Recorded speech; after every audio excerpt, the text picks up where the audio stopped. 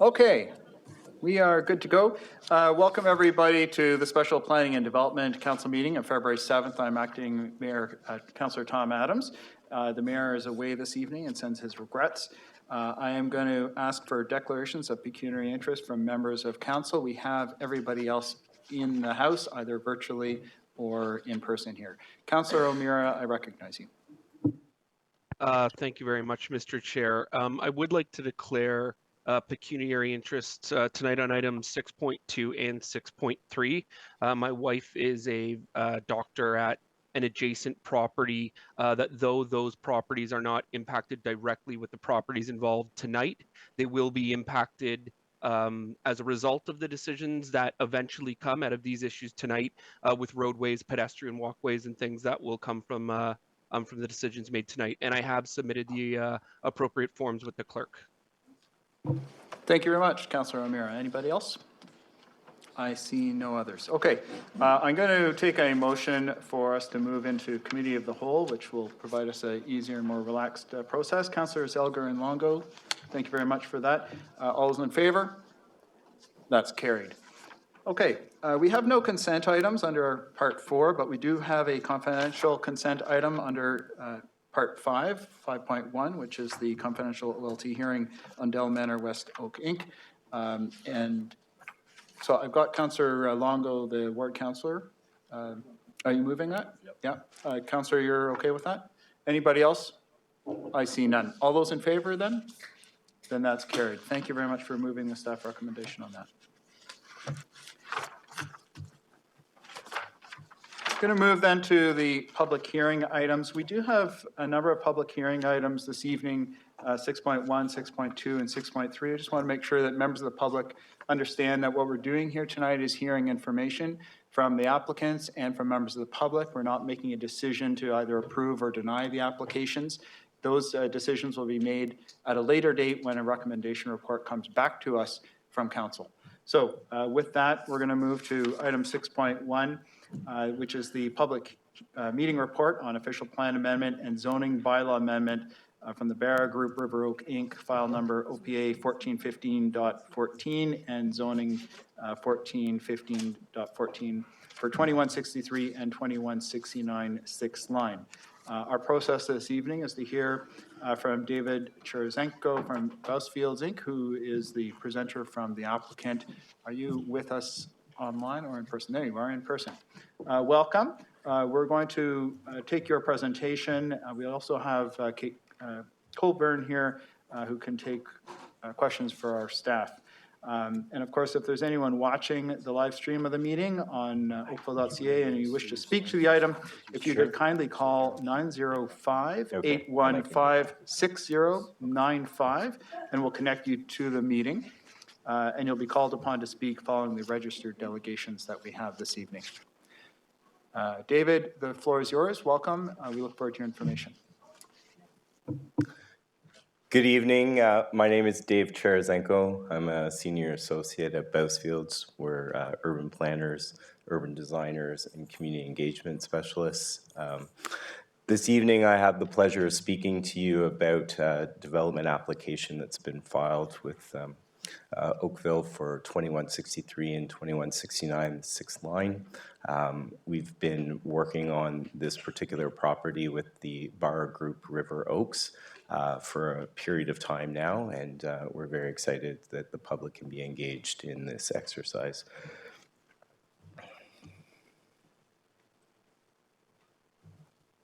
There we go. As I mentioned, there are two properties subject to this development proposal.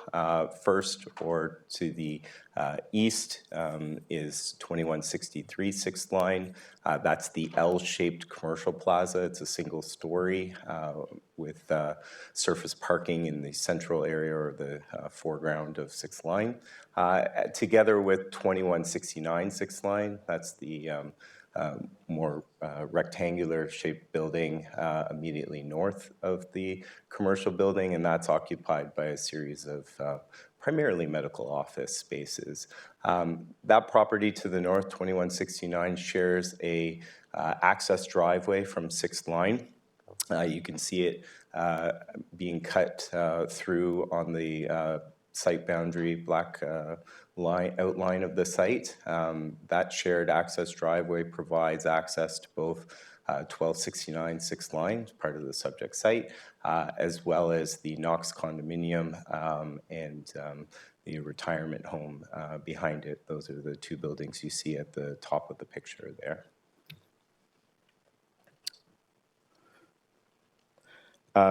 Just looking at the site in a little bit more context, you can see the site has over 165 meters of frontage on the 6th line. It's the longest property boundary of the subject site. That's to the south.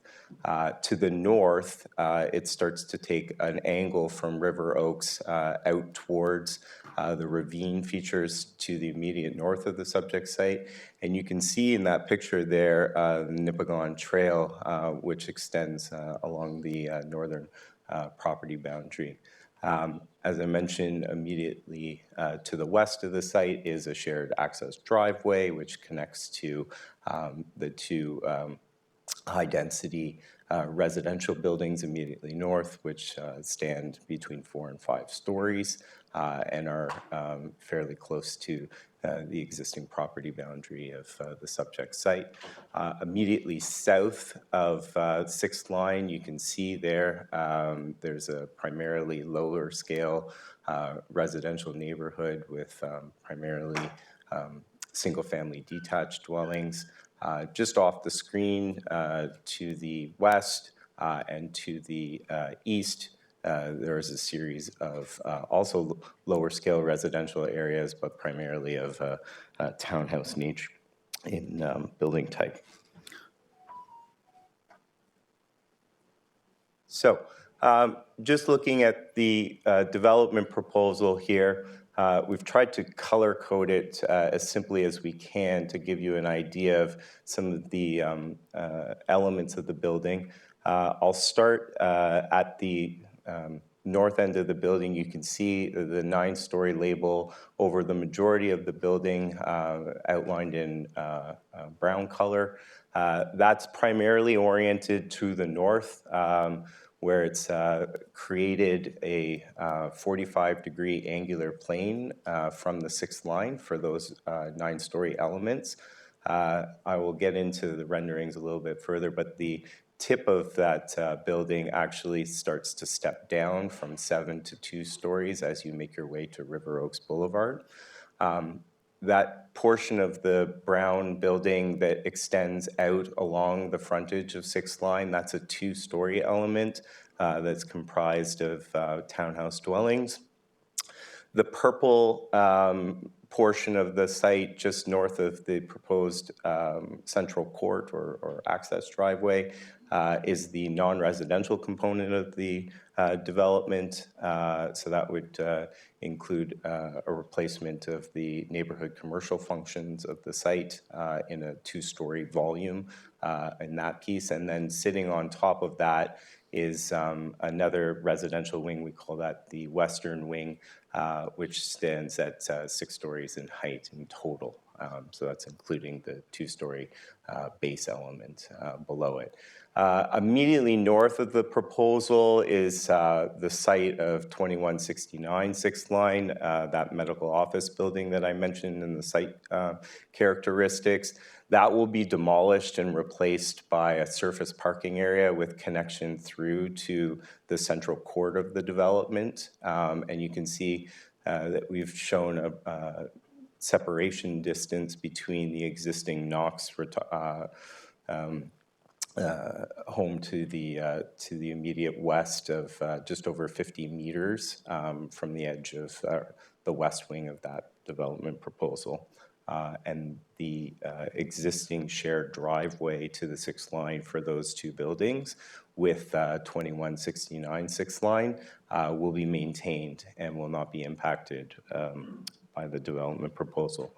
You can see here on the right of your screen just a general overview of the development statistics. In total, we're looking at just under 20,000 square meters of gross floor area. The vast majority of that is residential. We're replacing 737 square meters of neighborhood commercial uses in that two-story element fronting onto the 6th line. In that residential space, we're looking at approximately 247 residential units, which would be a mix of 1, 2, and 3 bedrooms in type. And supplied for those residents would be about 562 square meters of indoor amenities, primarily on the ground floor, and then on the 7th floor, adjacent to some outdoor amenities in the range of 842 square meters, which will be located at the tip of River Oaks Boulevard in the 6th line, as well as on the rooftop of that 6-story element that's facing onto the 6th line. Vehicular parking, so access is provided through that central courtyard area. It also provides a clear line of sight to the lobby entrance, which is at the ground floor of that 9-story element towards the north end of the site. That central court area will provide access to 2 levels of underground parking, as well as the surface parking area. So there's actually a pass through the building under that 6-story element to gain connection to that surface parking area and the ramp to the underground. In total, there will be 243 parking spaces. That will be a mix of 185 spaces for residents, 4 spaces in total for car sharing program, and then 55 spaces that will be shared between residential visitors, the retail and potential medical office functions of that neighborhood commercial use. In total, there'll be 86 bicycle parking spaces, which will be accessible from the 6th line in a bike storage facility in behind those 2-story townhouse units facing onto the 6th line. And there is 1 loading space, which is tucked in behind that west wing or that 6-story element of the building. Here's a couple of conceptual renderings of the development proposal. On the left side of your screen, you can clearly see the central courtyard area and its ability to gain clear sight lines from the 6th line public realm to the lobby entrance. It also is the primary vehicular access for the development. People will have easy drop-off to both the neighborhood commercial functions just to the west of that driveway, as well as the residential lobby, which is at the north of that circular court area. And then they'll actually pass underneath the building, and you can see it in the shade there, to the ramp for the underground, and then access to the surface parking lot to the immediate west of the building. You can also see from this angle the use of step backs and setbacks. So the neighborhood commercial uses on the west side and the 2-story townhouse use on the east side have all been set back to align with the residential character of surrounding neighborhoods, but also create an active frontage along the 6th line. And then above the 2-story elements, you can see that the building steps back on angles to reveal rooftop amenities and green roofs above the 2nd floor. And then, as I was mentioning in the development statistics, the primary outdoor amenity spaces at level 7, essentially above the 6-story element of that west wing of the building. So you can see it there with those generous green space and 2 round indoor amenity areas. Just looking at the image on your right of your screen here, you can see it looking immediately west. So 6th line is on the left hand of your screen, and the ravine is on the right hand of your screen. You can see that the building also steps down to the east. So there's that 2-story element wrapping around the building at grade, and then it rises up to 7th floor, and there's another rooftop amenity space on that floor, and then you have the additional 2 floors to get to that 9-story element in the middle of the site. As I was mentioning, and you can see it a little bit more clearly in both of these images, the proposal's been designed to fit within a 45-degree angular plane from the 6th line so that it wouldn't have any built form impacts on surrounding neighborhoods.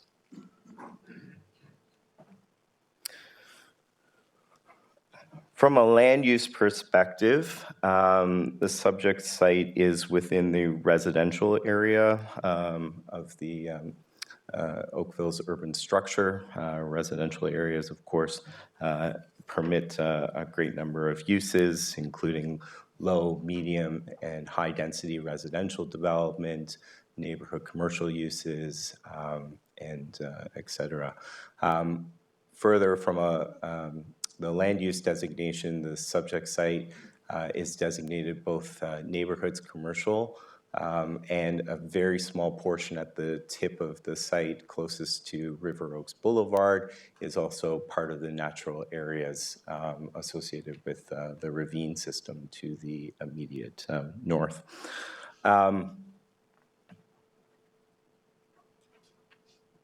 Part of the application process, we have submitted an official plan amendment to redesignate the subject site from neighborhoods commercial and natural areas to Main Street 2, which is a mixed-use area designation of the official plan. Just looking at the existing zoning, it also has a similar neighborhoods commercial zone and natural areas zone. The existing uses enjoy a site-specific exception to the neighborhood commercial zone. That's the special provision 128 that's identified in the zoning label. That permits site-specific floor areas and densities associated with the existing uses on the site.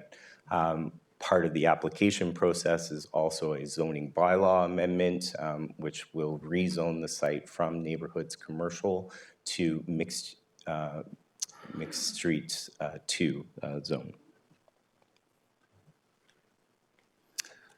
Okay, so on July 5th of 2022, we held a virtual public information meeting for this development proposal. 550 notices were sent out by mail for that public information meeting, as well as 42 direct emails from those who provided their email address to notify them of the meeting on July 5th. 35 residents attended that meeting. Again, it was online. We were able to provide an overview of the development proposal and get some feedback on the development proposal from those members of the community that were able to join us that evening.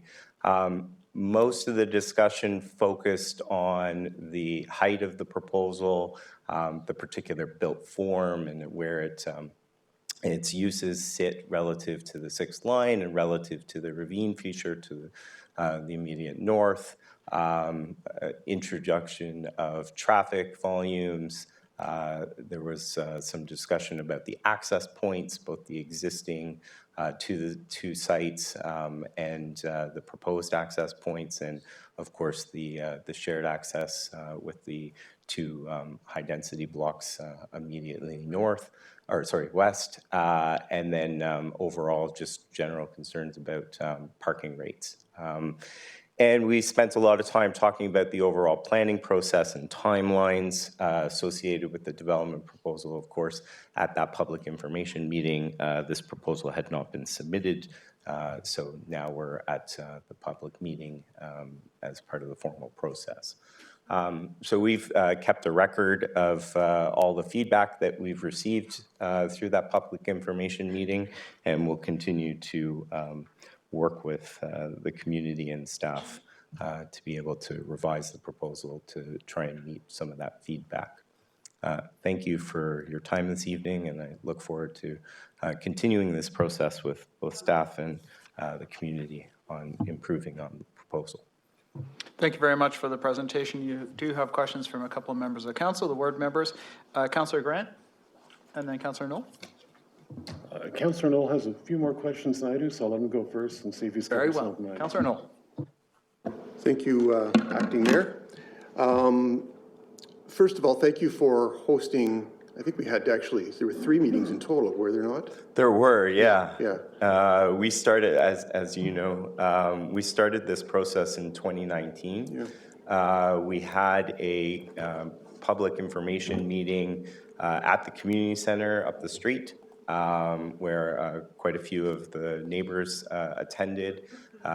We got some feedback on that initial proposal. We never submitted that. Then the pandemic hit, and we put the project on hold while we were considering what the options were for existing tenants, as well as overall the scope of the project and what we heard from that public information meeting. And we since revised it, and then we've had our public information meeting as of last year. And the predominant change between the original meeting and the subsequent meetings was the proposal increased by 3 stories, I believe. That was the primary change, went from 6 to 9? In terms of building height, Yeah. yes. Okay. So the initial proposal, and again, we didn't actually submit that Right. proposal, but initially we had 2 6-story buildings Right. proposed, one on each of the 2 properties, so one on Right. 2163 and one on 2169.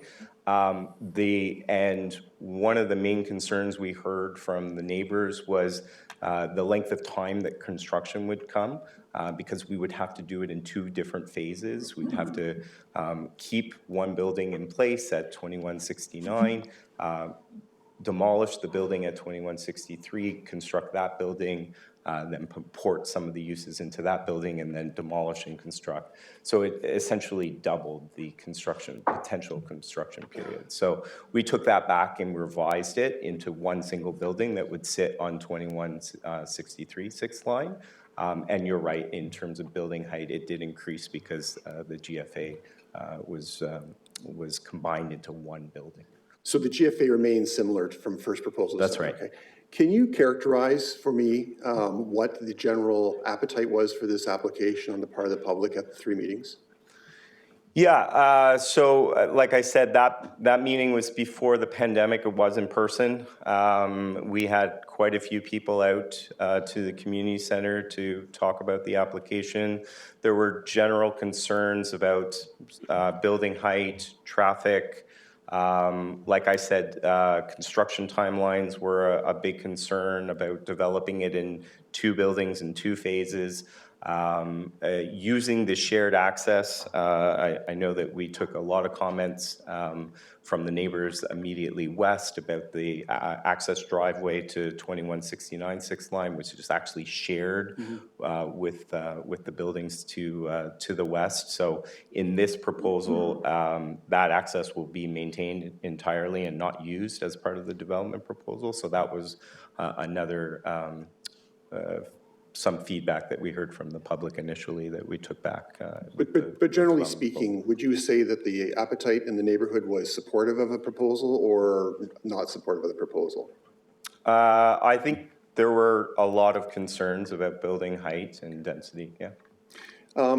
So in your presentation, you noted that the proposal includes removing the neighborhood commercial designation and moving into Main Street. I'm sorry, what was the zoning, Main Street? 2. 2, thank you.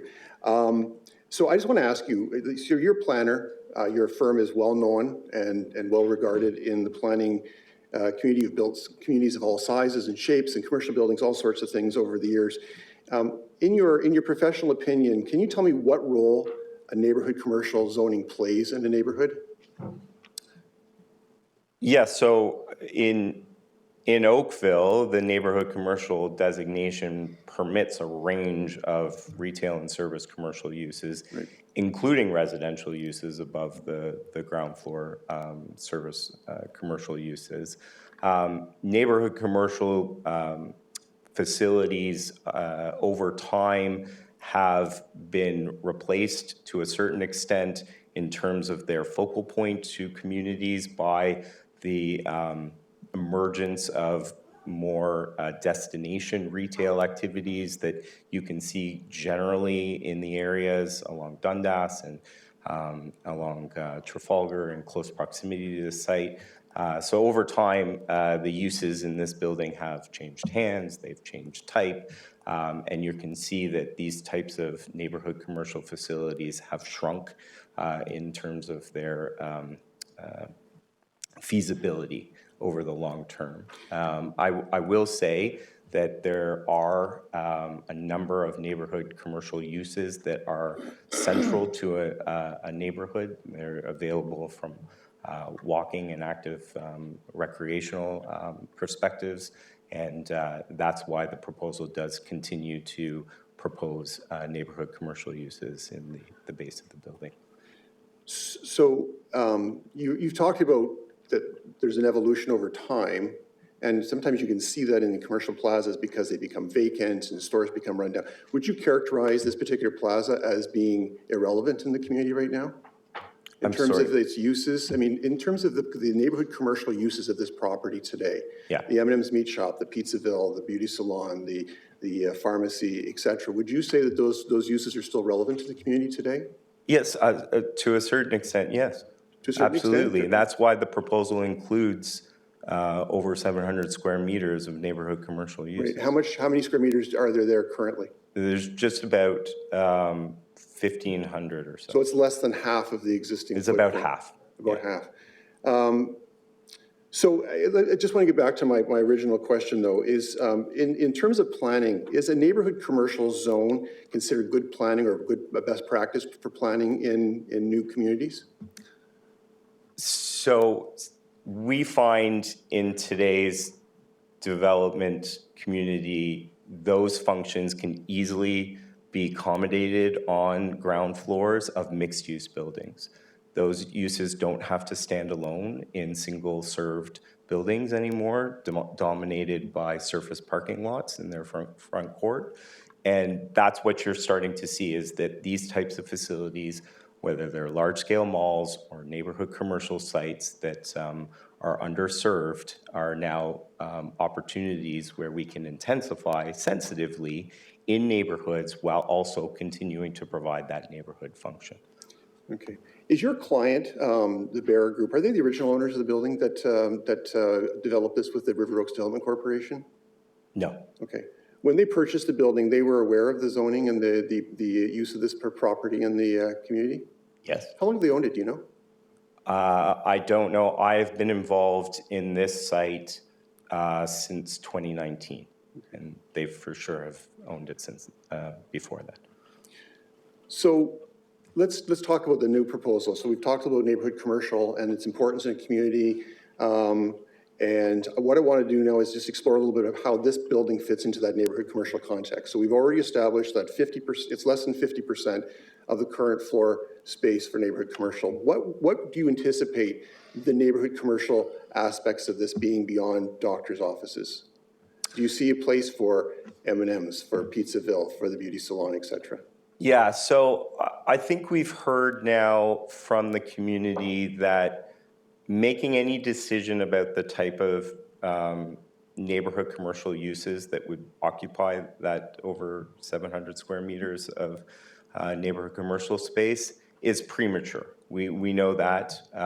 Initially, we had ideas that the medical office functions of 2169 6th line were of the utmost importance to the local neighborhood. We're now hearing that some of the retail components of the existing plaza at 2163 are more important.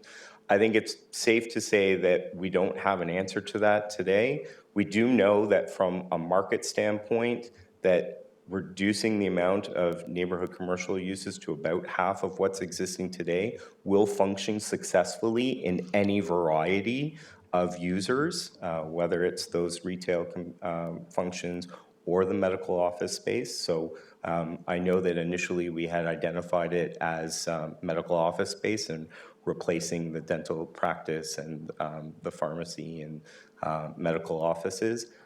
I will say that we've heard loud and clear that some of the retail functions on the site are more important to the community, and we won't make any decisions about who will occupy those spaces until we know exactly what we have going forward. Okay. So let's now talk about for a second what, like, in terms of your comment just a moment ago that you believe that 742, is that what you said, square meters? Yeah, I think it's 700 and... That's about 8,000 square feet roughly, if my math That's right. serves me correctly. Okay. So you said that 8,000 square feet is the appropriate amount. How do you know that? We did a retail market study. A group called Altus Group prepared that retail market study. They looked at the overall commercial activity that's happening in the area, not just on this neighborhood site, but generally in the area that would be accessible to the River Oaks community. And they found that there was sufficient retailing activity, particularly along Dundas or Trafalgar, to support the community, and that the functions that were on this particular site were actually underperforming compared to those retail activities that were happening on Dundas and Trafalgar, most likely because of their access point to the community at those streets. And so as a result of that study, we took their assessment to determine that approximately half of the existing space could be redeveloped and still be functional as part of the development. Still be functional, but not necessarily supportive of the community. Well, functional from the standpoint that it would in fact be a reasonable use of the site and not just sit vacant as part of a development proposal. Is the property currently fully occupied from a commercial perspective? Yes. Okay. And all the businesses, most of them are long-term tenants? I think all of them are long-term tenants, if I'm not mistaken. I don't know the lease terms. I know that the uses have been there since I've been involved in this site. So yeah. So I dare say these are all successful businesses. I don't know that you can necessarily characterize a long-term place as a successful place. We did go through a pandemic recently, and that has had a significant impact on our retailing practices in this area. I don't have that answer. I can get you more information about that. So let's now turn to the existing businesses. If this proposal were to be approved, how would your client deal with the existing tenants in terms of potentially, would they be offered first right of refusal? Would they be accommodated if they wanted to remain accommodated? Are they going to be compensated, et cetera? Is there, what's the plan? What's the plan there? Yeah, so I know that that the owners have been in regular conversations with all of their tenants throughout. When we initially started this process in 2019, they had those discussions. Then we went through the pandemic. They were supportive of all of those tenants during the pandemic. And since then, with the application actually being formally submitted, they've been continuing to have those conversations. I don't know which of those have any interest in returning to the development. That would be determined once we get to a stage where we know exactly what the proposal is going to be in terms of an approval. And then you can start to have those conversations with the tenants about their interest, not necessarily their right, but their actual interest in return. I think at least one of those tenants is in the room tonight, but okay, thank you for that. I want to talk about access for a second. It's one of the other things I've been hearing a lot from our constituents, our Councillor Grants and my constituents, is the access to the seniors building and the condominium next door. Mm-hmm. Knox Heritage Place for the seniors residents, and then the Oaken, I can't remember, the Oaks, yeah. Condominium. You're no longer including that as part of the development site requirements, but will there be impacts on those buildings in terms of access, shared access during construction? Will you be? No, not at all. So this was one of the main feedback points that we heard in 2019 with our public information meeting. There is a shared access that provides access to the existing medical office building at 2169 6th Line and the Oaks and Knox buildings to the north. That access is registered on title for all of those properties. They all have mutual access. It provides access to surface parking areas in behind 2169's building. That access was intended to also serve the initial development proposal, so that northern building that would have sit principally on the property of 2169 6th Line. In the proposal that has been submitted to Oakville, we have left that shared access completely as is. So the development proposal will actually have 2 points of access that will be completely separate from that shared access and will not connect to that shared access point. What about during construction? Sorry? What about during construction? Will you be able to isolate that access for Yes. construction? So the residents in the two buildings next door would not necessarily have to compete with dump trucks and cement mixers and such? Okay. Yes. Let's now, thank you for the segue into parking. So parking, the parking for the commercial that you're proposing on grade, where is that parking located? Primarily on the site of 2169 6th Line. So when the building at 2169 is demolished, that will be replaced by a surface parking area. So, but what about the commercial, like the commercial spots themselves? So can we, is it possible to get the diagram up on the screen for a second? I don't know if I have control still, but I'd be happy to.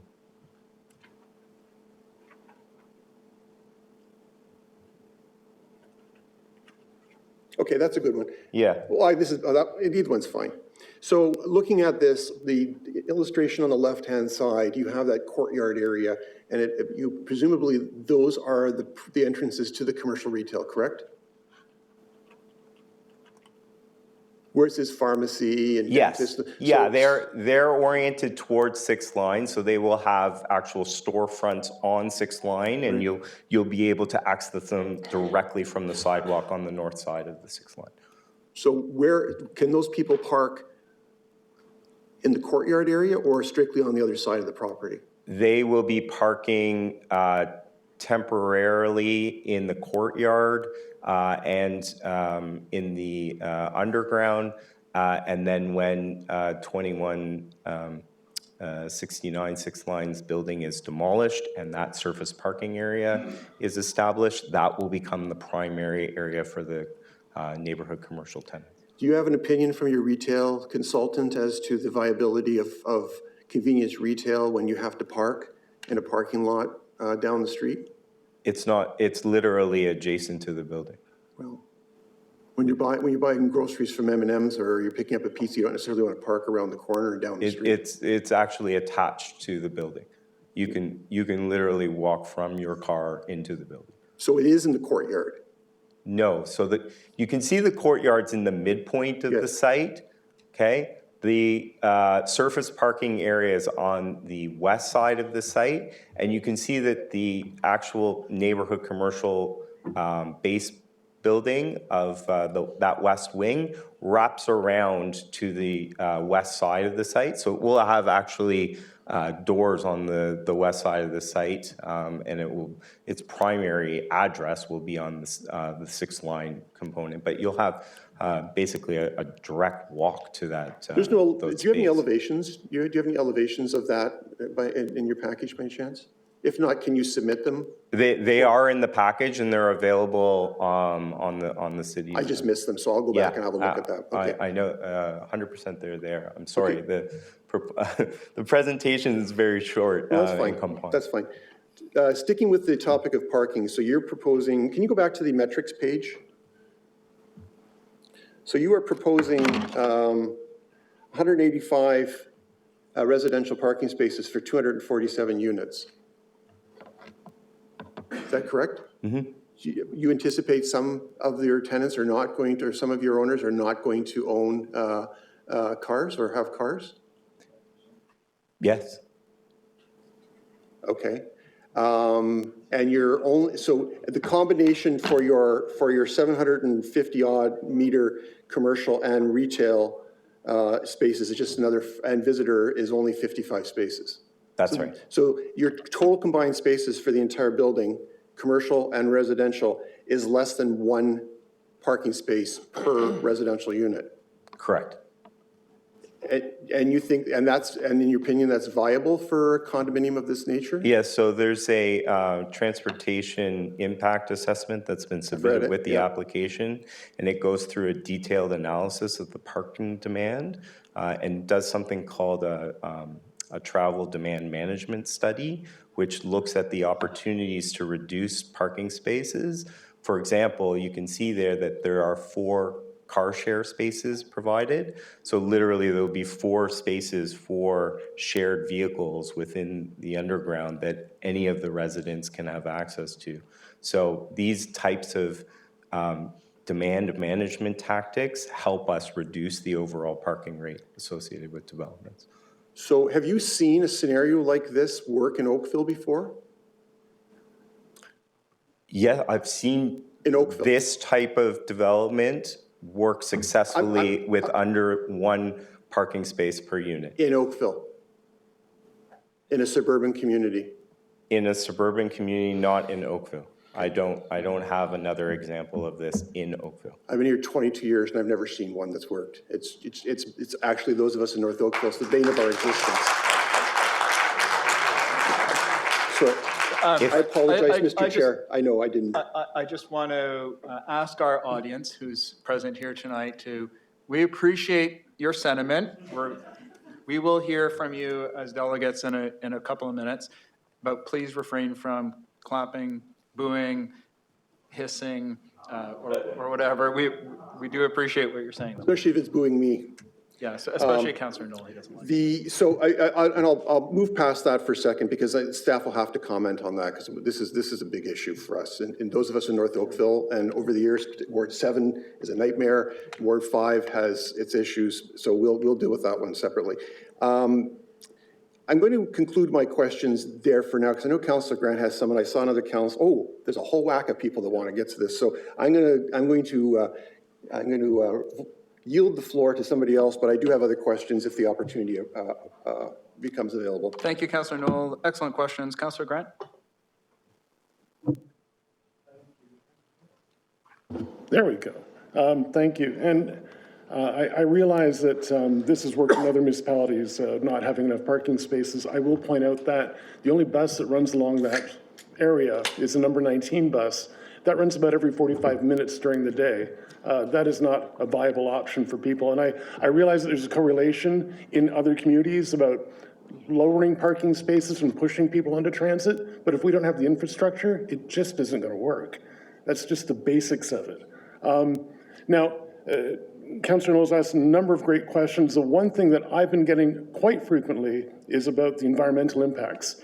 Behind your building, we've got very sensitive lands, including the area up to the Nipigon Trail. I realize that you did an environmental assessment study. We're told to go back and do a second one. And as a result, you're monitoring it, I believe, through 10, I think it's about 5-foot boreholes to make sure that the soil is not damaged or that the area is not damaged. Is that something you're going to be monitoring during construction should this get approved? Yes, certainly. There would be in place a construction management plan to assess any impacts on adjacent natural areas. And the thing is, that you do seem to have in your presentation and in the documents we have in front of us a number of arguments about many things, but you really do kind of skim over any time the environmental impacts. Now, I appreciate the fact that you've got these 10 boreholes at 5 feet, but you're talking about I think 2 levels of underground parking. That's a heck of a lot more than 5 feet, I think. So how would you be able to monitor and make sure that anything that you do, the problems that you ran into during the first environmental impact study, don't actually spill over into that sensitive environmental area as you're digging down? Yeah, so let me spend a little bit of time clarifying the role of geotechnical and hydrogeological work versus the natural heritage system and I'm the not an work that we expert, so I did for appreciate that. So we did produce an environmental impact study that deals with the natural areas. So the trees, the birds, the bees, everything associated with the ravine feature to the north. We also met with the Conservation Authority numerous times on site to assess what those boundaries are for those features and their buffer area. And the development sits outside of the required buffer area of those natural feature elements.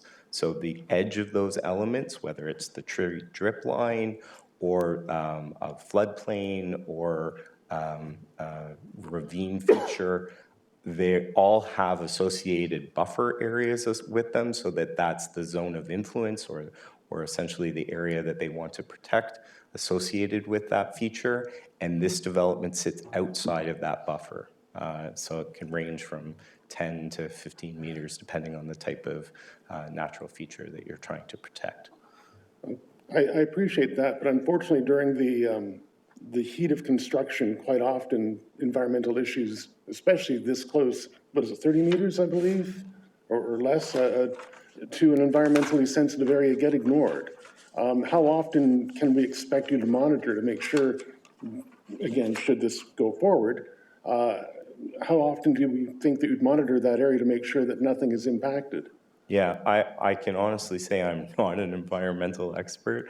I can't tell you what type of monitoring program would be in place to ensure protection of those features, but I can tell you that the municipality has the authority to implement development agreements that will require those types of monitoring programs, as well as the Conservation Authority, a part of any development that it chooses to approve.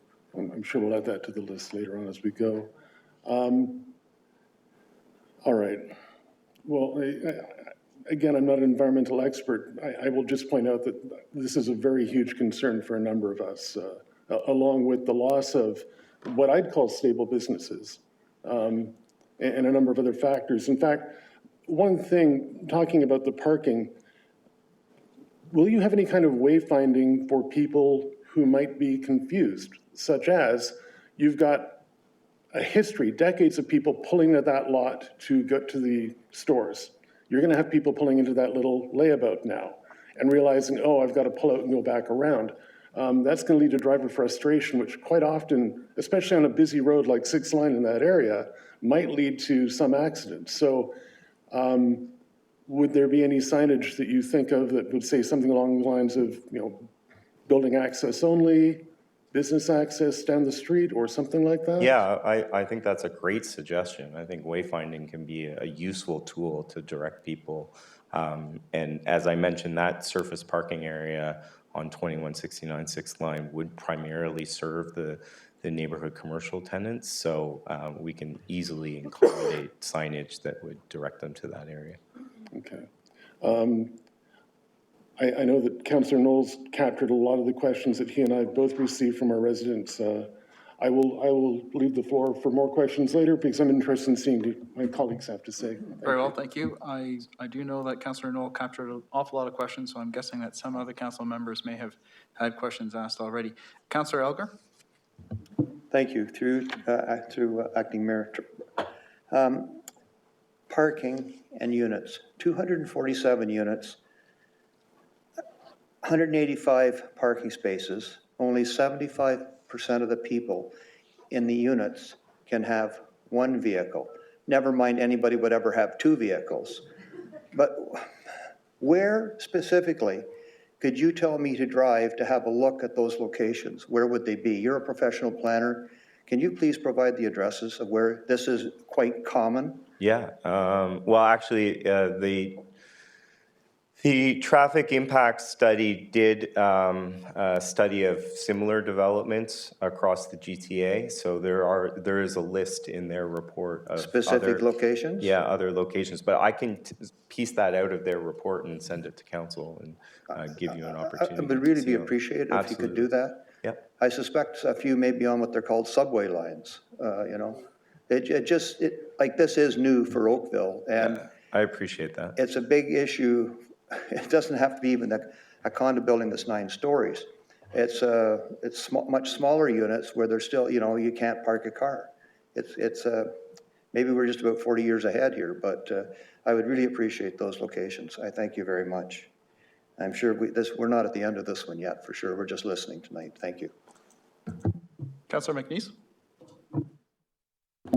Thank you. Through you, Acting Mayor. Couple questions. I'll maybe hit on parking while we're talking about it. So 185 spots, I see that your breakdown in units, you have exactly 185 units that are 2-bedroom or larger. So essentially you have 1 spot for each 2-bedroom units, which those are usually family units. You have 60 1-bedroom units and only 2 studios, so 1% makes up studios. So through your transportation analysis here, you only need 1 spot for the 2+ bedrooms? Yes, that's correct. Okay, are we able to put requests to staff now for a peer review? Yeah, I think our staff are listening intently, and I think they've noted this issue around parking as one of those issues. So I'm just scanning through the transportation study. Could I put in a request that we do a peer review on it to staff?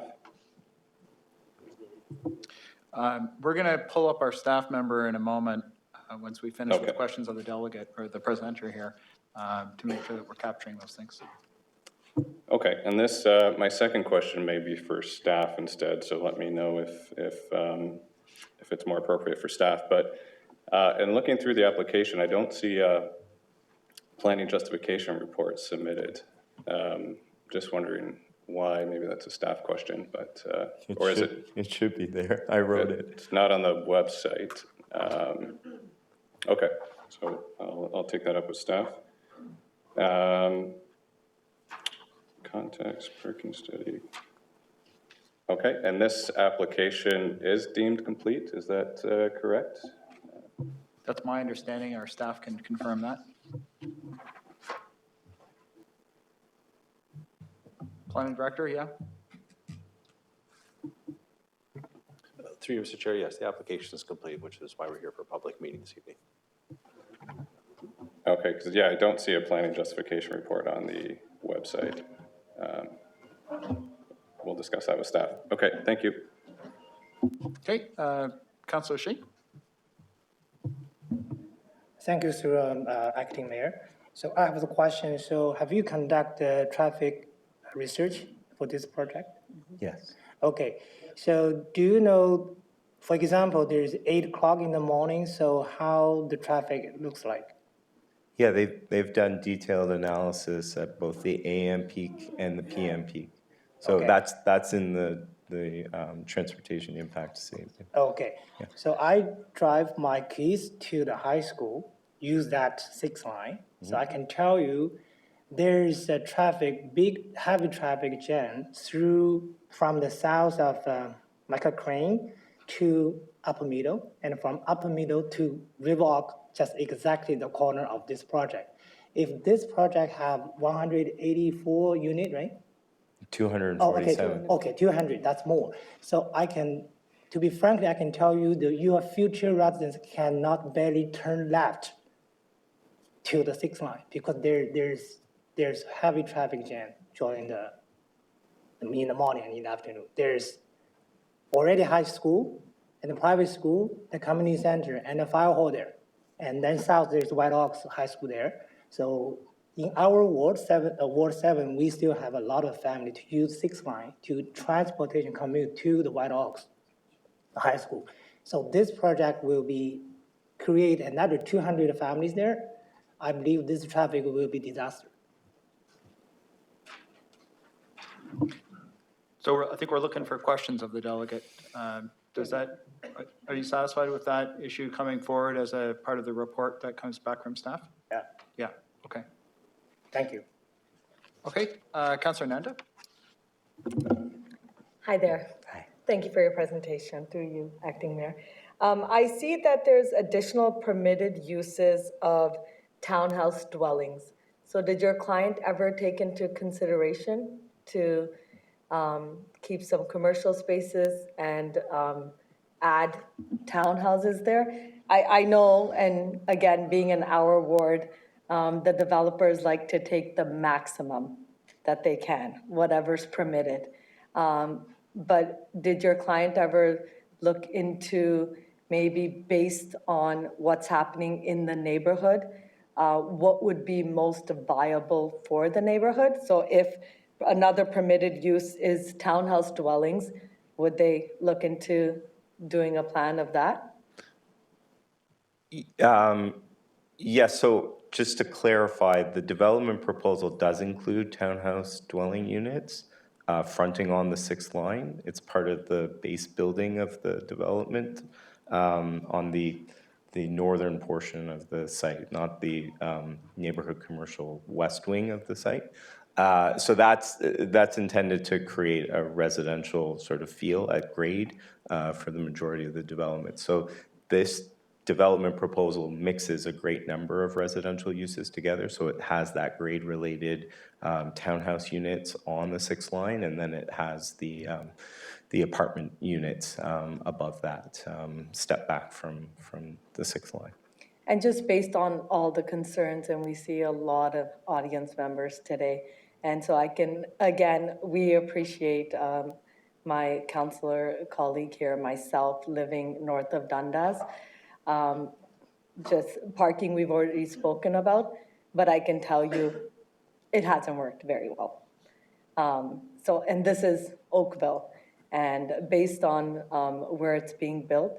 So just based on that and concerns, would your client maybe look at less stories for the building, including townhouse? So less density.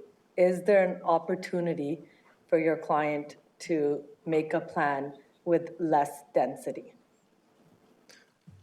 So just to be clear, we're at the early stages of the application process. That's why we're having the public meeting now. It's to get all of this feedback from council, from members of the public.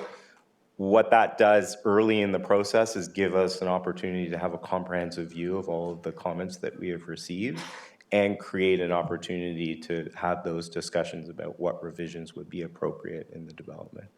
So they are open to revisions? Yeah, once we see all of the comments that would be received, any development application goes through a process of understanding how to respond to those comments, and that may result in a series of revisions. But I can't tell you off the top of my head because I haven't seen all of those comments yet. Okay, thank you so much. Councillor, how's it feel? Through you, Acting Mayor. You've gotten a lot of feedback tonight, but you also got feedback at your earlier public information meetings, if I understand correctly from Councillor Knoll's feedback.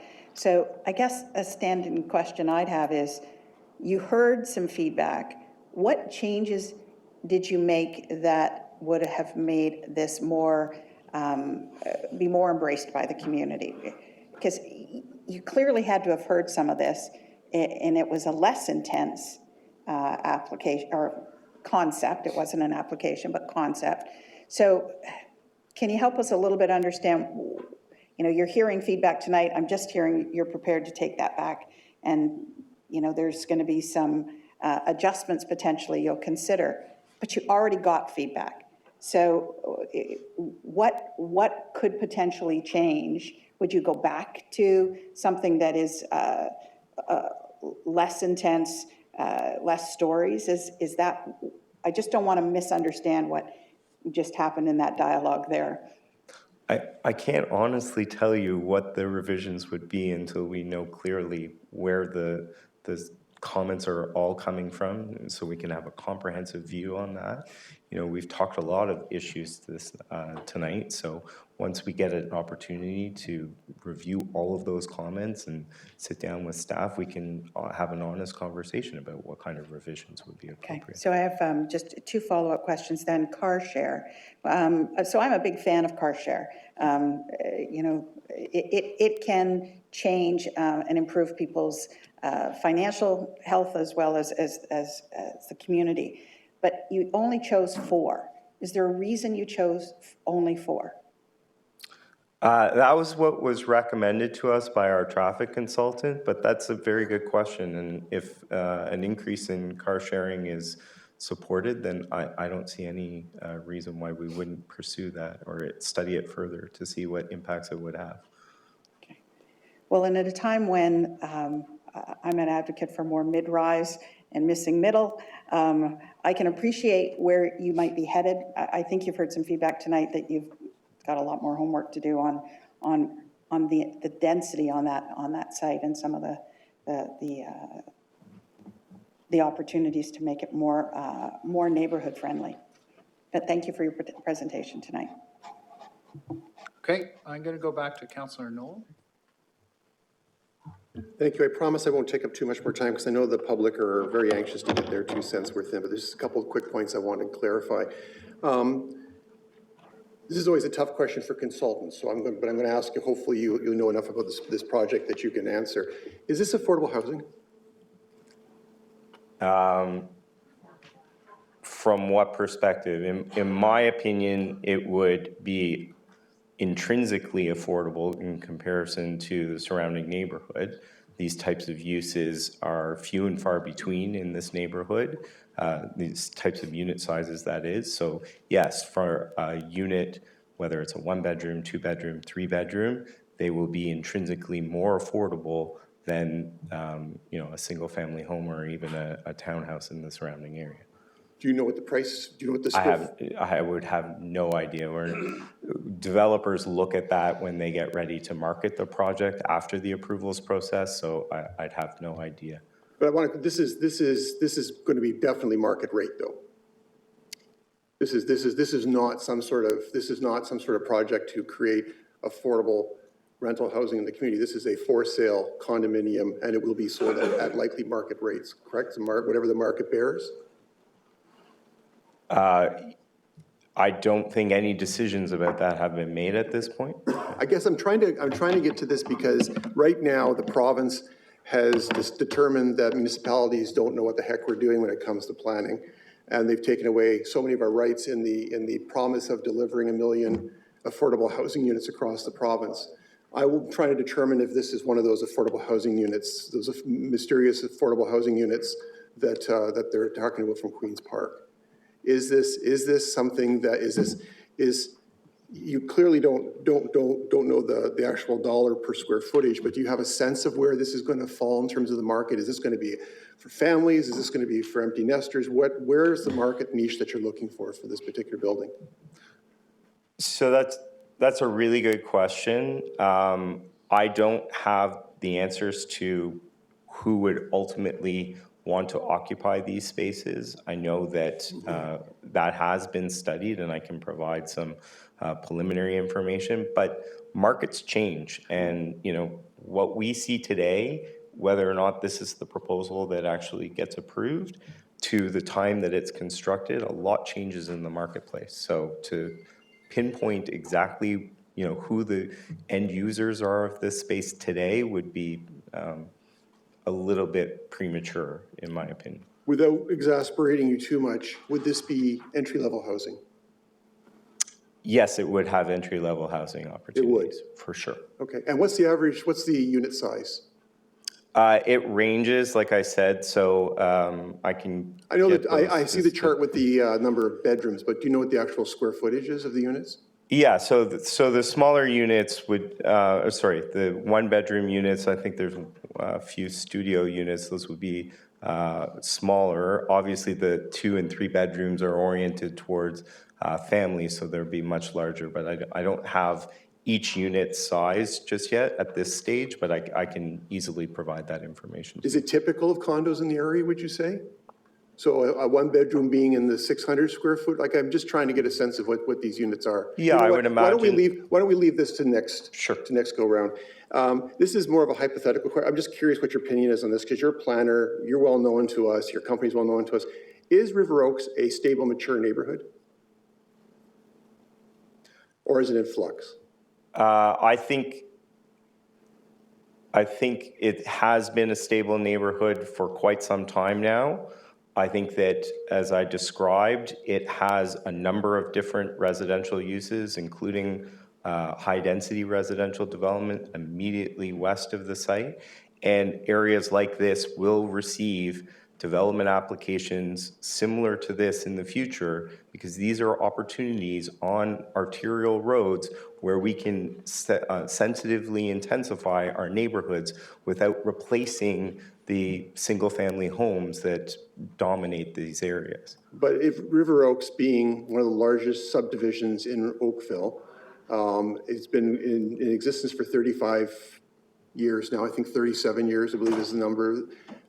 Is it, in your opinion, your planning opinion, is it a stable, mature neighborhood? Portions of it are stable, mature residential areas. Portions of it, including the subject site, are underutilized, in my opinion, and provide an opportunity for additional housing that can be integrated into communities. Okay, thank you. Thank you, Mr. Acting Chair. Okay, I'm going to check in with Councillor McNeice. Do you have further questions, or is your hand left up? Just one more. Go ahead. Through you, Acting Mayor.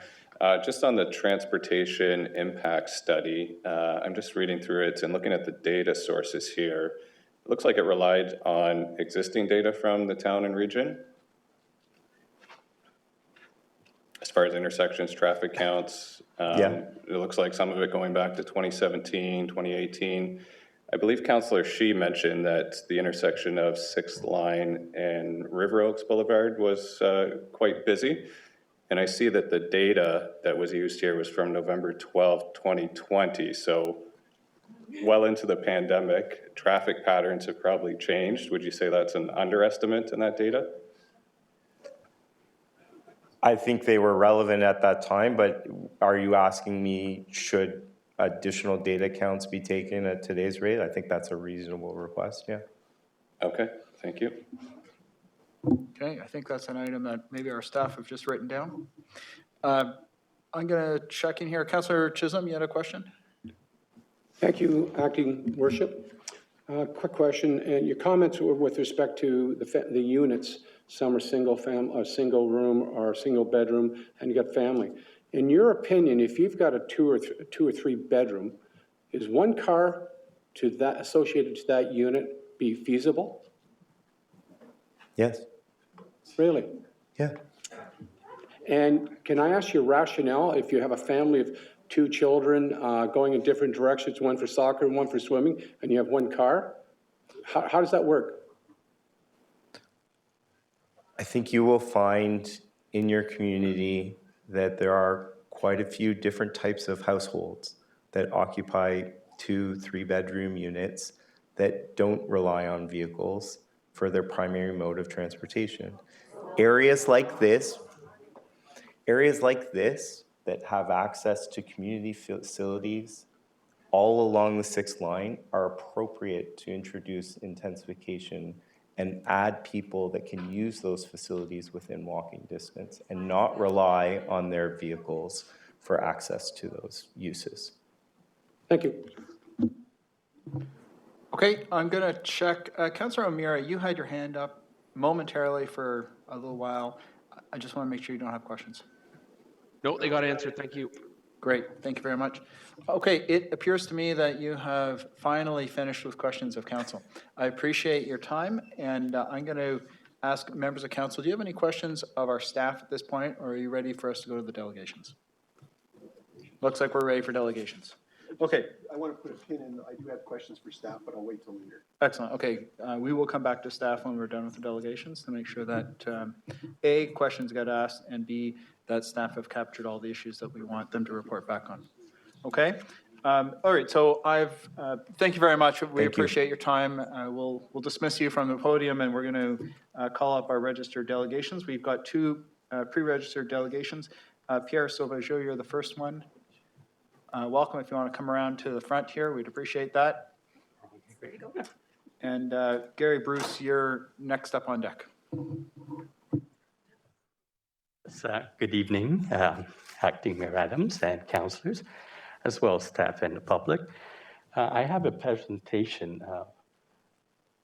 Wonder if it can be pulled up. I'll be brief because a lot of it has been covered by the consultant. Could you move to the next slide? These are the basic issues which I would like to discuss. It's in regards to the official plan, maximum number of stories, what is meant by high residential density, the current land use and built form, then a visual image of the site, along with the applicant's proposal and the applicant's proposed units in excess of allowable units, and lastly, the massing of the proposed building. Can you forward? Okay, thank you. As was mentioned, it's commercial zoning, C1-128. And in regards to residential, no, we're not going to worry about that at this moment in time. Can you do the next slide?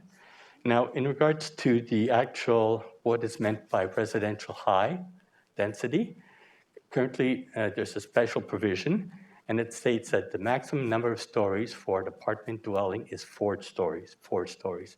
Maximum coverage 35%, landscape is 30%. Next slide, please. Now, in regards to the high-density residential, what does that mean? As you can see, high-density range is to be between 51 to 125 units per hectare. Next slide. You've seen the slide already, so can you go on to next slide? This is just a visual of the current site as it is. Next slide. Now, the process has 9-story mid-size mixed-use building, 247 units, 16 grade-related townhouse units. As well, as mentioned, there's only 244 parking space. Next slide, please. Now, in regards to the applicant's proposed units, it is in excess of the allowable units. Based on the site itself, it's 0.72 hectares.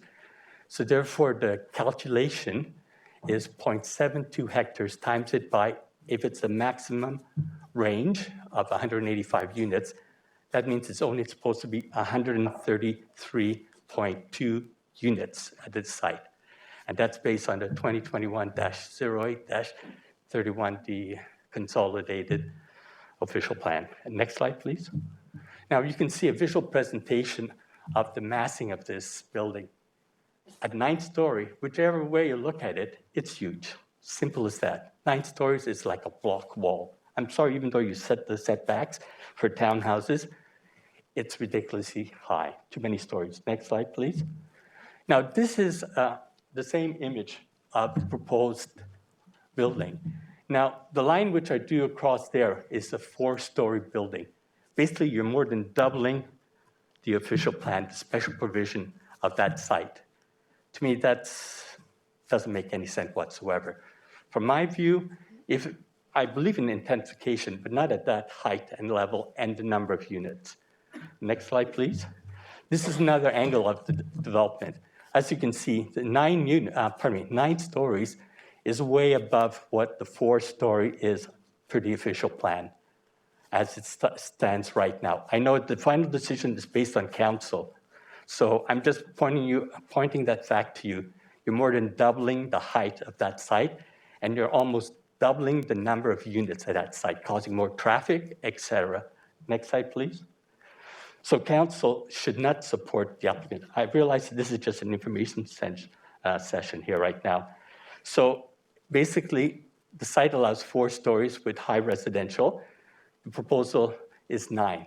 The allowable units, based on section 11.4 for the site, is 133.2 units. The proposal is 247. You're almost doubling the number of units. And lastly, the massing of the building is imposing for the neighborhood. If I were a resident there, I have family in the area, I would say, my goodness, this is ridiculous. It's like a wall right in front of all the neighbors. Sorry, I do not support that. I just touch on the parking as well, insufficient parking. 1-to-1 ratio, that makes a lot of sense, especially in the town of Oakville. The town is known as a community which loves its car. Oakville Transit has had such difficulty trying to get people out of their car. I know there's the idea of share a car. It's a very good one. Unfortunately, I don't think the residents of Oakville are ready right now. We can push it as much as possible, but you need that infrastructure in place for transit. Simple as that. So I thank you very much for your time. I much appreciate you listening, and I hope the consultant as well listened to the suggestion of reducing the height. It's doubling. It doesn't make sense. Thank you very much. Thank you very much. Are there any questions of the delegate? I don't see any. Thank you very much. And Gary Bruce, you're next. Welcome. We look forward to your information. And I'll just let Amgad Hakim know you're next up. Good evening, Acting Mayor and councillors. Longtime resident, first-time delegate. I am a resident of Morrison Creek Crescent on the other side of the ravine on which the development is proposed. And a lot of what I had to say tonight was related to the transportation impact study. And so I just wanted to make a couple of points related to that. Related to the time of the traffic study, particularly for the intersection of 6th Line and River Oaks, that was during the pandemic. It was pre-vaccine. So the students for both Rother Glen and also for Holy Trinity High School were kept home, as were the staff. So I just wanted to call that out. I agree with the call to have a revised study done. And I also wanted to cover off a couple of things related to what was referred to as the demand management proposals, I guess. One was a $50 Presto card for each unit that was sold in the development.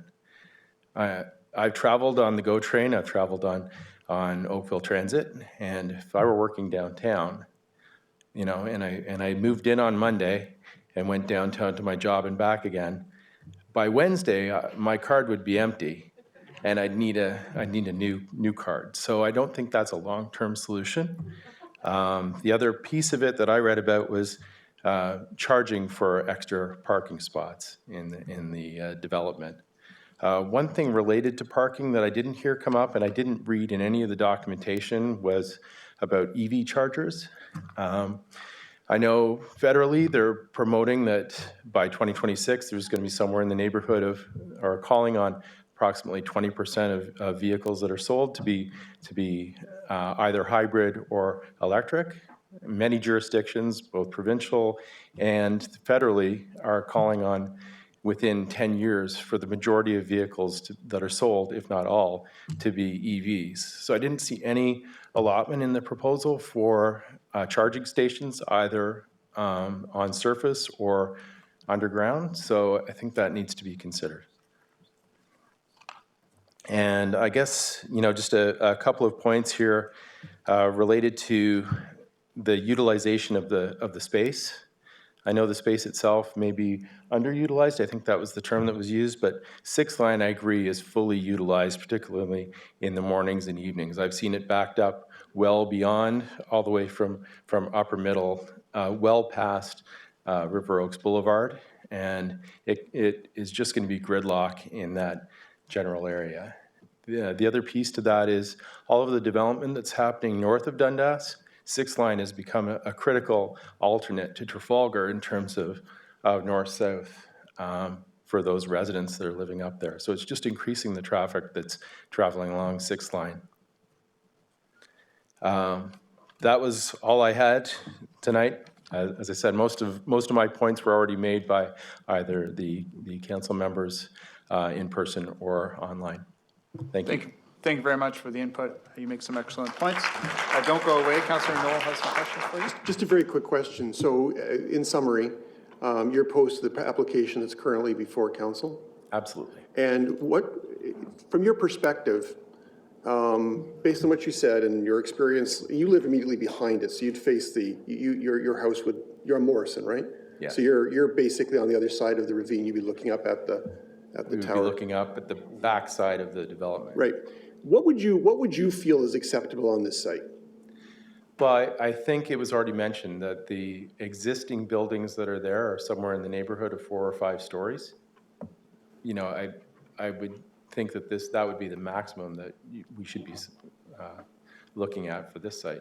Do you use the neighborhood commercial businesses in that plaza?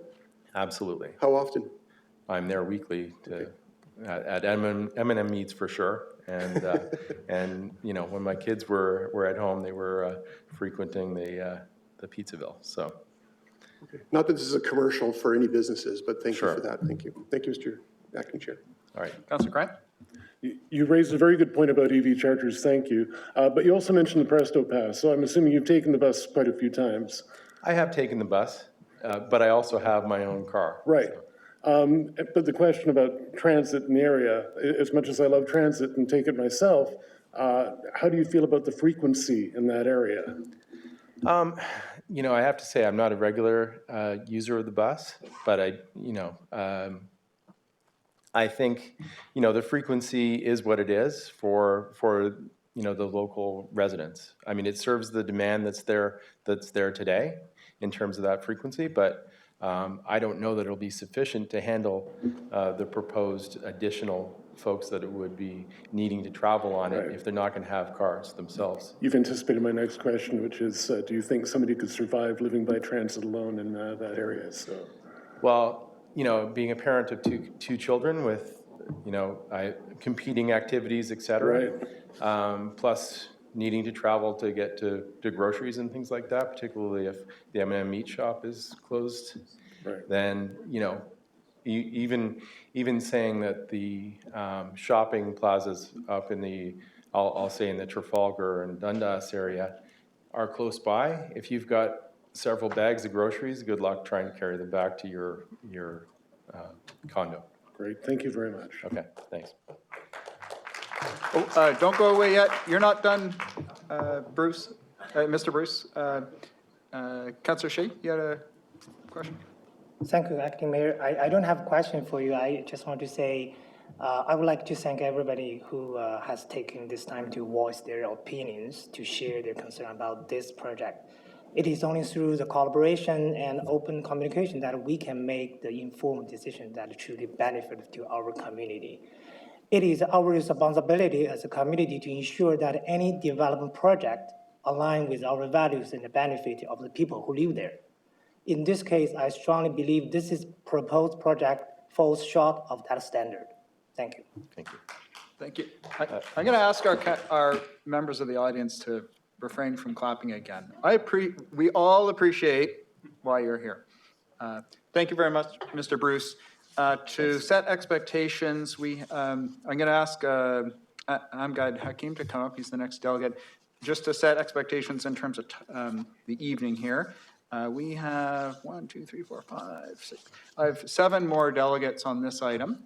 So for those who are waiting for the next items, that gives you a sense of how long we might be here for.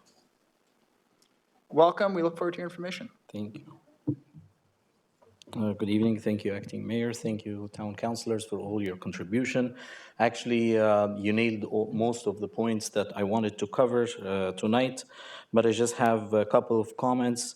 I know we talked about the traffic study that has been presented in November 2020, and thank you, Bruce, for pointing out that Holy Trinity and Rother Glen School were virtual. I just want to add up, don't forget, we have River Oaks Community Center, which is walking distance from the current plaza, the 2163.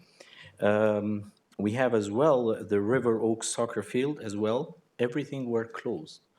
I forgot something very important, is that I'm currently the president of River Oaks Association of Residents, and as well, I am one of the tenants in the commercial plaza. So for some of you, I might have a conflict of interest, but I would love to announce that I'm a tenant, I'm the pharmacy owner, at the same time, I'm the president. I do not live in the River Oaks area, but I've been working in the pharmacy since 2005. I own the pharmacy since 2007, so almost 18 years I've been living in this plaza, this particular commercial or retail plaza. I just wanted to mention this before I continue. Coming back to the traffic study, I just want to point out that this is very crucial to do another one, because not only the schools were closed, But at the time when the study was done in November 2020, I remember very well, I was the only store open almost in this retail plaza offering services as a pharmacy, or even the clinic was working virtually. So this to add on, there was no traffic at that time. So whatsoever, it does not reflect the actual situation. I see most of the questions that were mentioned today were about the building after the fact, and whether it's 9 stories, parking spot, 185, 243. But I did not see that much concern about the construction phase. I know maybe we do enough studies and protect the public and protect the traffic and everything, but we forget about the retirement home and the retirement building, which is few steps away from the current location or the subject location. What kind of security and safety we are offering to our lovely seniors who has been living there for years, and they are really worried. Do not forget that they have been deprived from leaving the retirement home for almost 2 years during the pandemic. We used to deliver every single day to them because they were not allowed to go out. So am I willing to prevent them from walking outside of their building for another 2 or 3 years? What kind of safety? The other thing is that this is the only commercial and the retail plaza that is of a walking distance or walking proximity to their current living. So am I offering them another alternative? I want to go back as well, third point that Jeff mentioned earlier when he was throwing some questions about the current tenants showing interest. Yes, I would say, yes, we showed interest. And I would say thank you to Barra Group that they reached out to us, because I can see that you were trying to ask this question. Maybe you were not aware of it, but yes, they reached out to us. Did we show interest? Yes, we did show interest. But what are we going to do during the construction phase? We don't know. Do we have, a first right of refusal to come back? Yes, that's why they mentioned the pharmacy and the medical. And thank you to them that they listened to the public concern that they don't want to deprive them at least from the medical services. I want to clarify something as well that has been mentioned in the presentation earlier, that the 2169 is the medical component of the plaza or of the commercial plaza. This is not true. Actually, it's in 2163, the one that will be demolished, the one where I am and the medical doctor is. So this is the one. A fourth point that I wanted to mention is the parking spot for the tenants, for the future commercial space. For the future commercial space, at one point I noticed 4 spaces. I think the current situation, we have 5 dentists, 6 dental hygienists, almost 8 receptionists, a doctor, a nurse, and a receptionist, a pharmacist, and 2 pharmacy assistants, roughly 22 cars. So I don't know how 22 cars will fit in 4 spaces. So I kept doing the math so many times when I saw the presentation, but it didn't work, honestly, so I'm sorry. Another thing I wanted to clarify, we mentioned, I think Jeff directed this question about July meeting 2019, the public meeting, which was done in River Oaks Community Center, that people raised concern. I have to be honest, to the position where I am right now, which is I'm representing all the residents, not a single one was in favor. It's not some opposition. It's not a single one that was in favor. And I can see faces that were there 3 years or 4 years ago. But I can acknowledge that they listened to the concern about doing the project in 2 phases, and now they have it in 1 phase. Great. One last point I wanted to mention is the picture that shows the 2 buildings. I don't know if we can show it again on the screen from any presentation. I think our IT staff are trying to get the presentation back up. Yep, that's the one. I would ask Borough Group as well to present a better diagram or a picture, because this, for me, I'm not an engineer, but this is very misleading. For me, when I see any close by object, it's always show way bigger than a further one. But a 9-story building to show compared to a 4-story building, that's a very misleading picture. You know what I mean? Like it's a 4-story building and this is 9 stories. So it should be double, if not triple, because of the distance. Thank you. So I would Council is alive to the wonders of architectural drawings.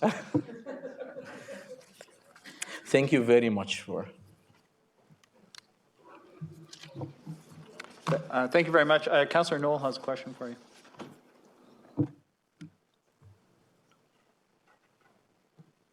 I was trying to turn on the Zoom mic there for a second. Thank you for your presentation tonight. And thank you, you anticipated a question. My first question for you was going to be to ask you to characterize that first meeting, because I know you were there. I think you were standing a couple feet away from me. But thank you for that. I think that's important to understand the level of support that exists in the community. How big is your pharmacy right now? Excuse me? What's the square footage of your pharmacy today? So I own both the pharmacy and the clinic. Right. And the doctor is my subtenant. Okay. So we are 2,400 square footage. Okay, so you would, if you occupied the same template, that'd be over a quarter of the retail space that's available. I would require somewhere around 2,000 here. 2,000, okay. In terms of the parking, the way that the parking is structured there, you probably heard my line of questioning in terms of the convenience of the way the parking is set up right now. Do you feel that parking template, forget the numbers for a second, which are just crazy, but in terms of the actual configuration of the parking, does that work for your type of business? Do you feel? You mean having the parking behind the building? Having it behind the building as opposed to being able to pull up, grab the prescription and run, which they can do now. Of course, the convenience of being a convenient independent pharmacy compared to the bigger chains or something is not going to be there anymore, but it's not that bad. I mean, like, okay. I don't see the parking really far from the commercial or the retail plaza, according to the drawing. So I'm concerned about the numbers of parking spots. The number, yeah, obviously that one, that's a no-brainer. And last thing I want to ask you about, I know that you are in touch with a number of the residents in the two buildings behind you, and you take good care of your clients that are in those buildings, so thank you for that. You said you're hearing a lot of concerns. So what are some of those concerns that you've captured from those residents? Clearly it's about safety and security of the site. Are there other concerns that they have that maybe you can illuminate for us? I was invited like a couple times by the Knox Heritage to listen to their concerns as the presidents of the association. And they raised so many concerns, to be honest with you. One of them I already mentioned is the construction phase. The second one is the traffic. Am I going to be able to go out? The other thing is that the damage that this, you mentioned already, like the damage that this might cause to the ravine and the trail behind the project. Another point is that, which I mentioned as well, all what I mentioned is a reflection for all what they concerned about, is depriving them from having a retail. Yes, they use M&M, use Pizzaville, they use the hair salon. It's for them, it's a walking distance. So all of a sudden, you just decided to deprive them. Another concern is when we chose to live here, we did not know that this will happen. So they feel like they've been deceived. And at this age, they don't have the ability and the affordability to take another move. I've seen some houses sold already across from the street during the last 2 years for the same reason. But for the retirement home, I don't think this is an option. So I'm going to ask you the same question I asked Mr. Bruce. I know you're not a resident. You are, and I'm sorry, this is my last question. I apologize. Sure, no problem. But I forgot I wanted to ask this question. In light of the status of the current site and, you know, whether it's underdeveloped or not, what would you support on that site? If there were to be, if Bear Group is listening, sorry, I shouldn't say if, I apologize for that. Bear Group is listening, let's tell them, what would you like to see on that site? It's a very tough question.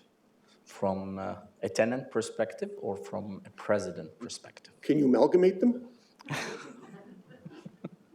Because from a tenant perspective, I don't have to answer. No. It's You don't have to answer at any position, but if you could be helpful, I'd appreciate it. I think to accommodate most of the concerns that has been mentioned about the parking spot, the building itself being 9 stories, it's for every resident in the area, for them seems like very scary, humongous building coming up in the middle of the road. Although in my meeting with the retirement homes and other residents, we mentioned that we all fully support affordable housing, and we know that the town and the region has an obligation, as any other part of the province, to provide more housing, but we don't know if this particular spot is part of the designated areas for high rises or not. We see this happening along Dundas, Trafalgar, nearby the GO train, GO bus, but in the middle of River Oaks area, that is the main question that they always raise, which I honestly have to deliver to every one of you. Great, thank you, Mr. Acting Chair. Thank you for your service. Councillor Grant? Just one additional question. And Councillor Knowles rightly pointed out that you take very good care of the people behind you, but you're also seen as a bit of a leader within the community that are, you know, in the retail plaza. The applicant wasn't able to rightfully define for us if he thought the businesses there were successful or not. Now, they've made it through COVID, so I would think yes, but as you know, one of the owners, one of the leaders of that area, would you characterize the businesses that are there now as successful? Average. I would say average. Coming out of COVID, or the pandemic was tough for most of the businesses, but I see most of them at least succeeded, and 50% were closed down. How they were subsidized with the support of the government, with the plan, with the town, with the landlord himself, I don't know the details of every single tenant, but I would say we are just coming out of the pandemic. But I see right now the Taekwondo place extremely busy. We have an evening school, kind of a tutoring school as well, starting up. I see M&M, I see the dentist office, the doctors. The doctors just came back from virtual, because I'm sure we all have seen our doctors virtually during the last 2 years. And the only place that was open, I think, was the pharmacy, the pizza store, and the M&M. So I don't know if you consider this success or not, so that's why I'm saying it's an average. Thank you for such an honest answer. Thank you. Thank you very much. Thank you very much. We appreciate your attendance this evening. John Thompson. Welcome, John. We look forward to your information. Prakash Vivas, you're going to be next.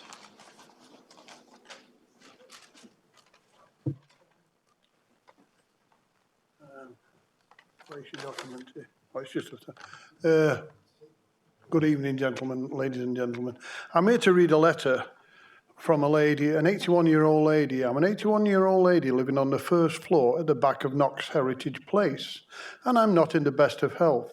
Your building of a new building is infringing on my life. I will not be able to use my patio and or access round the back when all the building starts. I moved into this building many years ago. Appreciate having a doctor, pharmacy, and pizzeria and M&M's behind me. I can walk over to these stores, and if I didn't have a car, please let me know how I would access these necessities. 6 Line has become very busy since all the building north of Dundas, and you can wait 10 minutes. Well, she says 10 minutes to get out on the road, but it's an awful situation. We're all seniors living in this building, and your project was never remote thought as we moved into this residential area. While I'm also got your attention, I come from England, as you can tell by the accent, and we have fantastic, or we had, well, we're still there, fantastic services, bus services, trains and stuff like that. If you're going to try and tell somebody that's lived in a, English city where the buses and the trains are regular, that you think you're going to manage with one bus an hour, and somebody's living in cloud cuckoo land if they think that these people are going to have only one car. You've got kids, they want to go out, mum and dad are coming in, and some places haven't even got a parking spot. I live there, and living there, and it's not just the only place I've lived at, I've lived down at the other places there. I'm telling you, one parking spot is the absolute minimum per household, and anybody thinks it's not. I'm living in some other land, because everybody, and all you people here know, you'll know your kids, they've got a car, their wife's got to go shopping, you're at work. Oh, I'll just borrow Fred's along the corridor. Oh, Fred's gone out with so-and-so. Just making a point, gentlemen and ladies, of course. If you stick to the rules, 4 stories, I don't think people would object, providing you had proper parking and leave these facilities that us retirees, we worked hard all life, served our countries, all veterans, and I think somewhere along the line, instead of it just being the dollar every time, let's think about the people. This is a fantastic country. Don't ruin it by chasing the dollar like they do across the border. Thanks very much. I hope I haven't offended anybody. Thank you. Thanks very much. Councillor Knoll, did you have a question, or is that a remnant hand? That is a remnant hand. Okay. Prakash Uvas, welcome. We look forward to your information. And Padma Sastry, you're next up. I'm a resident in the neighborhood. Most of the points that I had written down have been spoken, very well spoken. So I will make my remark very brief. All I want to say is that when I bought the place where I live now, the major decision-making point was the ambience and the character of the neighborhood. And what this particular rezoning does is changes the ambience and the character of the neighborhood substantially. And so the most of the neighbors that I speak to have come out against this development.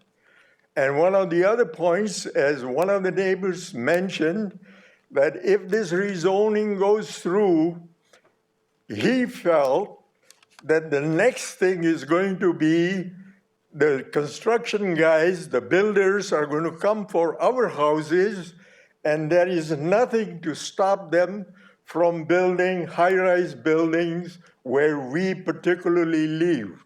And that is going to be the end of the neighborhood. Thank you. Thank you very much. I don't see any questions for you. We appreciate your information and your input. Padma Sastry? Thank you very much, sir. We appreciate your input. And Jennifer Burrell, you're next up. Hi, good evening, everyone. Thanks for listening to my words. I have been living in this house since '86 and seen all the houses come there and voted for many of you probably over the years. And I wanted the voices heard. You heard the word traffic. I am out of the house in the driveway almost every day. I want the fresh air. So I see the students walking, and it's not just the traffic, you have to see the quality of the traffic. On one side, you have a high school. On the other side, you have another high school. You have a lot of walkers. You have a lot of parents coming with their, the strollers and that stretch, the preschool, that Rotherglen. It goes all the way past River Oaks now. I cannot get out of my driveway to drop my daughter off at the GO station. It takes half an hour just to get onto the road. In the morning, 7:30 to 9, the traffic doesn't give up. Same thing in the afternoon. I'm just worried. Even when I'm there, I can hear the screeching of that people rushing, like, trying to beat the clock or pick up their kids, whatever it is. So that is number one. But the number two is during the pandemic, many of us, we are all my friends from way back, and we are the original owners of that, 6 of us particularly. And they couldn't be here today, and they said, just speak. We talk to each other during summer, and we are there on the driveway. That trail that's there in front of my house and then all the way on the other side, just behind this, it is the nesting ground of many, many birds, the cranes particularly. There's a pair of nesting cranes and other birds also, which we watch regularly. And they are migratory birds. So I'm sure the environmental group has seen that. And we try to keep that place very clean. There are many volunteers. I don't know if you've seen them. They come with their stick and pick up all the cans and things. Like sometimes the high school students just throw whatever they want, wherever they want. Anyway, we like to keep the place clean. So what I'm worried for is the impact. You can't go tell the birds, oh, we are building this just for 3 years, put up with us, go nest somewhere else. I'm just exaggerating, but possibly something like that. I'm just worried for that community with which we bought here, and we grew, all our kids grew here, and now all the children there are our kids. We want to keep it a friendly, happy, great community, which is what Oakville is. And in order to do that, I'm saying no to this, for want of a better word, monstrosity coming there. Thank you for listening. Thank you very much. I don't see any questions for you. Thank you. We appreciate your time this evening. Jennifer Burrell. And I have Julia Kelly next. Thank you. I was at the original meeting pre-COVID, and the original plan was 6 stories. Sometime in between COVID, it's come up to 9.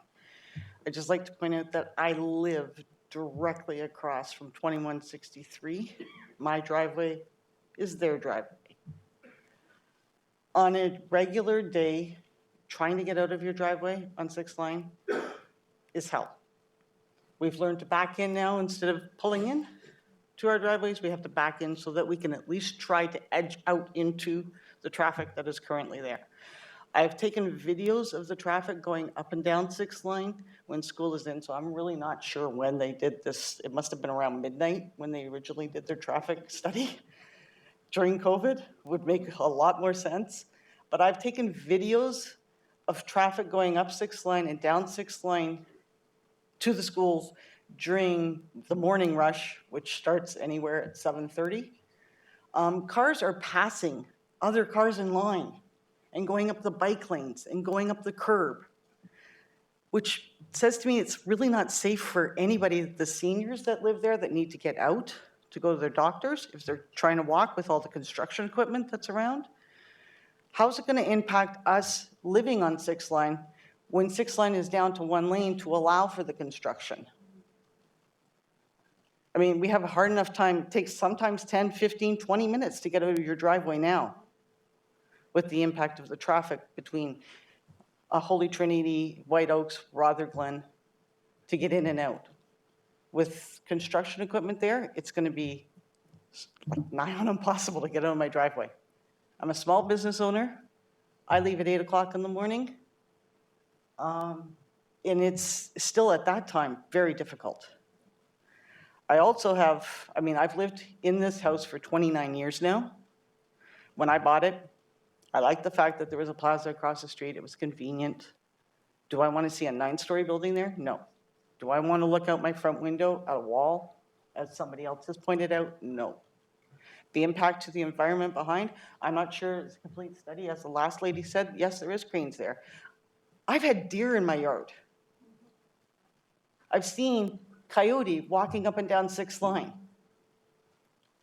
I don't think any of those things have been taken into account with the impact of the ravine, because the ravine is a trail for those animals.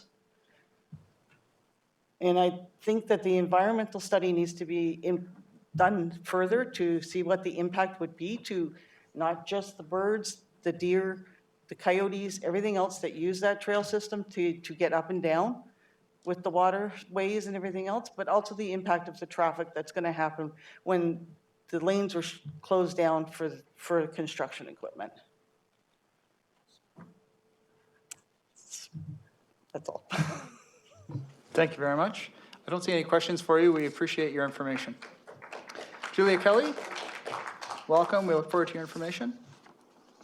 And after Julia, I'm going to poll the audience to make sure there's nobody else in the audience who'd like to speak to the item. And I'm going to check to make sure that we don't have anybody online. Good evening, council members and members of the public.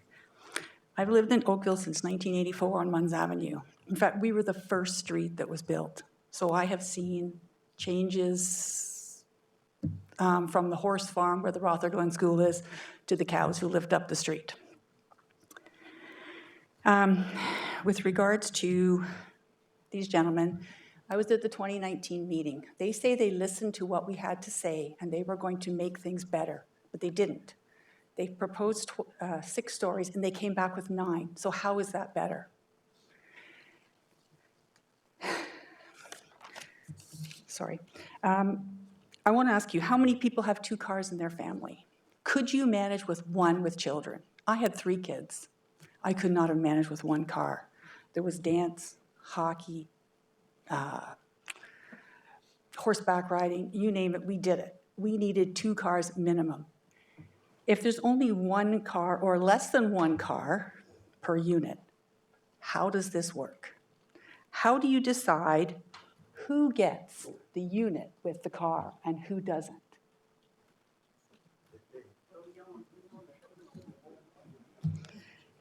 You've listened to our feedback. At the 2019 meeting, not 1 single person wanted this. And in 2023, it's no different. None of us want to see a 9-story building. It doesn't go, everybody else has said, it doesn't go with the neighborhood. Nobody wants to have more traffic. Nobody wants to lose their favorites, the Pizzaville. I see my pharmacist, I see my hairdresser, I go to M&M's, and we used to use the barber when my kids were little. How can you convince people to car share? In the units, how do you convince these people to car share? So they only have 1 car or less per unit. Excuse me, Ms. Kelly, if you wouldn't mind addressing Okay, council. sorry. I apologize. We'd appreciate that. Thank you. Okay.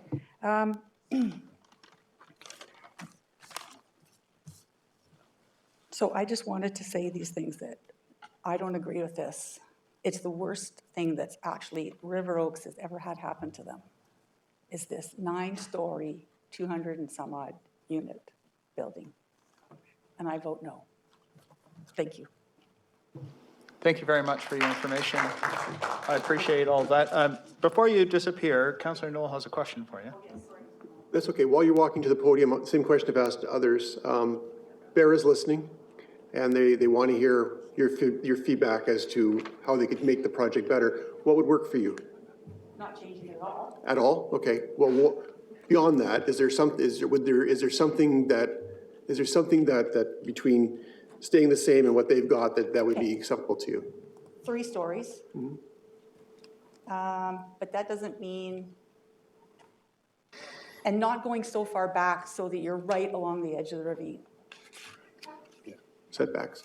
And this is my last And at the question. front, you can't have the building like they do on Dundas, which has like 2 feet of frontage before you hit the person's window. Okay. Thank you. And this is truly my last question. Do you use the commercial retail? Yeah, I've been using it since 1984. How often? Every week I go there. Okay, thank you. Thank you very much for your time this evening. I'm going to ask members of the audience here who are with us physically in this room, are there any other members here who would like to speak to council and provide information? Going once, going twice. Sir, in the front. If you wouldn't mind giving your name so that our clerk can capture that, that would be helpful. My name is Nick Marqueros. I have council members. I have the honor of being the first resident of River Oaks. I moved into the area in the summer of 1983. We took possession in October 1983. Almost immediately, the following spring, we started a residents association, and again, I was the first president of that association. It started as a community. We came many times to this council. Mayor Barrett was here. Councillors like Ann Mulvale, Bonnie Brown, Paul Farley were people that we worked with to build this community. I think you have it within your power to maintain that the work that took place 40 years ago, actually be 40 years this fall, this summer, 1983. The community has been reached a maturity point that we don't want that change. You know, it's sort of, we like to live here. We use the plaza quite a lot. Amgad has the pharmacy there. I go there almost every 2 or 3 days. We use the M&Ms, we use the Pizzaville. So this is a community, it works, it's stable. And if there is a change, you know, keep it to within the limits that are allowed to see, you know, for the area, 4 stories, but a viable commercial plaza that the residents in the area can use. Thank you.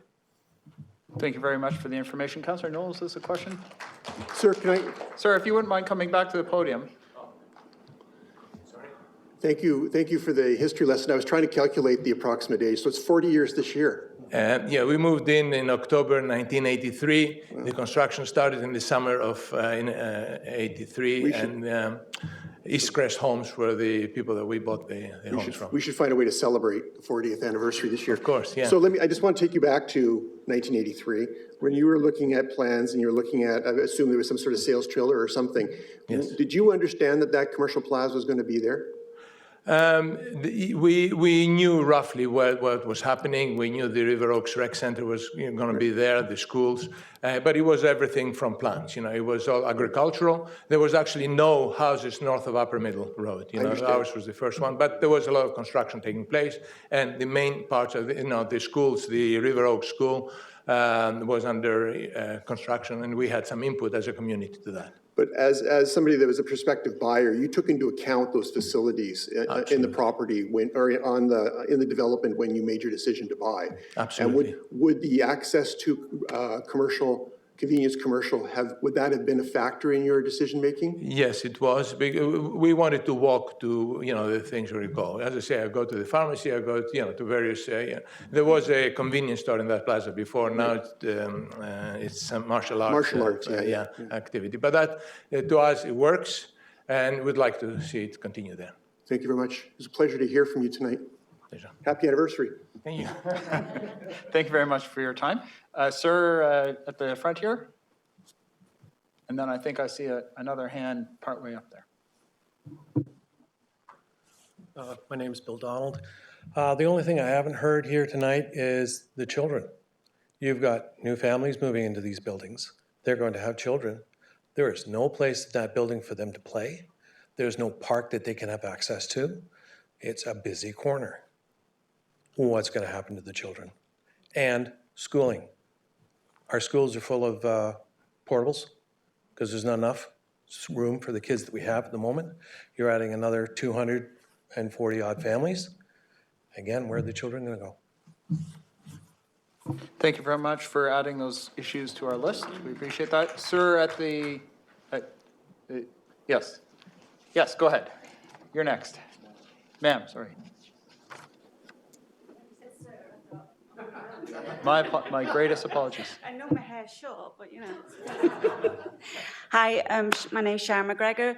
I just wanted to talk about the impact of the traffic because I live on 6th Line Upper Middle, and you've talked about River Oaks and then 6th Line, but our corner is crazy busy right now, and obviously the trucks and people that live there and everything.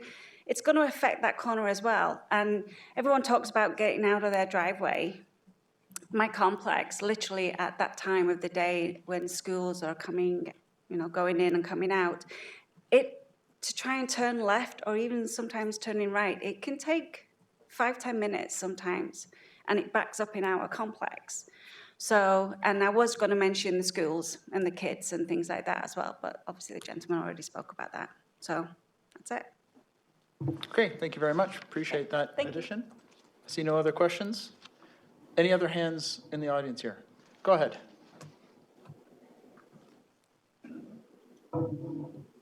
Are there any other hands while we're preparing ourselves here? I don't see any other hands. I'll ask again, though. Good evening, ladies and gentlemen. My name is Maureen Rende. I'm a resident of Knox Heritage Seniors. I've been living there for 18 years, very comfortably.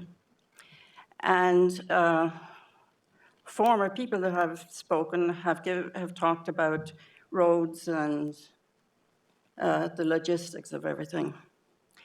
My worry is, how long will this take if you get, how many years will you be building if you're approved? I wonder if you could address us. Well, could you ask somebody, like, is it going to be 2 years? Will I be alive? We'll add that to our list. Somebody supply ear plugs for us then? It's going to be a mess for us. The noise from 7:30 until 5, 6, or how long it's going to take them, I'd like to know. Does anybody know? Ma'am, we'll ask our staff at the appropriate Pardon me? We'll ask our staff the appropriate time to add that issue to our list of issues that You haven't already? we will, in general, I mean, it's all fine and good, but we've got, I don't know, you probably know the amount of people that are in our building. I don't think if your parent was living there, that you would care to have him or her listen to noise from 7:30 in the morning until whenever they're finished. I'm curious about how long this is going to take, and I'm not looking forward to it. I'm on the ground floor, same as the lady that wrote the letter. Has anybody got an answer? Ma'am, we'll add that issue to our list of concerns to have our staff report back on specifically. I can't hear you. I'm sorry. We will ask our staff to report on the issue of disruption during construction so that it gets reported back to us. I'm horrified that nobody has an answer. I'm absolutely horrified. I mean, you're presenting this man to give us all these buildings and how high it's going to go, and we're sitting in the corner there in our retirement years, and we have to listen. I would like to know, have I to get out of there? Ma'am, this is not a decision-making meeting. Tonight, we are accepting input from the public, But such this as is yourself. input. Yeah, I believe this is input. So I'm saying, yes, we appreciate that input. And I would like an answer I from don't have an somebody, answer for you tonight. perhaps in the near future. When the report comes back from our staff, they can respond to that issue, that concern about. Who will you respond to? To council, through a report from our staff. And how will we find that out? That'll be a public report. So just as the report that's before us this evening is public, that report would also be a public report available to anybody.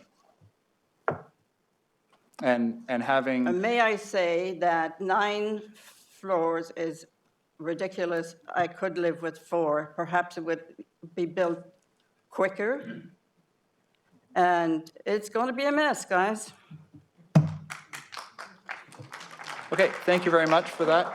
I'm going to. Do you want to say something? I'm sorry, I don't have any questions for you from members of the council. We appreciate your time this evening. Are there other members of the audience here tonight who would like to provide information? Going once, going twice. Okay, I'm going to check that we don't have anybody online. Okay, I'm informed by our clerk that we don't have anybody online. I'm going to ask members of the council if you've got questions of our staff. Councillor Knoll. Councillor Chisholm had his hand up, so I'll defer to him. Okay, Councillor Chisholm. Thank you. The question is directed to staff. The information that was provided by the consultant was talking about intensifying.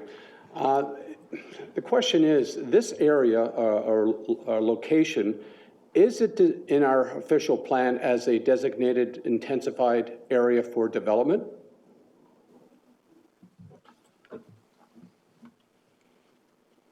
Good evening, Mr. Chair and councillors. In the official plan and the urban structure, the land is designated for residential uses, and there's a range of uses within the urban structure definition. This is not a growth area, which I believe is what you might be referring to. Yes, that's correct. So it's not designated as a growth area. We have, what, 5 growth areas within the municipality at this present time? And so this location is not a growth area.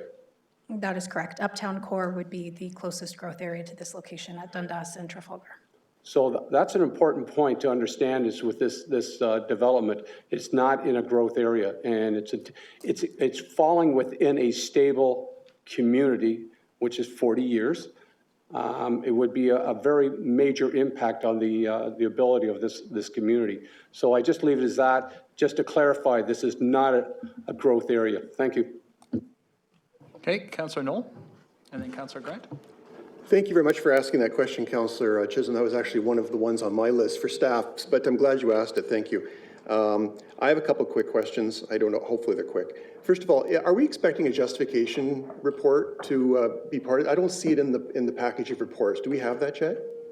Through you, Mr. Chair, yes, there is a planning justification report that was submitted by the applicant, and apologies for those that did not find it online. We will be posting it tomorrow at our earliest opportunity, and we'll make sure that council gets notification of the link to share out as they see fit. Thank you, that's excellent. Second of all, there's a retail study as part of the existing documents.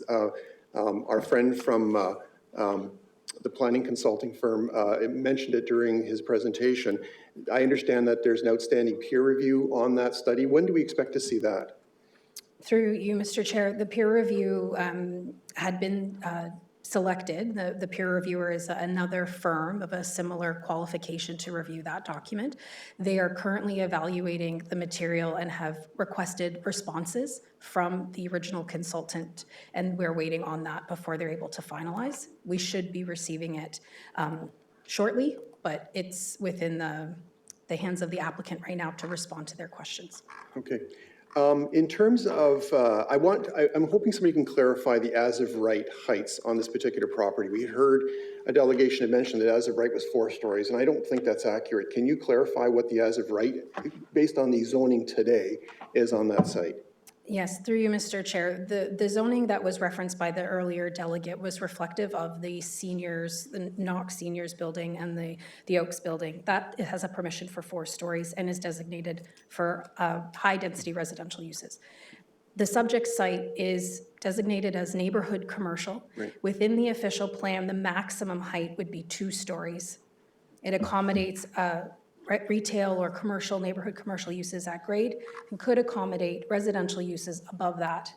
In the zoning, however, the zoning also restricts the height to a maximum of 2 stories in height as well.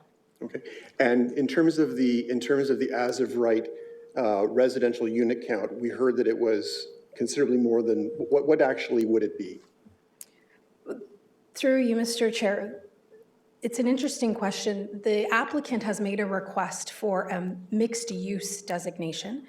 Density is not often measured as a metric in that instance in our official plan versus a high-density designation, which does apply that metric, that range of 50 units per hectare to, I believe it's 125 or so. So we haven't evaluated at this stage what that density relationship is, as the applicant hasn't requested a high-density residential designation. So we will be looking at the policy framework established under the mixed-use category and what that would specify within the context of the plan. And that'll come back in the next report. In the future report, yeah. Thank you. I just lost my question for a moment. Clarification of the height and, thank you, parking. We've heard a lot of commentary on parking. I've expressed concerns. I think everybody that's spoken so far has expressed concerns because obviously when you don't have enough parking on site, it encroaches on existing neighborhood streets, right? Because you get on-street parking. Have you seen an application with this low a yield of parking, considering the various uses on the site, that there's less parking spaces than the actual number of units, let alone the needs for the commercial space as well? We heard that somebody would suggest there's 22 employees potentially on site, so not even accounting for the 22 employees. Have you seen something like that before? Through you, Mr. Chair, we have seen these types of applications before, and I would suggest that they are evaluated on a contextual basis. So we would look to see, one example, for instance, might be on Trafalgar Road, which is a higher order transit corridor, that we would see this type of proposal come forward, and we will utilize those proxy sites or those details with the town's transportation expert in evaluating those transportation data and how that TIS is informed. So at some point when we leading up to the, I'm used to having the full report with all the charts, and this is a new regime for all of us. Yeah. We normally have more details, but this new regime we're dealing with, we don't have it. You'll have a chart that will indicate the calculation of an appropriate as of or required parking space allocation, correct? In that report. Yes, through you, Mr. Chair. At a future meeting, there will be a staff report prepared that will fully analyze the issues that have been crafted within the staff report that you have. There are a number of issues, which includes an evaluation of the transportation impacts. Are we still, when we're adjudicating or by we, I mean you, when staff are adjudicating planning applications, new planning applications for subdivisions in communities like River Oaks, are we still incorporating neighborhood commercial locations within those communities? Is this still a best practice in planning? Through you, Mr. Chair, again, within the town's official plan, we have identified the areas where neighborhood commercial uses exist, and they do demonstrate a function within that community, and that's the policy direction that we have within the plan that we would be looking to follow. As it was mentioned, the commercial study was requested and is being peer-reviewed to further analyze, again, the importance and benefit and purpose of that facility within the context of this development. I didn't see a great deal of commentary in that retail justification on the concept of neighborhood or neighborhood commercial. It seemed to be justified based just on retail. Will our consultant be actually analyzing in the context of our requirements in the official plan and the zoning for commercial retail? Yes, through you, Mr. Chair, the terms of reference that had been prepared by staff for the consultant that was retained include a full evaluation of our policies and reflection of what they've provided. Okay, thank you very much. That's helpful. Mr. Chair, can I indulge you can I ask permission to do one thing? I just don't want to leave our last delegate frustrated. I'm wondering can I ask the consultant to come back just to respond to that question? So I just want to make sure, is that okay? Yes, Thank you. I think that would be absolutely fine. Thank you. If David Cherizenko, would you be able to answer that question about the timing, the length of time of construction and how that disruption would be dealt with? Yes, certainly. Through you, part of the decision to submit the application was to be able to construct the development in a single phase in order to reduce the impacts from construction. There are different aspects of mid-rise construction these days. We're using sustainable materials such as wood and prefabricated panels, which drastically reduce the amount of time for construction. It's difficult for me to say precisely how long it would take. A building of this nature under normal circumstances would be between 1 and 2 years of construction, considering the demolition and the underground structure and et cetera. But we're seeing advancements in constructability every day. So when we get to a later stage, I could give you a more accurate indication of that. But for the purposes of today, you're saying a minimum of 1, maximum of 2 kind of thing? Something in that range, yes. Thank you, appreciate that. Thank you, Mr. Chair. And I'd remind you, we have no ability to force a builder to build within that time frame. I understand. I just thought it'd be useful to help that. Yeah, it's helpful for everybody to understand the kind of length that we're talking about. Councillor Grant? Thank you. A lot of my really good questions were taken, but how is it that we can consider this application complete? Is this just part of the new rules that we're now having to live under? as of January.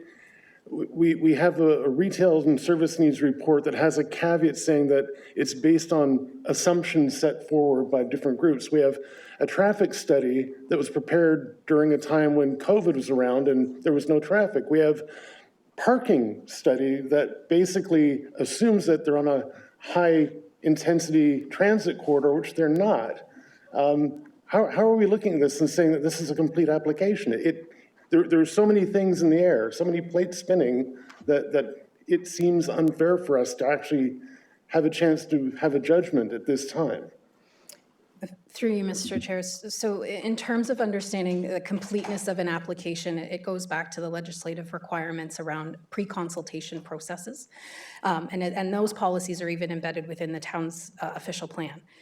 The applicant has had a pre-consultation meeting with the town to assess the nature of their proposal, and we identified which studies and reports would be required to help in the evaluation of their application. The applicant has in fact submitted all of the studies and reports and the material we have asked them to do, and now it's our job through this review process to assess that quality that you're speaking to.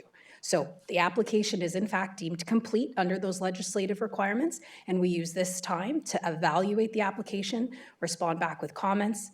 Perhaps there will be revisions that will come as a result of those comments and from what we've heard this evening as well. Okay, but given the timing of the way things are working, the next meeting we'll have will be the decision meeting, will it not? Through you, Mr. Chair, the next meeting would be expected to be the recommendation meeting, yes. And there's probably no way we can insert another public consultation meeting into that process. Through you, Mr. Chair, in general, there's the one statutory public meeting, and then there is the recommendation report meeting. All right, that's a shame, but thank you very much. Thank you. Councillor McNeese? Through you, Chair, just as staff, I just want to emphasize what Councillor Chisholm mentioned. I mean, this is not a growth area, which also means that it would not be likely that there'd be higher order transit on 6th Line or River Oaks Boulevard that could help accommodate less parking spaces. Is that a fair statement? Or? Through you, Mr. Chair, that is something that we will continue to evaluate through the transportation impact study that the applicant has prepared to fully understand what volumes would be generated from this proposal and the impacts it will have on the transportation network itself. I guess just from our existing plans, River Oaks Boulevard and 6th Line are not high order transit areas that would accommodate bus rapid transit or anything of that nature. Is that correct? Through you, Mr. Chair, as far as I know, it's not a high rapid transit route or a priority transit route. However, in terms of having access to transit along 6th Line, we could take that back and evaluate what is the service level on that road. And I think we've heard about it, and especially seeing this as a mature, established neighborhood, probably not a lot more density coming, so rapid transit is probably not likely in an area like this. And then just secondly, with the peer review of the parking study and transportation study, does the peer reviewer collect new data, or how do we go about getting accurate data? Because these reports are only as good as the data that's in them. Through you, Mr. Chair,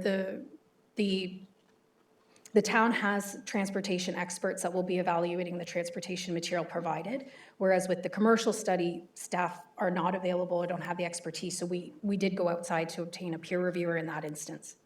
Okay, so to get accurate data, would it be on the applicant's consultant to provide that data, or does our peer reviewer sort of provide the accurate data?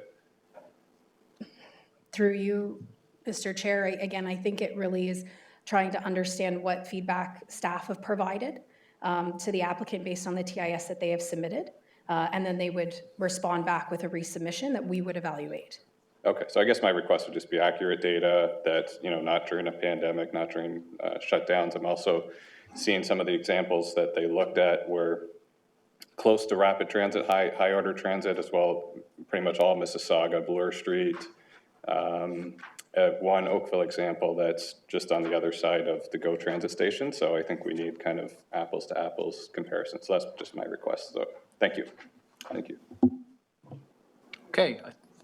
Any other questions of our staff? Okay. I think we've finally come to the point where we're ready to move to the recommendation from council on the report that's before us. So for members of the public, what I'm going to be looking for is a motion that the public meeting report prepared by the Planning Services Department dated January 24th, 2023 be received. So we're receiving the report that's before us. And second, that the comments from the public with respect to the proposed official plan amendment and zoning bylaw amendment submitted by Barra Group, River Oak Inc., file number OPA 1415.14 and Z 1415.14 be received. So we're receiving the comments that we've received this evening. And third, that staff consider such comments as may be provided by council. Staff will then report back to council with a recommendation report. And I wonder if our staff can give any kind of indication about the time frame when that report would come back. Through you, Mr. Chair, to the councillors. The timing is at this point dependent on receiving any sort of response from the applicant based on what's happened today, the comments that they've received from staff, and the completion of the peer review of the commercial study. So as soon as we're able to receive that information, staff will have a better understanding of when we could anticipate preparing a report back to this council. It'd be premature for me to suggest when that might be at this time. We might expect it this year, though. Through you, Mr. Chair, I would expect it sometime this year, Okay. yes. Maybe even sooner than late this year. Councillor McNeese? Yes, just a procedural question to you, Chair. Seeing the planning justification report is not before us, how would we go about giving feedback on that? That's usually a critical piece of the puzzle here. I'm going to ask our staff to outline the additional issues that they've heard and received from either through council or through members of the public that have been noted, and to make sure that you're satisfied with the report that would come back in terms of it covering such issues. Okay? Okay, and is it, maybe we want to send it out to the public as well, or an updated link just in case they haven't, I mean, it sounds like nobody's been able to see this except for staff. I understood them to say that they were going to post that. Okay, so nobody's seen it yet though, so. That's my understanding. Okay. Thank you. Councillor McNeese, does that satisfy you for the moment?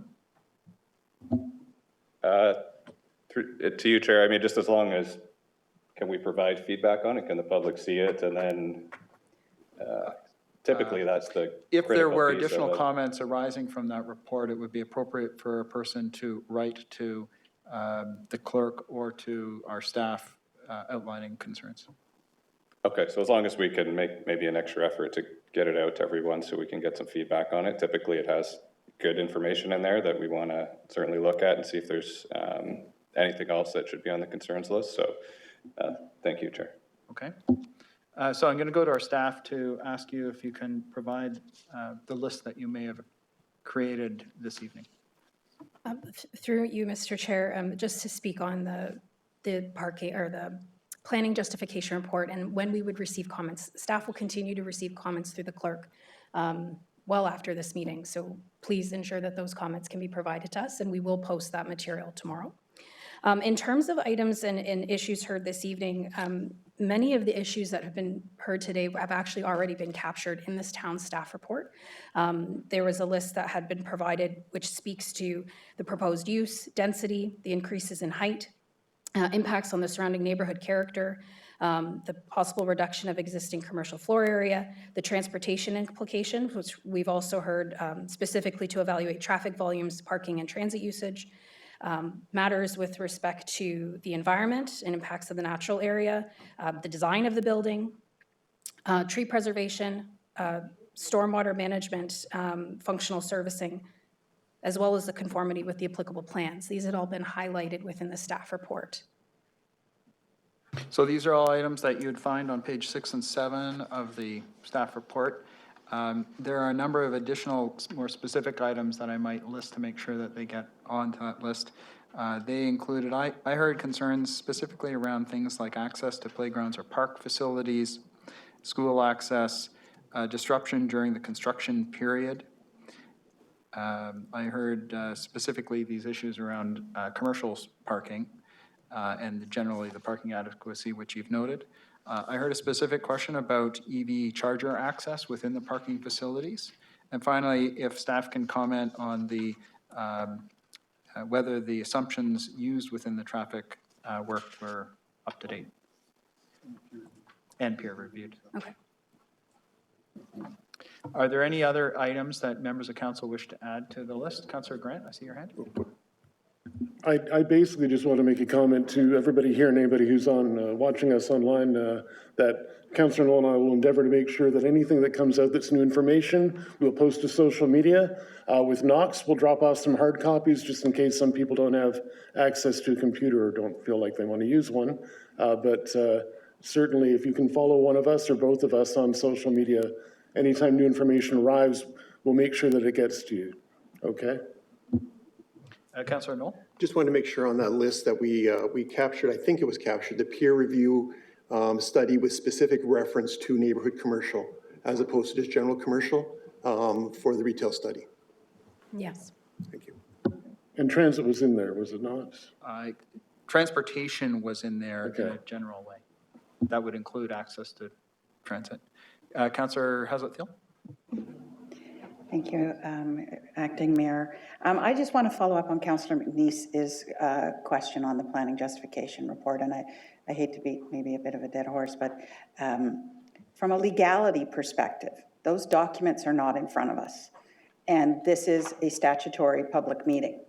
So aren't we required to do another public meeting with that included in the documents? I'm not the lawyer, but I would ask that that be clarified for the public. I'm going to defer to the director. Through you, Mr. Chair, and thank you for the question. What we have provided through the staff report, which is required, is the draft of the OPA and a draft of the zoning. The material which is posted online is for convenience. We also have it available at the office itself. So we do make it available. It doesn't preclude us from getting to a recommendation. As Kate was mentioning, we do continue to take input from the public right up until the meeting for the recommendation report itself. Okay, thank you for that clarification. Okay, so if there's no other issues to be added to the list, I look for a motion as we've just described. Councillor Noel, you're moving it. Can I speak to it just for a moment? Yes, absolutely. The floor is open to you. Thank you. Well, first of all, I want to say thank you to everybody that came out tonight. It's wonderful to see such a large group of Ward 5 people.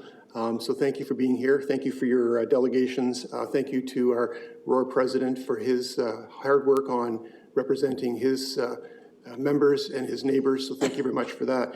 I do want to emphasize this planning justification report, there is still another public meeting before the decision's made. So there will be an opportunity for everybody to have a chance to read that and to comment at the decision meeting. So that's still an open public meeting that members of the public can comment on. So this isn't your last chance to speak to items in this report. If something comes up between now and then or something comes to your mind, you can write to us, make sure we have that information, but you can also attend the next public meeting, which will likely be the decision meeting at that point. So there'll be a fulsome report from the town staff with all these details that were outlined, and you'll still have an opportunity to ask those questions and make your points of view. So with that, I want to once again thank you for your attendance tonight. I apologize to my colleagues for us dragging this meeting on so long, but these were important issues for Ward 5, and we do appreciate your indulgence. Okay, any other speakers? Okay, all those in favor? Any opposed? Thank you, that's carried. All right, ladies and gentlemen, we've been at it for about 2.5 hours. We have items 6.2 and 6.3, which are public hearings still to go, and we have a couple of short items after that. I'm going to ask for a 10-minute recess for us all so that we, A, can clear the room of those who, while excited about the next items, may not wish to watch us here, and for the rest of us to have a 10-minute break, okay?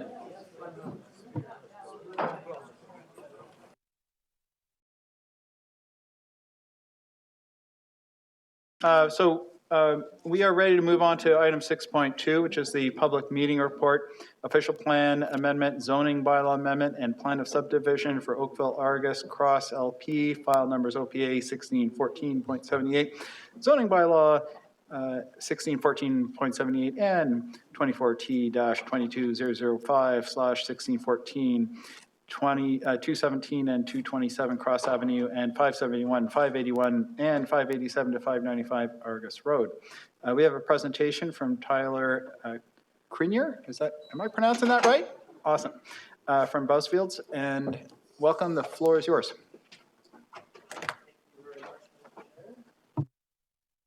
Two very different applications coming up for council and the public this evening. Good evening, Mr. Chair, members of council, staff, and members of the public. My name is Tyler Grenier. I'm a planning partner at Bousfields Inc.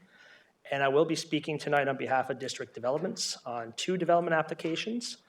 The first being at 217 to 227 Cross Avenue and 571 to 595 Argus Road in Midtown Oakville. The proposal seeks, as you noted, official plan and zoning bylaw amendments and a draft plan of subdivision application. The site is located north of Cross Avenue and east of Argus Road. It's irregular in shape, as you can see on the screen. It sort of resembles a Tetris piece, with frontages on Cross Avenue to the south, Argus Road to the west, as well as the east-west portion of Argus Road along the north section of the site. The site is approximately 3 acres in size and currently consists of 5 parcels, which includes an existing medical office building, a low-rise commercial building, and a few well-known restaurants such as McDonald's, Swiss Chalet, and Harvey's. And in green on your screen is a vacant lot. The site is approximately 150 meters north of the Oakville GO Station, a regional node in Oakville, as we're aware. And about a 500-meter walking distance to the nearest entrance into that GO station.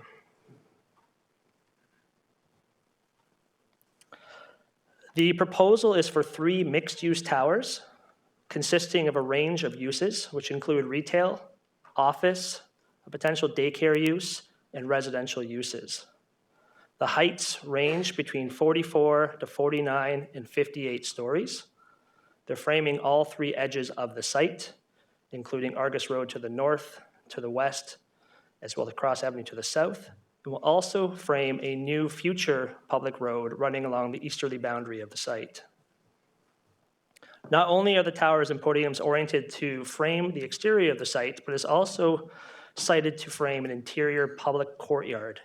This is known as a POP space. It'll be privately owned but publicly accessible for all in the community and in the town of Oakville to enjoy. In terms of the development application, beginning at the top of your page, Tower A, this is the tallest of the 3 buildings on the site at 58 stories. This includes a 6-story podium below. At grade, there are retail uses proposed fronting onto Argus Road to the north and to the west, with residential uses above. Those retail grade uses are there to activate and animate the street frontages. Immediately south of the podium, under Tower A, you can see an east-west pedestrian connection into the internal area of the site, the public area and interior of the site.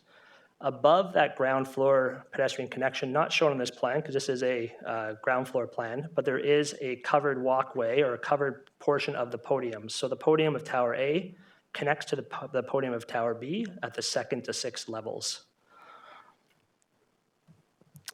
Tower B is 49 stories in height, again, the top of a 6-story podium. It will continue to have retail grade and activate street frontages along Argus Road, wrapping around the south corner of the site. And right now there's proposed daycare use at the southeast corner of the site that would look into the public open space, above which would be residential uses in the podium and the tower above. Finally, Tower C in the southeast corner of the site is a 44-story tower. Sits atop of a 6-story podium fronting the new future road to the east, and a stepped back 7-story podium, which is well set back from Cross Avenue, approximately 10 meters. Right now, our plans are showing a potential urban supermarket on the ground floor of the podium fronting onto Cross Avenue, and the entirety of the 2nd floor of the podium for office uses, above which would be residential uses. Now, as I mentioned, the siting of the towers and the podiums have been premised on framing an internal public open space that is nearly 4,000 square meters in size. Permeability into that site or that area is important to us, important to the community, and we're currently showing 3 pedestrian connections into and through the site and through that public space. One, as you can see, from the north end of the site, one from the west, as I mentioned, which would be covered by the podium above, and a third from Cross Avenue at the bottom of your page. Furthermore, Tower C's podium, as I mentioned, is set back 10 meters from Cross Avenue, and this is to assist in providing for the envisioned Cross Avenue promenade that's contemplated in the new draft Midtown official plan policies. In addition to the development proposed, there are also lands being conveyed for the purposes of widening and realigning of Cross Avenue at the southeast corner of the site, you can see in hatching, as well as for the dedication of the new future public road along the eastern side of the site. In terms of vehicle access, there are 3 driveways proposed leading into a 6-level underground parking garage. One is from the north into the podium of Tower A from Argus Road. A second is from the west from Argus Road into the podium of Tower B. And a third would be in the future from the future public road along the east side of the site to Tower C. In total, there are 1,286 parking spaces proposed. This would include approximately 410 shared spaces for visitors, for retail, and for office users, and 1,746 bicycle parking spaces. The proposal is currently proposing 1,748 units, which yields a 9.6 density or 9.6 FSI.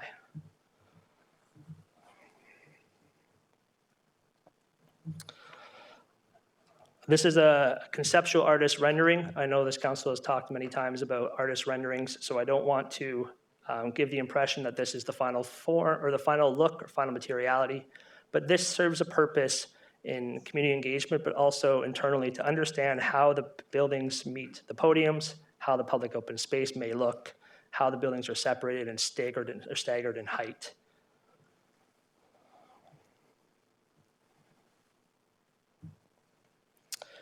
I won't spend too much time on this slide. The purpose of the draft plan of subdivision is really to facilitate the lands required for the conveyance of lands for the road widenings. Okay, policy. So as we're aware, Midtown Oakville is an urban growth center. It's also a major transit station area. It's an area targeted for significant intensification in transit supportive forms with a mix of uses. In the Livable Oakville plan, it provides that the greatest levels of height and density in the town are planned for Midtown Oakville. The lands currently have a split land use designation, both urban center and urban core, with permissions for a wide range of residential and non-residential uses, heights up to 20 stories. However, the official plan includes height bonusing policies, and this provides for additional height in exchange for public benefits without the need for an amendment to the official plan, as well as no height maximum.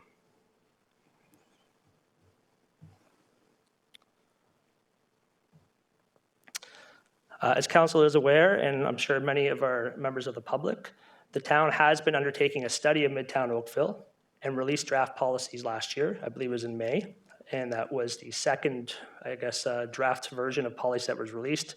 And those policies were presented to this council, I believe, in June of last year. And we understand that a final draft OPA and policies are forthcoming in Q2 of this year. So we're looking forward to that. The current draft policies build upon the province's need for creating transit-oriented mixed-use development in their urban nodes, in their major transit station areas, and in their urban growth centers to which this site falls within. It seeks to create a transit-supportive community that's centered around the Oakville GO station.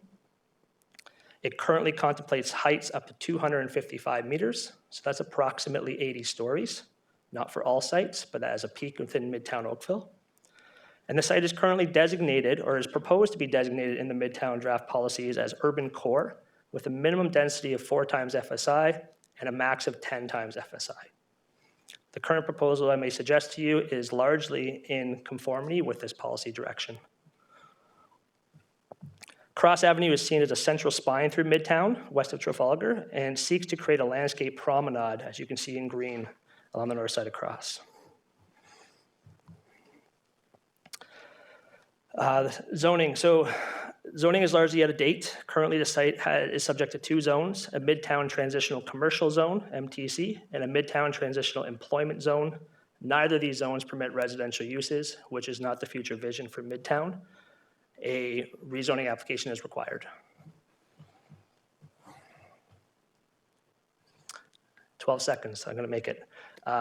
Lastly, we held a joint public information meeting on this project, as well as the forthcoming project at 166 South Service Road in February of last year. 64 attendees attended that meeting. We had a very good discussion about some of the community benefits. Traffic congestion, of course, was raised, and road safety, building heights and design, how it fits into the plan context in Midtown Oakville, the type of housing being provided, public realm improvements, and of course, process and timeline. How long will it take for Midtown to develop? And with that, I'm out of time. Thank you for the presentation. You've got a couple of questions, Councillor Dudek and then Councillor Longo.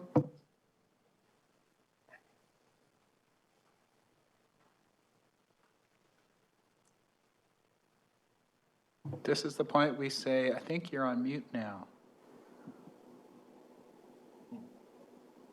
I think we may have to go to Councillor Longo until Councillor Dudek figures out her audio. Councillor Longo? Thank you, Acting Chair. Just a quick question. Given the heights of the towers that are being proposed and in the rendering, have there been considerations, and I'm looking at the matters under review, have there been considerations about wind and the creation of wind, just the way that they're laid out? And I understand, you know, seeing the structures, how they're built and staggered, but is that something, I'm not sure if it's already covered under the matters under review? And maybe that's a staff question as well as for yourself. Through you, Mr. Chair. Sorry, I'm just refreshing my memory on the list of reports that we filed. I'm not sure if it I don't believe one fits. was a requirement of submission. So no one. So so I'm just asking, and maybe I'm asking staff, but as you look at an area where there look like courts and public space, the way that the towers are, could there be a wind impact study or something that could be done just to ensure that the people there aren't being blown away as they're trying to enjoy the public spaces or getting from one building to another, et cetera? It's a fair comment. We are often asked to provide wind studies for tower developments in other municipalities. I don't have an answer as to why it was not required here, but happy to have that further discussion with staff. Okay, perfect, thank you. I see our planning director has nodded his head, capturing that issue. Okay, thank you. Okay. Councillor McNeese? Thank you, through you, Mr. Chair. Thank you for the presentation. So you mentioned in your presentation you would like to be in conformity with the Midtown OPA as you go through the process. Part of that is inclusionary zoning, and I do see it in your planning justification report. You do mention that that's going to be part, and we think it's going to be part of the Midtown OPA. Is that the plan to provide affordable housing units at the developer's expense? So I don't believe this time there is an inclusionary zoning policy in place. I know we've had discussions with staff about should one be brought forward. My read of it is not in place, but the direction is to create that, and I see that recognized in your PJR, Planning Justification Report, page 56. Yeah. So is that part of the plan to reflect inclusionary zoning and affordable units in this development? Three, Mr. Chair, we currently don't have any affordable units proposed in the development. We don't have direction on what staff may be seeking through development. However, we do recognize the importance of affordability, not just from a market perspective, but also through a definition of affordability. So if it's something that is of importance to staff through the review process and council, I think that's something that continue to be discussed. Sorry. Okay, through you, Chair, I'd like to add that to the staff list when we get to that point as well. Thank you. Okay, Councillor Elgar. Thank you. Through Acting Mayor. Thank you for coming tonight. So when I look at the report, I see privately owned, public accessible open space. And then I looked at your presentation. I'm just wondering, can you show me on your overhead where your tennis courts and your ball diamonds are here for the 17,048 units? The report says 1,750, but you said 1,748, I think I heard. Like, where are the children in that? Like, where are they going to play in this public open space? So through you, Mr. Chair, that's a good question. So each development is not necessarily going to accommodate each of the types of facilities that a town needs or a hub needs. So no, we're not proposing soccer fields or baseball diamonds on this site. I don't think that would be reasonable to accommodate that on a site, especially with built form around. But there are public parks and open spaces also planned for Midtown Oakville that may be more appropriate. For these areas, we can plan them to include children's playgrounds, a promenade space for gatherings, for picnics, and other uses that people use park space for, as a supplement to other park spaces that you're suggesting could be provided in the community. So, because when I looked on through the staff report on page 62, the only green space I could see where kids could play is between the off-ramp off the QEW, the on-ramp from Trafalgar onto the QEW, and north of the QEW itself. Like, there's something seems to be missing here. Do you think if you lived there and you had young children, because you got another application, I didn't see very much green in it either. It's good for maybe people that want to go sit on a bench and find a tree that'll be big enough in 20 years, but like, I'm just trying to think with this many units, and the next application too, it's almost like Pete and repeat. What about the kids? So through you, Mr. Chair, Section 42 of the Planning Act requires parkland to be considered for each site, whether it be through cash in lieu or whether it be through on-site contribution. Currently, we have Parks comments asking for cash in lieu, so a non-requirement on the site. We are providing a public accessible space. The reason why it's not a public park and it's called a POPS, remains in private ownership, is because of the underground parking. It's something that we see in a lot of urban centers, urban cores, where we're trying to accommodate parking underneath as well as public accessible space on top. See, my concern is, and we just recently purchased like 100 acres up at 2026 Lower Base Road. The problem is, when I did the calculation, that's 15.2 kilometers that kid would have to go on his tricycle up Trafalgar Road and across to try to get to the park. And a tricycle and a little kid 5 years of age, I don't think that's going to happen. Well, through you, Mr. Chair, I think that's an unreasonable comment. The town has the ability to collect cash in lieu of providing on-site parkland and can use that cash to purchase lands in the town to provide parkland for their residents. So could we use your land for that too? Pardon me? Could we use your land for that? Instead of taking the cash, we take so much property for that many units? Is that possible? Parks has the ability to request on-site or cash in lieu. At this time, they've asked for cash in lieu. If they request on-site parkland, there are changing policies coming through Bill 23 that may contemplate encumbered parkland or POP space as counting towards your parkland contribution. And this is in recognition of the challenges of balancing different objectives in urban areas. We're trying to provide parking, built form, and open space for residents.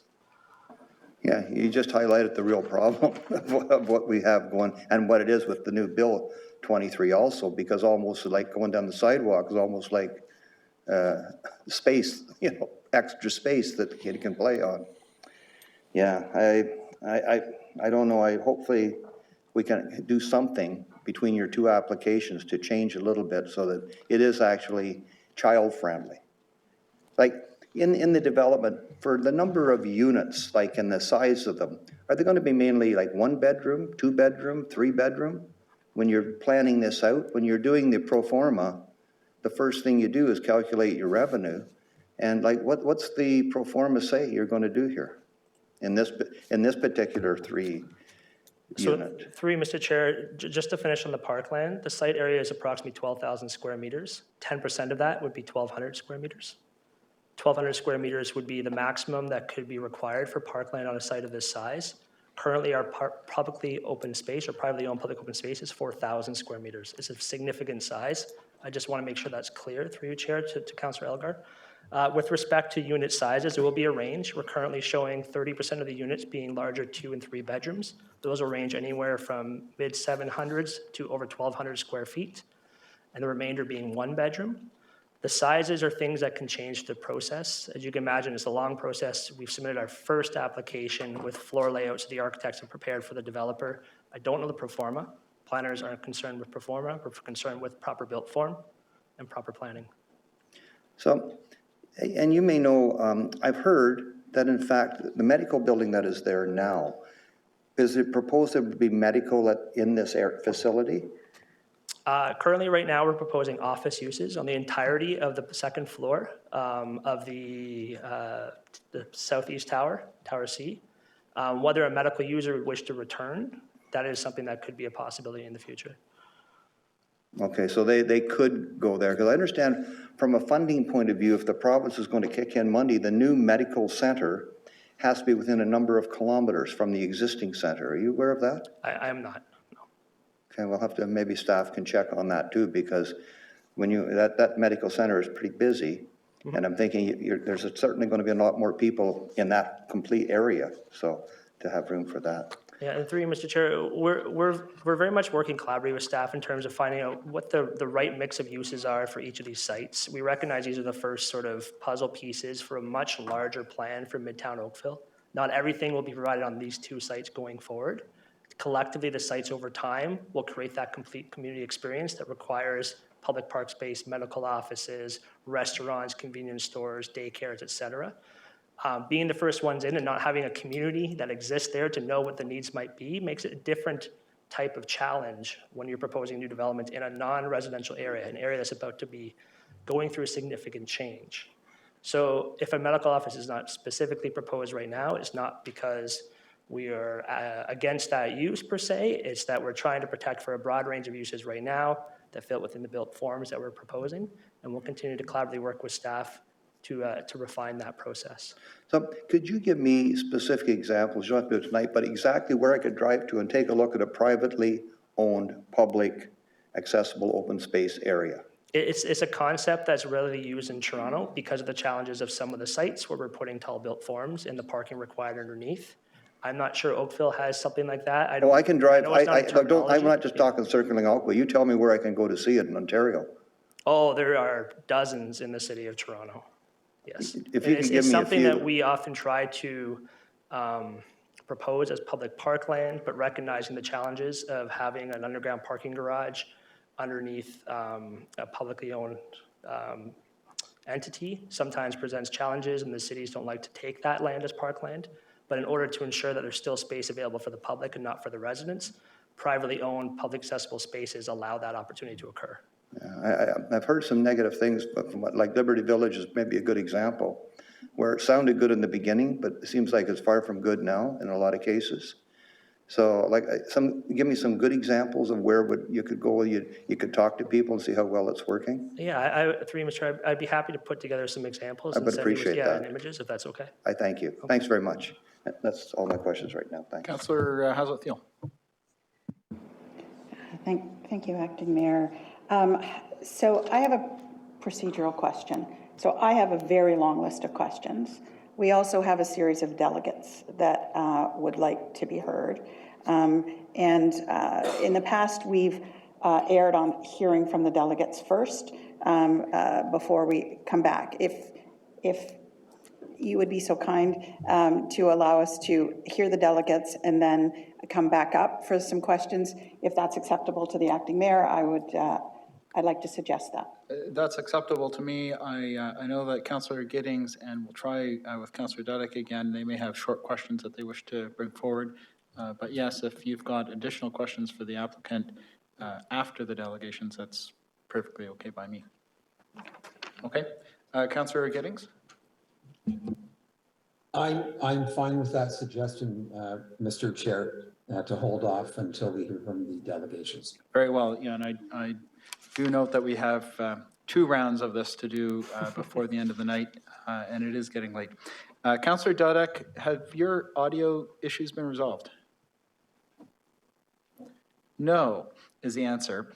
And but we do, an email was sent with a question, and maybe our clerk could read that question for us. Yes, the question that Councillor Dudek has is the only picture or rendering that is taken from an aerial view. What about the views of the impact of the building from the public realm? Through you, Mr. Chair, great question. We were limited in the number of slides we can provide tonight, I think a total of 9, and I had to cover policy as well, which is a bit of a restriction and maybe a suggestion for future applications to allow a bit more flexibility in that regard. We do have other drawings, not necessarily renderings that we've prepared at this stage, but it will be something that we'd be developing moving forward. If there's a particular aspect that the councillor would like to see, we can check back with the architect and the applicant if they have that. Very well, and perhaps Councillor Dudek, you could email a question to our staff to get that on the issues list for a report to come back on that. Okay, on the basis of we're going to go to our delegations next, as opposed to going to staff for questions, I'm going to note to members of the public who might be watching, if there is anyone watching the live stream of the meeting, on oakville.ca and you wish to speak to this item, please call 905-815-6095, and we'll connect you to the meeting. And you'll be called upon to speak following the registered delegations and those who are in the room here with us. The registered delegations that we have are Carolyn McCamin, David Mallon, Anya Cowan, and then either Stephen Walke or Paul Lowes. So I'm going to start with Carolyn. Welcome. You're representing Trafalgar Chartwell Residents Association, I understand. I am. We look forward to your information. Thank you, and good evening, everyone. I'll just wait for the PowerPoint to start. There we go. Right. Oops.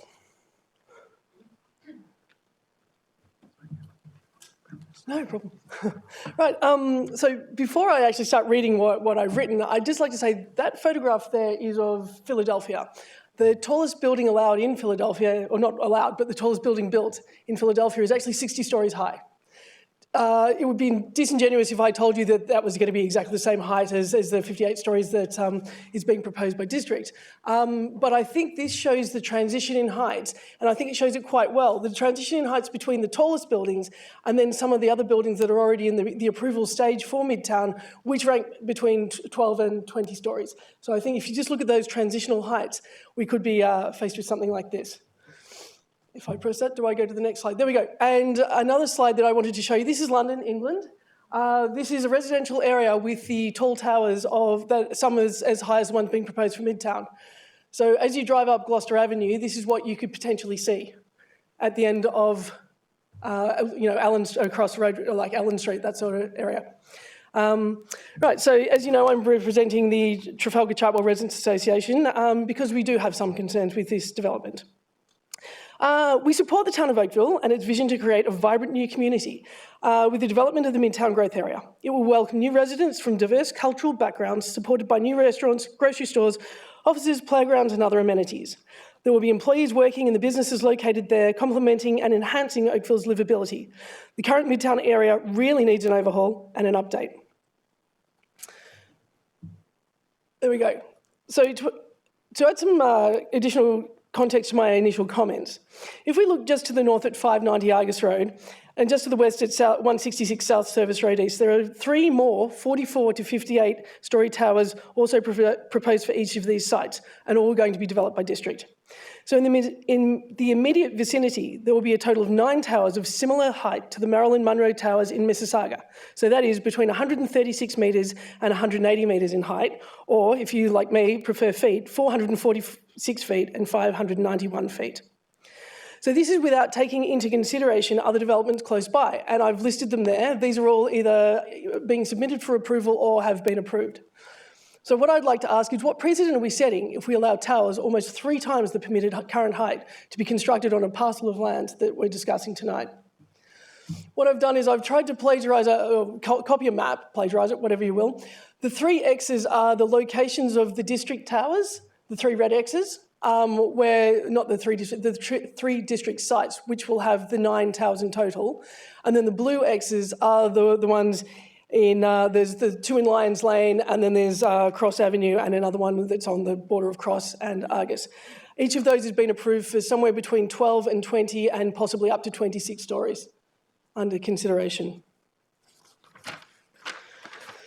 One thing that troubles us is that what is perceived by the lack of an overall plan for Midtown, outlining what the town's expectations are in terms of where building will be located, the number of residential mixed-use buildings, along with the number of occupants, the density of the buildings, and providing sufficient green space, etc. Without such a plan, no one knows what to expect and what the final version of Midtown will look like. As developers are only interested in their own projects, it will be the town and residents who will be living with the long-term consequences of the developments, for better or for worse. What legacy are we leaving for future generations?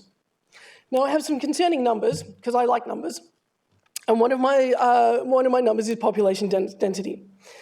So the Midtown area is actually 103 hectares in size, but due to utility corridors, roads, and Metrolinx owned land, we only have 43 hectares that we can develop. Now, the province has mandated a minimum population density of 200 people and jobs per hectare. So if we use the gross area of 103 hectares, even though, to me it would make more sense to use the 43 hectares because that's all we're allowed, all that's possible to actually build on, But that means a minimum of 20,600 new residents and jobs for this area. And the town has split this so that it's into 13,400 residents and 7,200 jobs. So the site under discussion right now is a total of 1.22 hectares more or less, and that's 2% of the developable area, 2.8% of the developable area for Midtown, or 1.2% of the total Midtown area. But with the 1,748 proposed new units, assuming 2.2 people per unit, which is the number that the province uses, that gives us 3,846 more residents in these three towers alone. So that is almost 29% of the total population of Midtown will be on 1.2% of the land. And if we looked at the three developments by district in this area of Midtown, they will account for more than 10,000 residents and more than 75% of the mandated population of Midtown on less than 5% of the land. Is it realistic, right, or rational to have 29% of the Midtown population for this particular application on 1.2% of the Midtown area? Another thing that worries us is unit size. So the maximum residential floor space in the three towers is the 112,558 metres. So when you divide that per unit, you get an average of 64.4 square metres, or just over 693 square feet.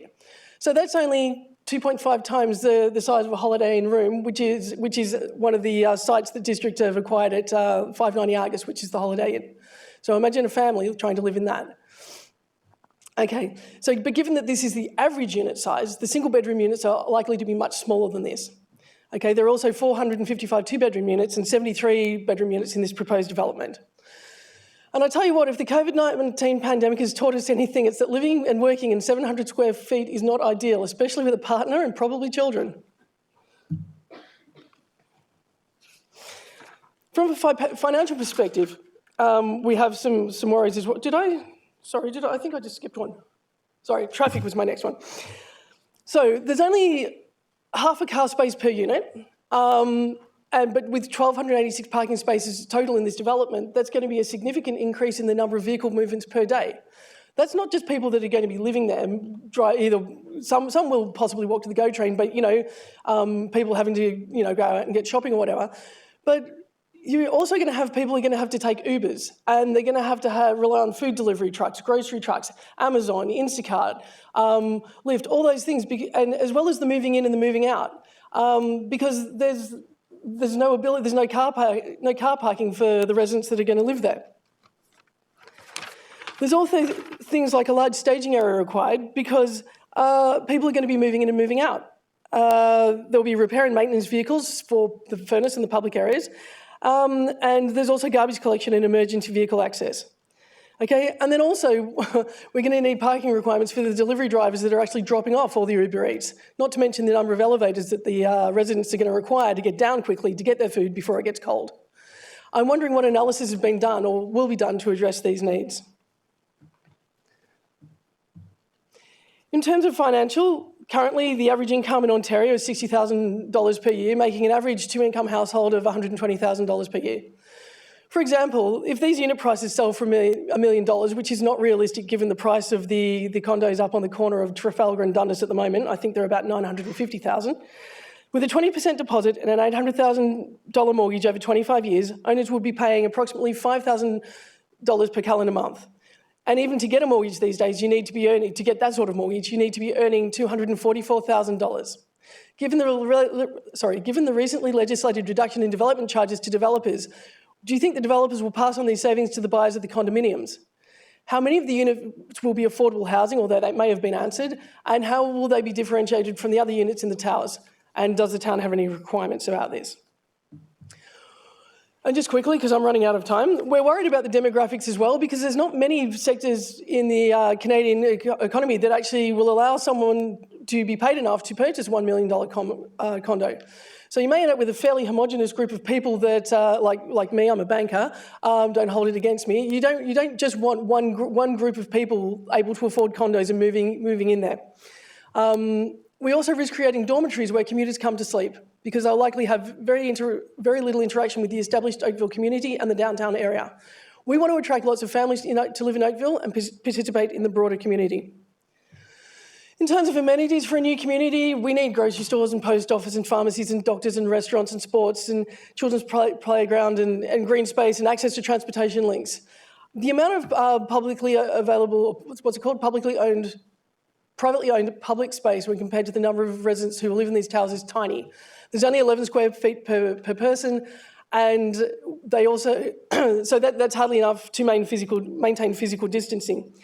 The other issue that we have with publicly owned private spaces is that they're maintained at the whim of the condominium corporation after developers leave. There's no requirement for the condominium corporation to maintain them as originally developed or to allow them to remain open to the general public. That is, gates can be installed, preventing access to the trees, grass benches and other features that make it an attractive place to walk your dog and have a picnic can all be removed. And if the permeable surfaces start leaking into the underground car parks, the condominium owners are legally required to pay for the repairs if the condominium corporation has insufficient reserves. And I'm out of time. So I'd just like to say, in conclusion, thank you very much for listening to me tonight, and you're welcome to ask any questions. You're so kind to work so hard to that 10-minute mark. We appreciate that. I tried. Councillor Helger, you've got a question? My only question is, can we get a copy of that presentation? It was emailed through today. We've got it already? It was emailed through to members of council at oakville.ca earlier today. Our clerks can provide it to you. Excellent. So you should have it, and you should also have the written portion as well. Excellent job. Thank you. Councillor Giddings? Through you, Mr. Chair. Thank you for coming out, Carolyn.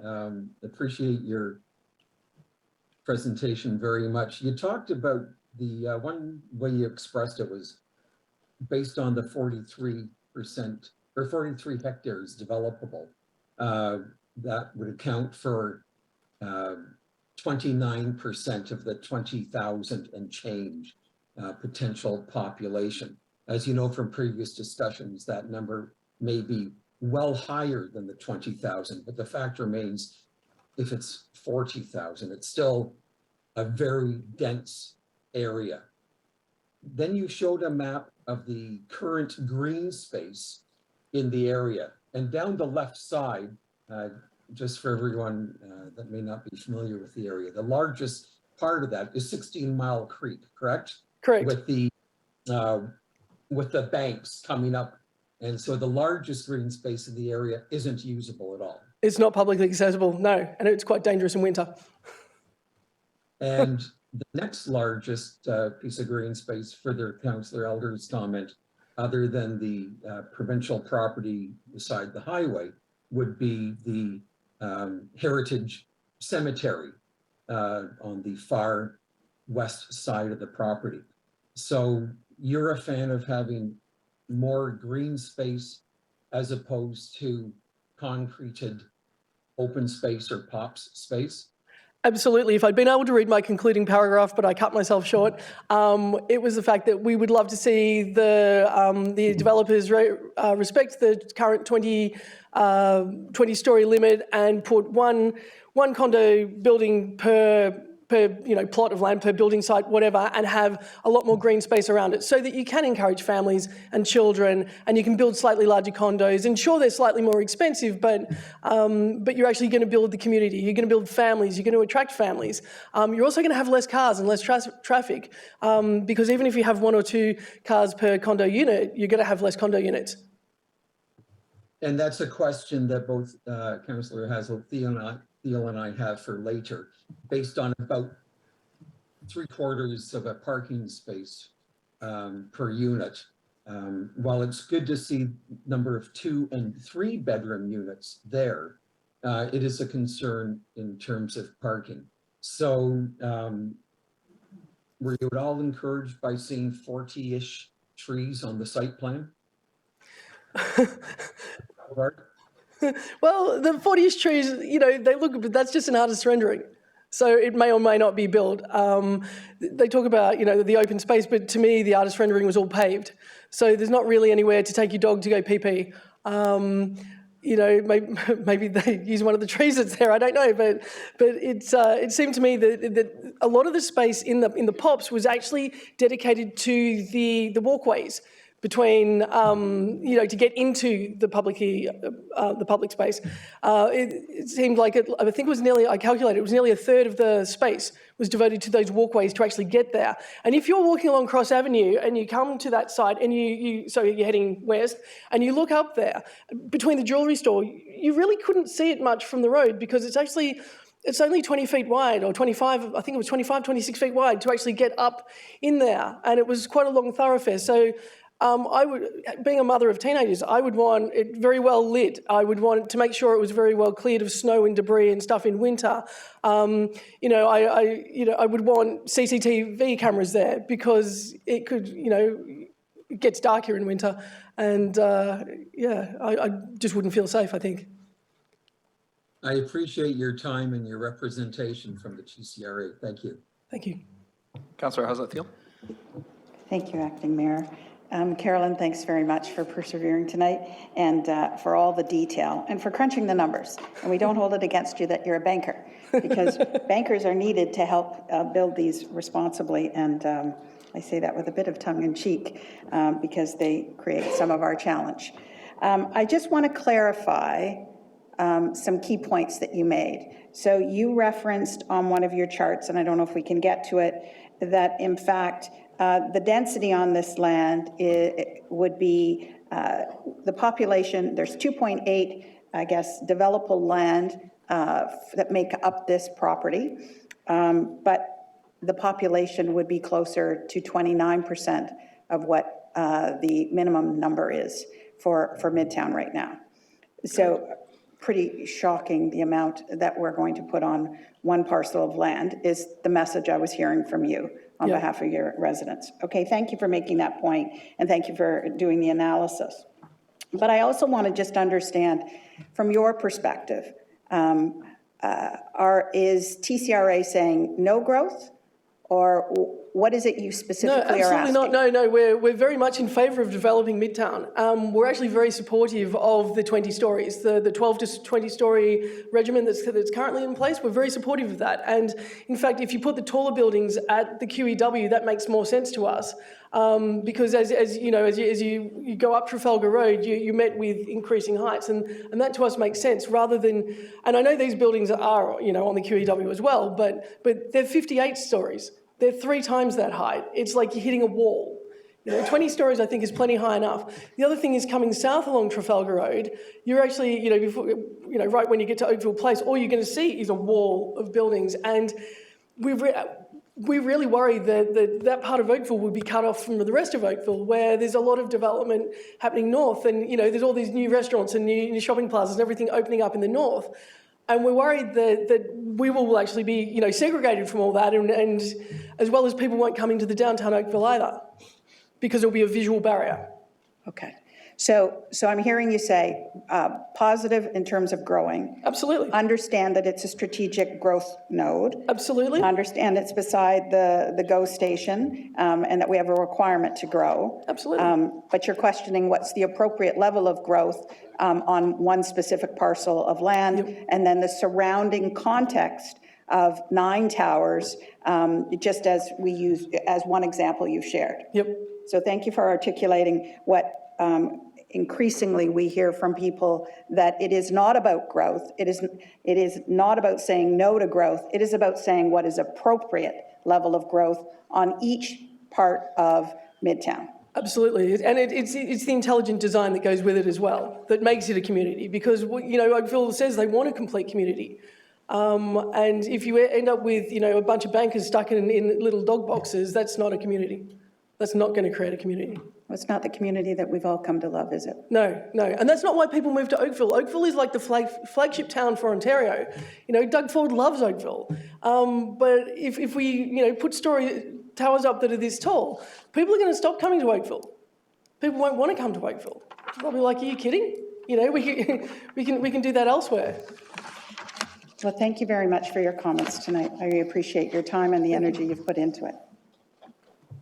Okay, thank you very much. Thank we you. have finished our questions for you. Our next delegation is David Mallon, Chartwell Maple Grove Residents Association. Welcome, nice to see you. Look forward to your information.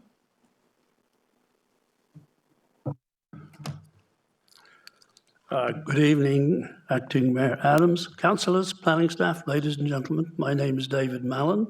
I'm delegating tonight to represent Chartwell Maple Grove Residents Association in expressing our neighbourhood's concerns about these two proposed developments in Midtown. I will endeavour to keep my remarks brief and to the issue. I want to start by congratulating Carolyn. We want to express our support and endorsement to the excellent presentation by our colleague and president of TCRA, Carolyn McMinn. Once you get a chance to go through the presentation thoroughly, with looking at both the written text and the pictures, I think it will become clear just what an excellent job she did and how well researched it is. I will minimize my comments following to be mindful of Council's patience in listening to as many people as you have patiently done tonight. I'm quite surprised you're all still here, actually. I congratulate you on that. Our 4 RAs in southeast Oakville are contiguous. They overlap each other or butt each other and are largely of a common mind in the views of this proposed development. I have 6 brief points I would like to add to TCRA's presentation. First of all, we support redevelopment in Midtown as being appropriate and needed. The area is currently underdeveloped and provides an opportunity for a vigorous, modern, new community in the theme of livable Oakville. 2, successful livable community development can only be achieved through careful planning. Isolated developments, which means each developer doing their own thing, will not produce an integrated community. As an aside, let me refer you to a book by a guy called Larry Beasley, who wrote a book called Vancouverism. They tried this approach in Vancouver, and after 3 or 4 years, they gave up on it and decided the community had to take charge of planning, and the developer's role and the community role were quite different. Developers' priorities are the success of their development. Of course they are. The community's view, on the other hand, is the success of the community in achieving something like livable Oakville as we've defined it for many years. It's community-focused, it's people-focused. We are concerned, point 3, we are concerned about proposed density, as Carolyn's already mentioned. The available land is 43 hectares. Density targeted by 2031 is 20,500 people.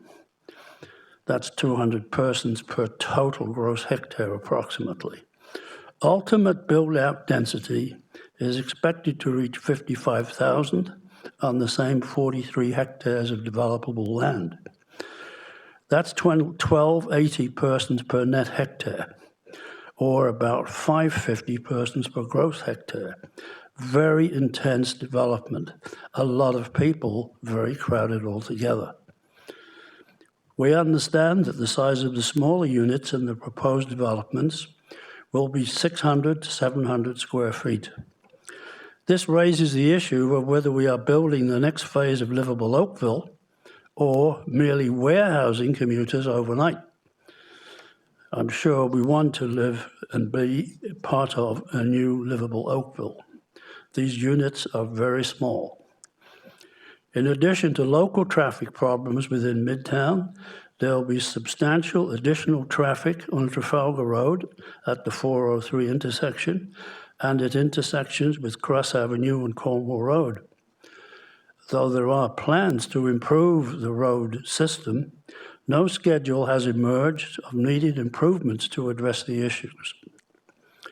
Finally, point 6, demand for existing facilities such as parks, community centers, recreational facilities will be intensified.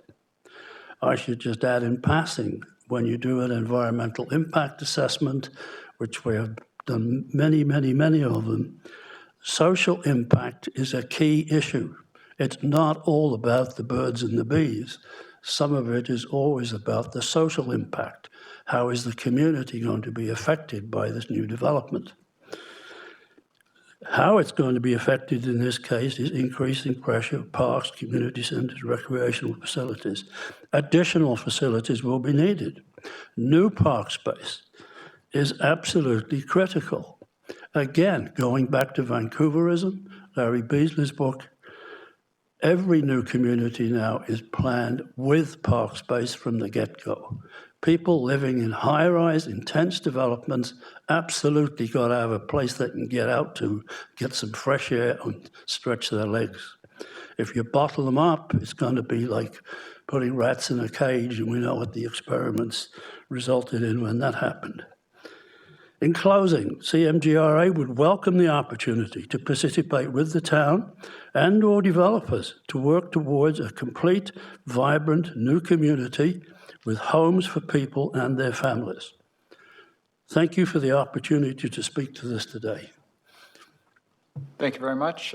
Before you go, Councillor, how's it feel? You have your hand up. Is that remnant from before, or are these new questions? Your hand is up, and the floor is yours. Mr. Mallon, thank you very much for coming out and for bearing with the hour of the night. You too should be applauded for persevering tonight. I just want to make sure that I've heard clearly. Thank you for raising that Larry Beasley, one of the best and well-renowned Canadian planners, for the work he's done in Vancouver, and that he's put livability and community at the heart of good design. So thank you very much for raising that and pointing that out. You mentioned that you're supportive of redevelopment, and that in fact, echoing a little bit of what Carolyn mentioned, which is you're prepared for the development. In fact, you want the development. It is just the phrase scale and intensity comes to mind. And what is too much on a parcel of land? Is that accurately describing your concern? Yes, it's accurately described. It has to have a human dimension. We are not building houses for anything other than people. We're not building condominiums for anything other than people to live in, children to live in, families to live in.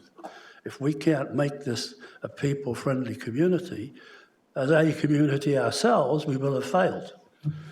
Our success in this will be when we have a community in Midtown that each of us can look at and say, well, it might have been a struggle, but at least we got where we wanted to get to, which is a new community for people, a place where people want to come. Mr. Mallon, thank you very much for articulating what I hope all our councillors really embrace, because I know they care about livable Oakville. Thank you for the opportunity. Thank you very much. Appreciate that. Now, members of council, before we go to our next delegation, I want you to know there are at least 3 more delegations on this item.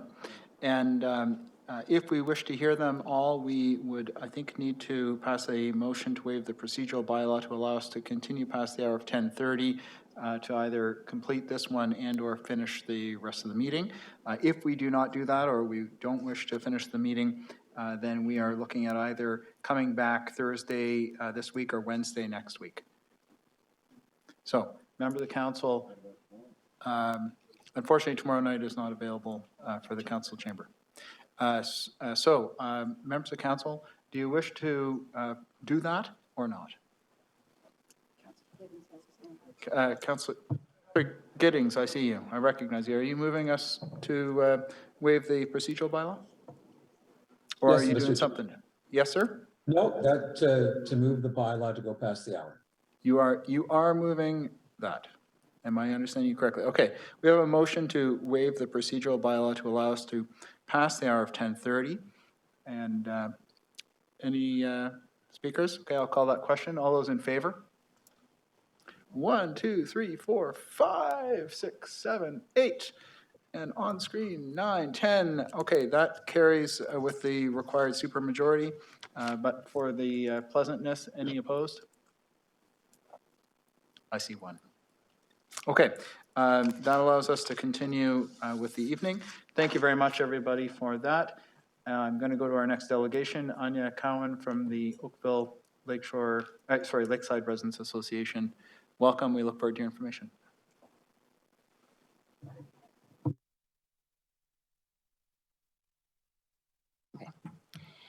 Good evening, Acting Mayor Adams, councillors, and members of the public.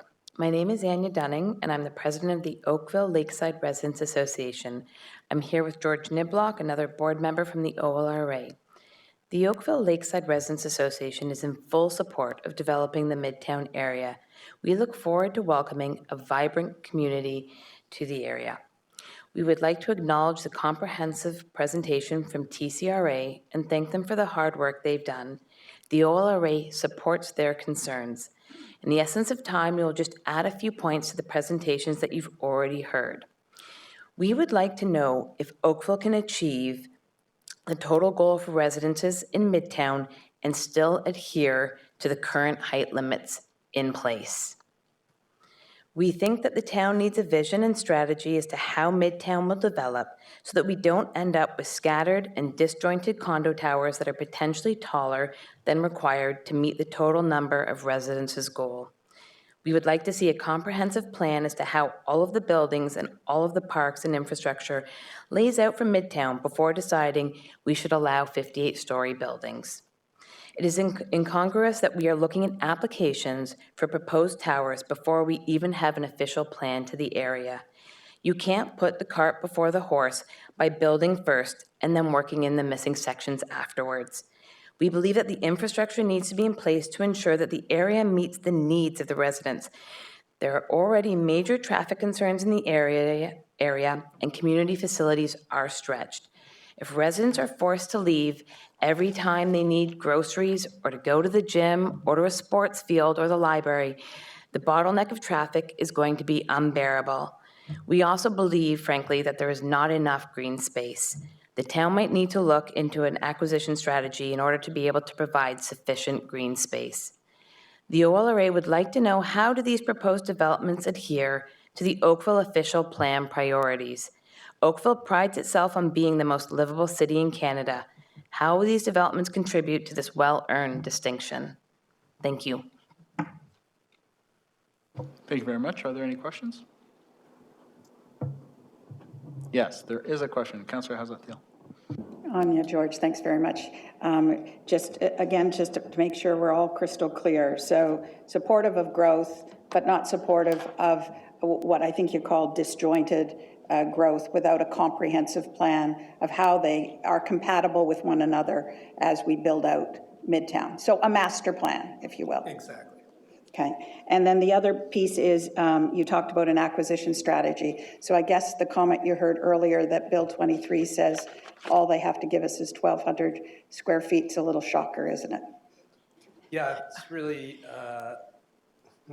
worked out. That's like 100 by 150 lot just for that one property. And so you divide that up around the building and you hardly have anything left. And that's the maximum. I don't think that's even what's proposed here.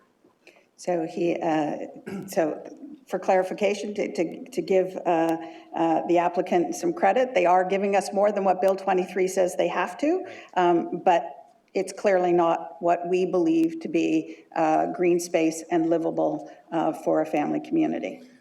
So I think we also just wanted to reiterate the TCRA point that the proposal seems to go way over the top in terms of accomplishing bringing residents to the area, then its allotted space would suggest is reasonable.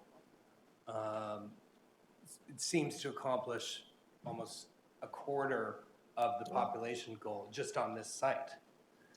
So we're wondering why we're contemplating such tall buildings when we've got other space to accomplish the goal of 13,400 residents. Thank you very much for your comments and your time tonight. I appreciate it. Can I say one thing? I was just going to say, one of the, when we talked about traffic, which did come up in previous meetings, and they kept saying, but it's going to be contraflow because everybody's going to be leaving the area when the residents are coming home. And if you don't build the parks and the space and the tennis wall or the soccer pitch for the families that all these condo buildings keep promising us that we're going to get all these daycare centers, right? Well, kids do grow up and they're going to need all of those facilities. And if you don't provide them, then what's going to happen at 5 o'clock when all those commuters leave the GO train is like little Johnny and Susie are going to be joining the rush as well to get out to the soccer pitches and wherever they need to go. So we are super supportive of building the area, but we want a vision that it's an entire community and not just tower blocks to live in. Thank you for those additional comments. Well said. Thank you. Thank you very much. Okay, next, Stephen Wauquet or Paul Lopes? No? Maybe online? We are checking here. Yes, on Zoom. Soon to be connected.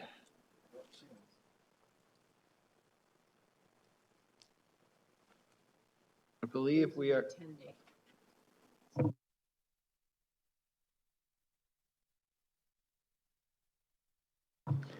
We are moving Stephen Wauquet online here.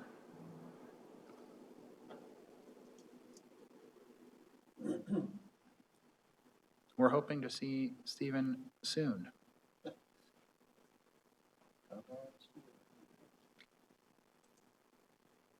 There. I see Stephen. Welcome, Stephen. We can see you and maybe we can hear you soon. Yes. We can hear you. Thank you so much for joining us and for staying online for such a long time. We look forward to your information. Yes, thank you. I'm speaking tonight on behalf of Oak Lane Park, which is the owner of the Oakville Ford dealership site. It's the 5-acre site, which is actually the corner property, and one of the applicants' property is immediately to the west of it. And the concerns that the dealership has as an ongoing successful part of the business community in Oakville is that the application as it's now proposed is inconsistent with the ongoing operation of the dealership. And our planner, Paul Lowe's, has filed a letter dated February 6th, yesterday, which is available to you and details our concerns. So given everything else you have to hear tonight, I would leave it at that and urge you and urge staff to give careful consideration to how to address the development so that it doesn't threaten one of the very long-term and well-appreciated members of the business community of Oakville. Thank you. Thank you very much for the information and your delegation. I don't see any questions from members of council. So again, thanks very much for your time this evening. I have one more registered individual, and that's Jonathan Sprossen.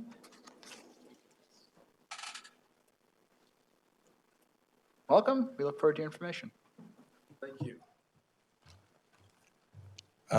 First of all, I'd like to just commend the Ratepayers Associations for doing such great presentations and telling about many of my concerns. And I'd like to apologize to the applicant because, like somebody just said, I think that it's the cart before the horse and that there hasn't really been a design for the area. I'm an architect and builder and developer in Oakville. And when I look at, and I also live within 500 feet of Beertown, which is one of the proposals.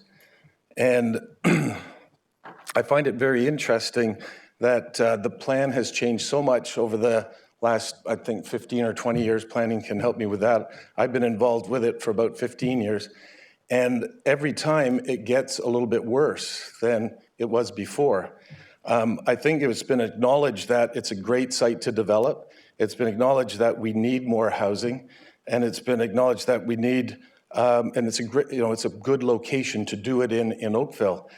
The fact that the two properties represent so much of the required density, and there's going to be, and they represent about 2 hectares of the total density or the total area, and they take so much, and they represent so much of the required density of the province. Now, I find it very hard to follow sometimes because we're using hectares, we're using acres, we're using unit count, and we're also using people count and job count. So when they do their proposal, they're proposing units. And then Carolyn nicely pointed out that there's 2.2 people for each one of those units. And there's also people in the retail areas. So when you have close to, I think I had over 6,000 people on an area twice the size of George Park. George's Park in downtown Oakville is almost exactly 1 hectare. So it just lets you see that where 12 houses would go in downtown Oakville, they're proposing to put in nearly 3,000 to 4,000 people. So I just think that I feel very sorry for them because they've gone through a lot of trouble to accommodate cars and bicycles, to put in pops, to make the buildings of different staggered heights, and to try and do everything that they've been asked to do. But why have they been asked to do that at 58 stories, which isn't even the maximum they can go to? They could say, well, we could go 80 stories and do it. They're allowed to go to 10 times FSI, and I think that it's supposed to be for net lot area, not gross lot area, and that means that both of the proposals are slightly over that. But they could go higher, and they could go fewer towers. They could make it less expensive. There is a proposal for Beertown, which I don't love, but it does it in 18 stories and 14 stories. It presents about 1,000 people per hectare, which is 5 times what they say we're supposed to do in the area. And so why is it that we're asking for or taking in proposals that are going to 58 stories when in 18 stories it can be done even more than we need? If the project was done like Beertown, there would be 45,800 people on the site doing 43 acres. If it was done like Beertown, there would be 22,000 extra cars. I live 1 block from Trafalgar and 1 block from Cornwall, and I don't think 22,000 extra cars can be accommodated on those 2 streets. Earlier proposals had more connection to the north. There's another thing that the councillors to the north did a great job in that first meeting to talk about what the needs of that community are. This development will affect your community as much as it affects the south community. And there's not a lot of talk from the north community. There's no representatives from ratepayers. And I think that's a mistake. And I think that the design should be linked more to the north community. The next place that they'll look at will be Oakville Place, which has a lot of empty parking spaces and can also have extra cars. So I don't want to go through all the things that people said. I think they did an excellent job. I just wanted to point out that it definitely is the cart before the horse. I don't blame the developer for proposing what they did. I feel sorry for them for spending all the money that they did because I really think the town should have given them more direction and said that, no, we don't want 10% or 20%, 29% for both sites of the area or of the people required for this area in 2 sites representing 2%. And should it have gone this far? I don't think so. The final thing is that we have an opportunity here with this 100 hectares of land in the center of the town to do something really, really good. And it just hasn't happened. With each of the proposals, there's no master plan, there's no feeling of a center point. It's very different to propose a community on a GO station than it is on a subway line. And I don't think that the province is out of their minds saying that 200 people per hectare is the right amount. And even if this land is so inefficiently laid out that only 40% of it is developable, I wonder what Metrolinx is going to do with their land after, which will probably come up for development and even more properties will be there. I just have so many questions, and I'd love to be involved in this going forward to make this a much better place. That's all I have to say. Thank you very much for your delegation and joining us for the entire evening. Any questions? Councillor Hazeltine. Thank you, Mr. Sprawson. So I just wanted to bring clarity. So when you did the calculation using the number of units and the property we call Beertown, your calculation was if not that we would want everything to be replicated and all look the same, but we would achieve far greater growth, and we would meet or exceed a growth target and still not have to accept 29% on one parcel of land. Right. Beertown is 14 and 19 stories. It might be 18. There are 0.6 hectares. There are 317 units, 50% one bedroom, about 45% two bedroom, and 5% three bedroom. I use it as an example because it's a viable financial model that the developer can use, because if they wouldn't be building it if it wasn't viable. I think it's been approved. Maybe planning can say. I think it's been an approved project, and it would result in 317 units, 306 cars, which is about right for 317 units, I believe, and about one per thing.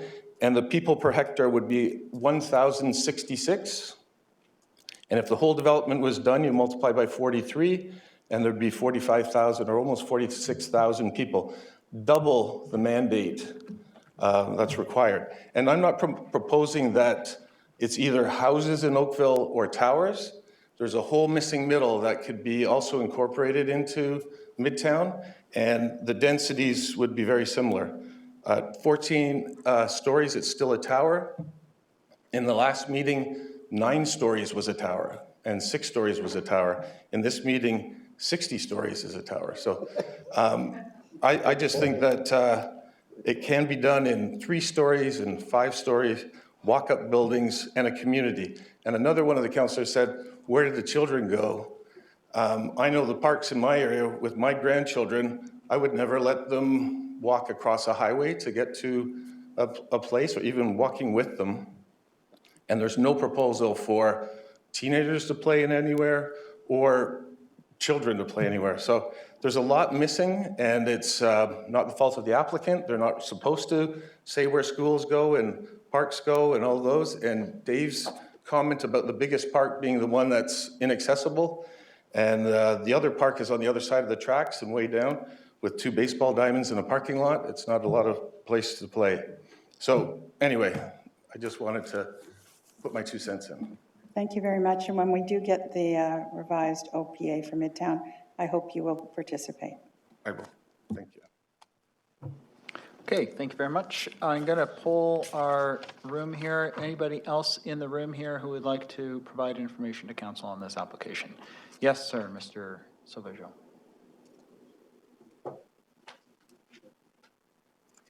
I don't want to prolong this meeting. I just want to say that absolutely the delegates have been fantastic addressing the issues. My one concern is the OPA. I'm hoping that they will set density limits. As it is right now, there are minimums, but there are no limits as to, 1, the density, as well, 2, the stories, number of stories. So I just want to ensure that the OPA, which will be coming forward, will address this issue. Thank you. Thank you for your time.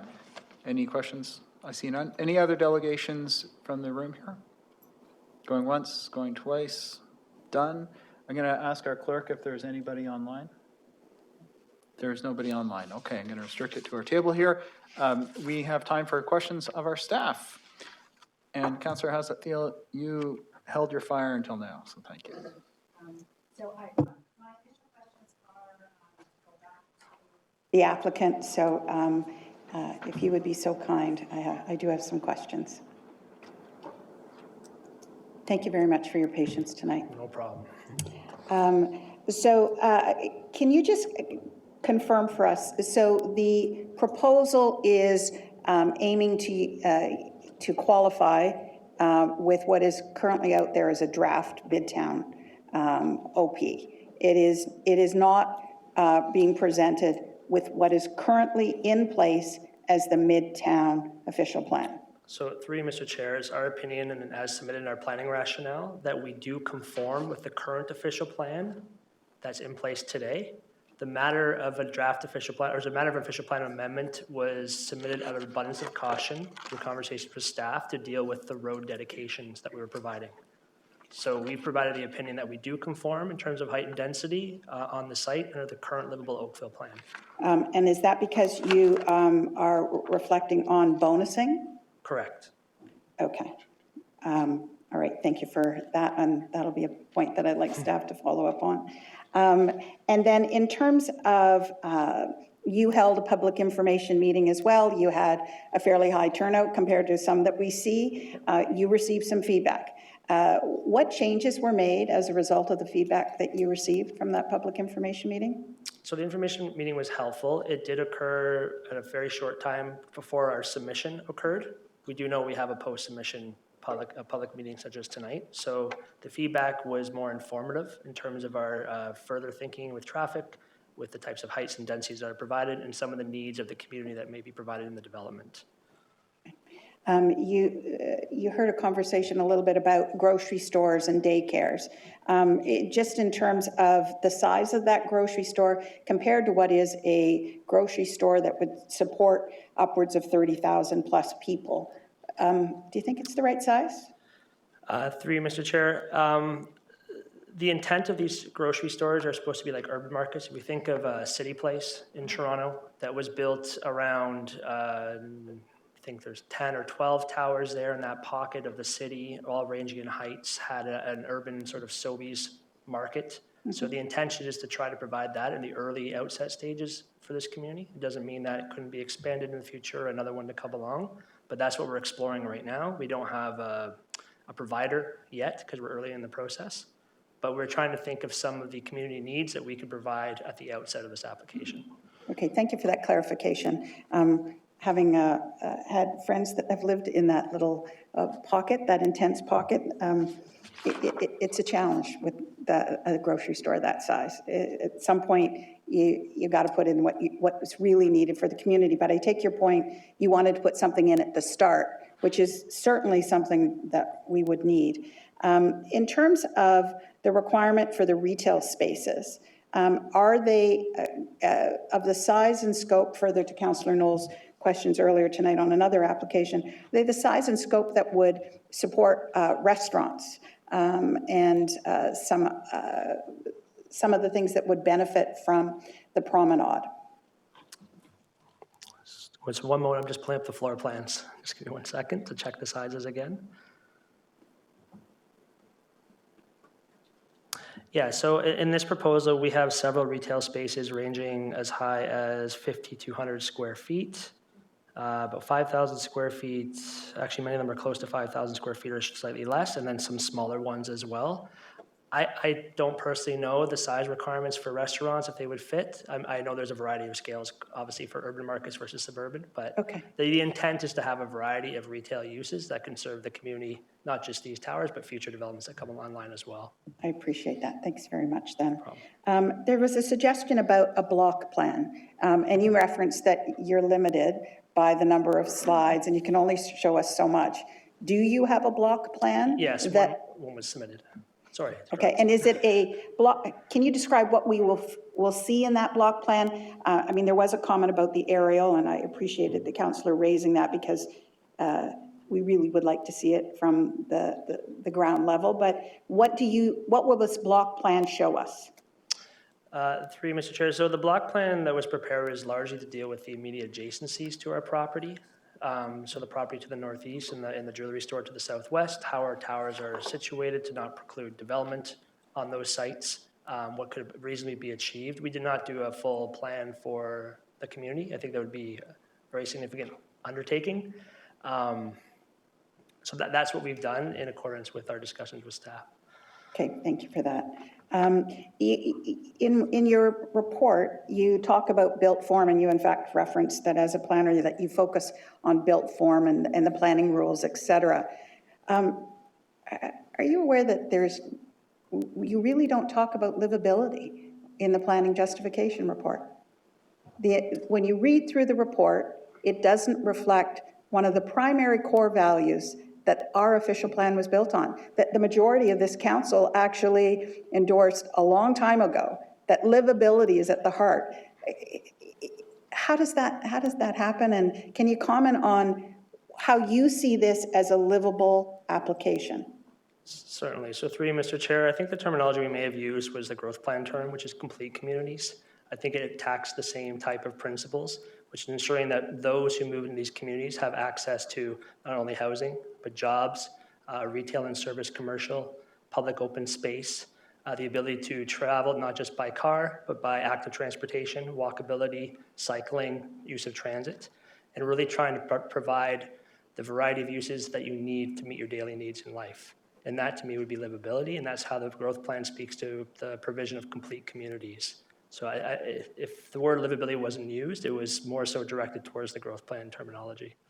So I just encourage you to go back, because tonight's a night for feedback, to look at it, because what it is really reflecting is, a justification for height, a justification for what you're proposing. I understand it's called a justification report, but it's not speaking to community, and it's not really speaking to livability. And that's why those that have come out tonight are raising that question. It doesn't feel and express livability the way we think we can achieve in Midtown. So I just encourage you to take a look at it, because I kept hunting and I couldn't find it. In terms of adequacy for shadowing, so the private public realm spaces have shadows. Is the orientation of the buildings, can that be adjusted? What was taken into consideration to make sure that these spaces are not having minimal sunshine? Through you, Mr. Chair, that's a really good question. So the pop space is partially designed around the podium elements. The podium elements are the lower, obviously, elements of the building. We try to design those at a height that allows for sunlight to pass through into the courtyard space, the public space. There's recognition it's not going to receive sunlight throughout the entirety of the day, just because of the nature of the sun movement and the movement of shadows. But we think that the sunlight that is provided is adequate for an urban center like this, and not unlike what we see in other urban areas. So I will call out to you that adequate is not Oakville. So, and I say that with all pride, because we want them to be able to enjoy the space better than just adequate. Can you just clarify for me in terms of the design itself? I get you need to monetize your land. It's in the heart of Midtown. It's worth a lot of money now. It's grown a lot in value in the last 10 to 15 years.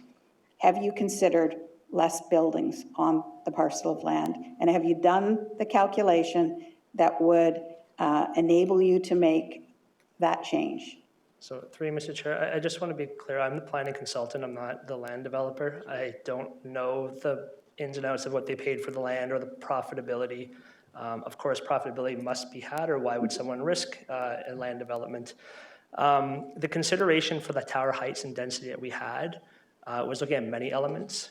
Obviously, we have an existing context that does not have towers, but certainly a planned policy context that anticipate towers, and a moving planning policy context, a context that is evolving since we first started looking at these sites, which is why I said earlier, we've been working very collaboratively with staff through this process, sharing ideas, sharing research, looking at other municipalities that have GO nodes, looking at what's happening in Mississauga, what's happening in Vaughan and Markham, to see the types of planned and proposed heights around those stations, the densities they're achieving. So that was part of the analysis that we did. That's why we see a variation of height right now on the sites in terms of the different towers. The other aspect was looking at the emerging forthcoming planned policy context that staff have been working on as well, and understanding some of the densities that are being contemplated, some of the heights that are being contemplated, and how we fit within that puzzle. So it was that sort of exercise that we undertook. Did we consider less? I don't know if the developers considered less. Certainly they came to us for advice on heights, and we undertook that initial research and came back with recommendations for heights. So what I've heard you in summary say is that you continue to support that you believe that this meets our official plan as it stands today, and that this is justifiable.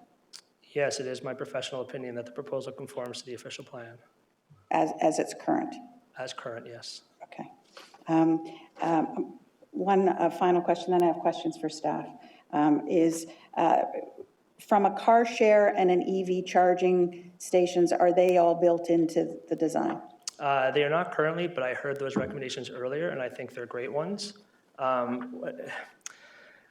The challenge with this process is that we do have a great consulting team with each having their own discipline. If our traffic consultant was here, would have a very great answer for you right now. It's tough to have all of those details in your head. I don't believe we're providing it, but I do recognize their importance. Okay, thanks very much. Thank you.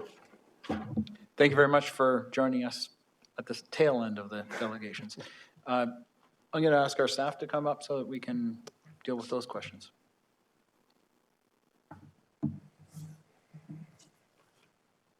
Councillor, how's it feel? You might be the only one with questions of our staff.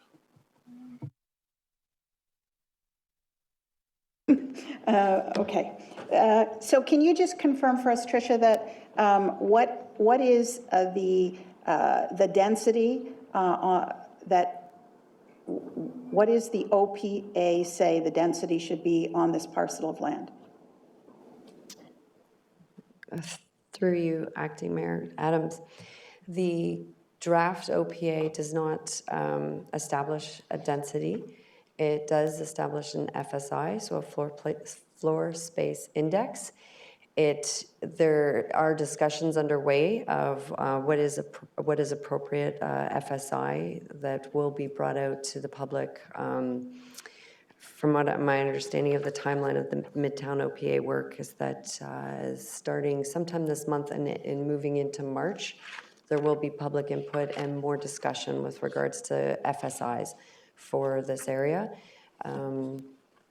with more of a public information meeting at the end of March anticipated. So that work is underway. The draft OPA looked at a range of 7 to 10, but that hasn't been fixed yet in the work that's coming forward right now. That's still being reviewed. So can I just ask Director Charles to confirm which, this application has been filed, is our current Midtown OP how it should be evaluated, or is it the draft OP? Through you, Mr. Chair. The application will be reviewed in the context of the existing policy, which is in effect, which is what you will find in the Livable Oakville plan currently. That said, we recognize that there is emerging policy, and there is still our responsibility to review the application in the context of that emerging policy, even though it is not definitive to what we put in front of council. So the existing is the in effect policy that is legally what is before you. But we are certainly obligated to say this is the direction that we're going in with the new policy. Okay, can you clarify, there was a question about whether it was net area or gross area, I believe one of the delegates mentioned. Which is it?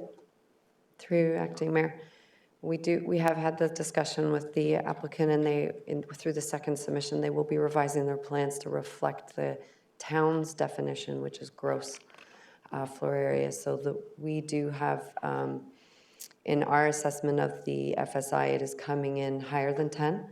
Whereas the applicant is looking at a different definition of FSI, so that will be cleared up through the second submission. Okay. When you look at the issues that you need to come back and review, we've heard from one of the councillors talk about inclusionary.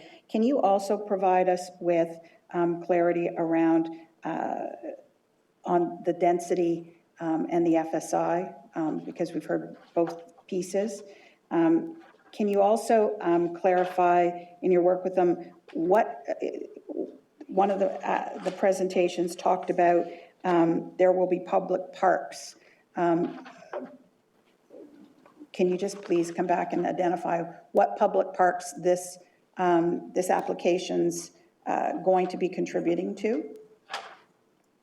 That would be appreciated. And additionally, can you speak to the current number of approved units for Oakville against the provincially mandated growth? So we know that we have an obligation to track how we're doing against provincially mandated growth. what I'm asking for when we go to get the recommendation report is, how many have we approved or are in the pipeline? And what would that population be? And how does that compare against the provincial target? Because I think one of the challenges, and what the delegates did an excellent job pointing out, is there are ways to exceed our obligation and do it differently. And I just want to make sure we're fact-based in our evaluation of the proposal. Through you, Mr. Chair, can I just clarify that you said the current approved number of units for Oakville, not Midtown? Yes, I want to understand the broader perspective, because it's easy to kind of go, well, the growth nodes are where we're going to put everything. Well, they are. It's our urban structure. We know that it's an important element of our achieving the mandate, but it's not the only element. And how we appropriately deliver that is what I'm hearing from the delegates. I will stop there. Councillor Giddings? Thank you, Mr. Chair. In addition to that, Tricia, just curious in terms of, it's difficult for our residents when we're between OPAs, if you will. And so we're seeing proposals coming in that far outreach what is currently there. The timing or projected timing for the revised or tentative OPA is May, June-ish, I believe. Through you, Mr. Chair. The timing is for, the anticipated timing for the statutory public meeting is May, and the recommendation meeting is June. All right, and the timing of the environmental completion? Through you, Mr. Chair, I'm unclear what you mean by environmental completion. Well, there was an environmental assessment study being done? Oh, sorry, for the applications? Correct. Okay, yes, that I don't have the timing off the top of my head. We are meeting with the applicants on a regular basis. Full sets of comments have been provided in the last few weeks to the applicants for this application, and we're working with them to understand timing for when that second submission will be submitted to us. In that will be a better understanding of where the environmental work is and if there's additional phases that are required. All right, thank you very much. In the interest of time, that's it, Mr. Chair. Looking forward to hearing the matters under review. We may have a few to add. Very good. Councillor Knoll?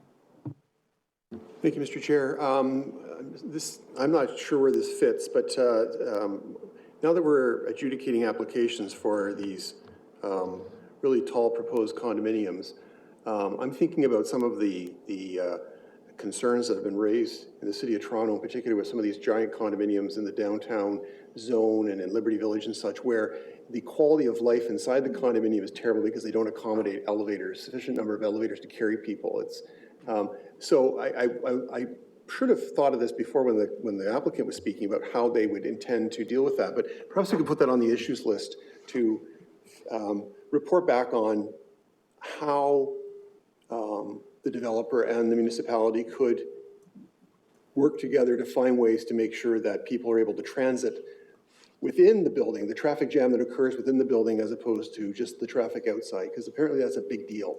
I've heard from individuals that are impacted, and there was a lot of news stories on the ICE condominiums, which are about, I think, 6 stories taller than this one. I think it's 66 Councillor stories. Knoll, that's a great issue, and let's add that to the Thank you very much. issue list that we ask our staff to report back on the internal transportation within the buildings. Vertical transportation. Vertical transportation within the buildings, including how elevators would function. Thank you. I've got Councillor McNeice next. Through you, Chair, I'll make this quick. So in our official plan amendment, I do see the section on inclusionary zoning, but it looks like we're really just starting the process through this official plan amendment of getting that in place. Is that sort of correct? Like we won't start seeing it reflected in applications for quite some time? Through you, Mr. Chair, I'm going to refer to Gabe Charles. Sure, I think I got delegated the question. So through you, Mr. Chair, to the councillor, To get through to the inclusionary zoning, there's a lot of background work that has to get done first. We went through that exercise and provided some policies, most recently through the Bronte Go MTSA work, which was recently approved. So more than likely, council will see similar types of policies for Midtown when we bring that OPA forward to start to set the stage for how we're going to deal with inclusionary zoning going forward. Okay, so just so I'm clear, they're not reflected in the official plan amendment though, right? It will be separate? So through Mr. Chair, there's probably going to be two pieces to that. If the policies are available and ready and that could be echoed in this OPA, that's possible if council is in a situation to deal with that. Conversely, it will sit in the parent OPA for Midtown, and then that could be reflected in zoning later on. Okay, so I'll just, I guess, make a suggestion or something. If we can accelerate it, seeing we're starting to get applications that I don't think they will reflect it unless it's sort of defined in the OPA. But if we're going this tall, we need to use this tool, I believe, to get the cost of the unit down. Many other jurisdictions do it, and it has worked quite well. So that's it for me. Thank you. Councillor Elgar? Thank you. Through you, Mr. Chair. Could staff report back on finding more information out on specifically Liberty Village is a perfect example of us. I think we're trying to go here with Midtown, because when I know that area, and with what I'm reading about it, from what I'm hearing, and I just look quickly here, they're saying it shows a lack of infrastructure such as community center, schools, library, green space is their top concerns. That the people that are living there, they're not happy there now. Like something, so it's very short term. It was a great place. Everybody was rushing there a few years ago, and now it's not working. So if staff could report on how we can prevent having the same problems going forward. Thank you. Okay, any other questions of our staff? Okay. Sir, we've restricted it to table, and we... Just a very brief question. I'm sorry, I can't reopen it for the matter of having restricted it to table already. If you have additional issues that you wish to provide to us, please provide them in writing to our clerk, and we will make sure that they're included within our staff report. Members of council, we have dealt with the material before us. Councillor Hazlitt-Thiel, you have a further question? I just want to make sure on the issues list that there was a letter that came in that really talked about understanding the broader context. So I just want to make sure it is on there in terms of what is not just these parcels of land, but how the surrounding lands. Maybe it's because it's getting late in the night, but I want to make sure it is on the list that you're going to talk to the surrounding areas when you come back. And I get that it's only one element, but I think it's important because the point that was being made is if they're coming back in and around the same time as the OP, we need to understand what precedent we could potentially be setting. Okay. Councillor McNeese, further issue? Yeah, through you, Chair. Just one other quick suggestion or issue, if we could explore maybe potentially the feasibility of a design review panel if we're going to start getting a lot of applications like this, so that we can seek to get the best quality design and aesthetically pleasing. So I'll just have that as an issue as well. Thank you. Okay, I think we've finished with questions of our staff. That brings us to moving forward with a motion this evening.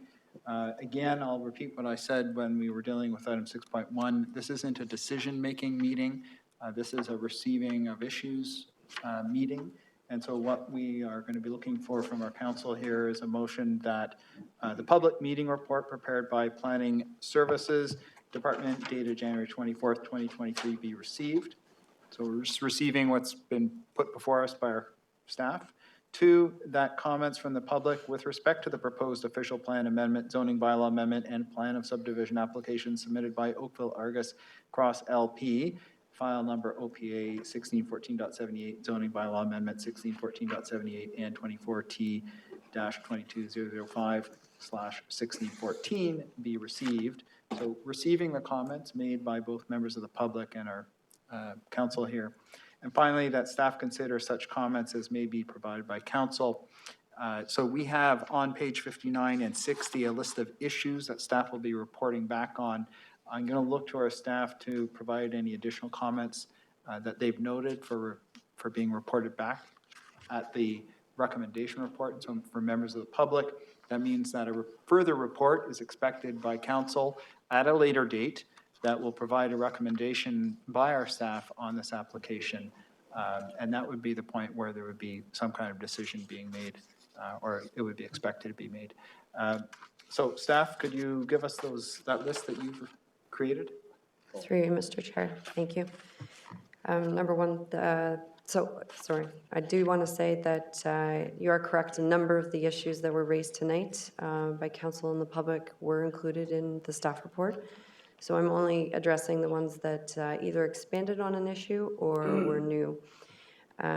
So the need for a wind impact study, and I just want to clarify with that one, that we did discuss this with the applicant at the pre-con stage, and we agreed with the applicant to have it come in with the second submission, so it will be coming in. Evaluate the inclusion of affordable housing. Report back on the advancement of the inclusionary zoning piece as part of the Midtown OPA work. Report back on what public parks this application will be contributing to. Report back on the size of units, so not just the type of units, that's in my report as an issue, but the size of the units. A block plan that would help inform the application. Have the applicant address livability and community in Midtown within the submitted planning justification report. The current approved number of units for Oakville or approved or in the pipeline, and how does that compare to the provincial obligations? Report back on how the developer and municipality will respond to the residents' ability to transit within the buildings, including elevators. Report back on Liberty Village example and how we can prevent similar issues within Midtown, and explore the feasibility of a design review panel. Okay. Councillor Giddings, do you have an additional issue that you felt was not captured? Thank you, Mr. Chair. Yes. Could we look at options to the cash in lieu? As we talked about earlier with the proponent, instead of cash in lieu, what that could, the dollars involved in that, so we can make a decision on the requirement if we have to provide parks and open space. It would also, given the possible population in this area, perhaps we should be looking at adding on to the OTCC or the space to the south at some point in time, or holding on to that space. Through the matters under review on page 59, it talked about identification of urban structure, great, natural area, etc. We'd like more details on that in terms of what natural area we could be providing. The school boards is great. In terms of climate change and sustainability goals, I'd like that fledged out a little bit to include items such as, does that encompass rideshare, EV charging, what contributions will be for active transportation? Are they looking at district energy or geothermal possibilities, looking at building above the OBC in terms of energy efficiencies? Tree preservation, I was confused at that. I'd like that to see possibly additions to canopy, because I'm not quite sure what tree preservation. Well, there are not a lot of trees in the area now.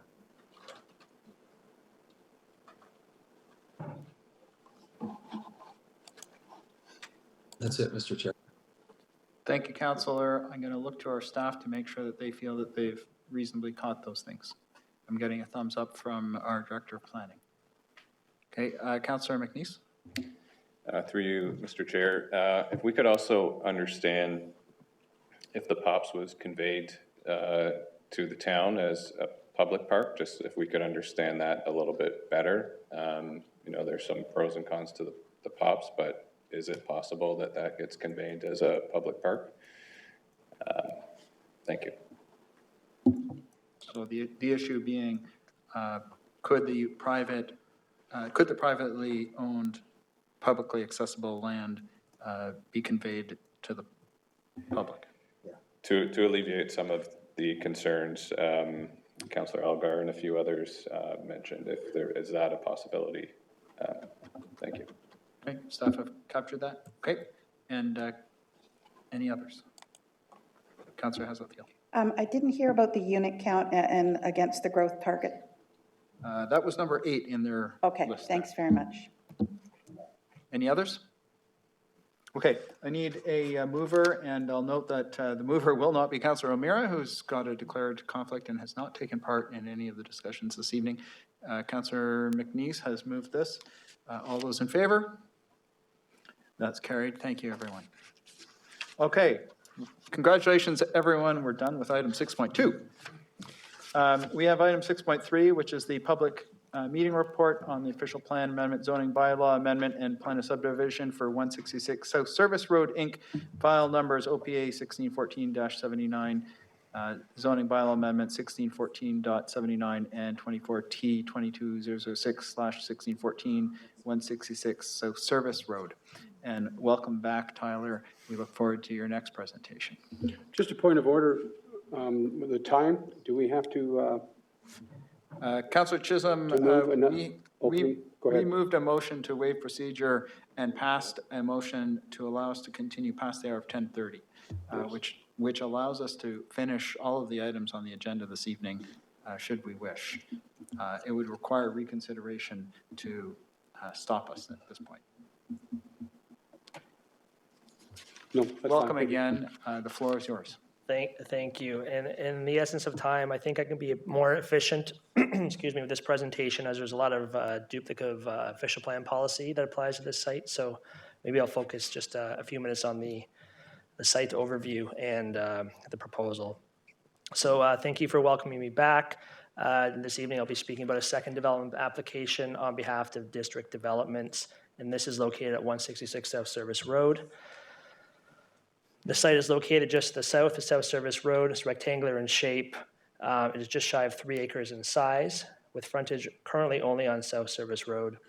It's currently occupied by a one-story commercial building known as Hiker's Haven. The site is about 300 meters north of the Oakville GO station lands.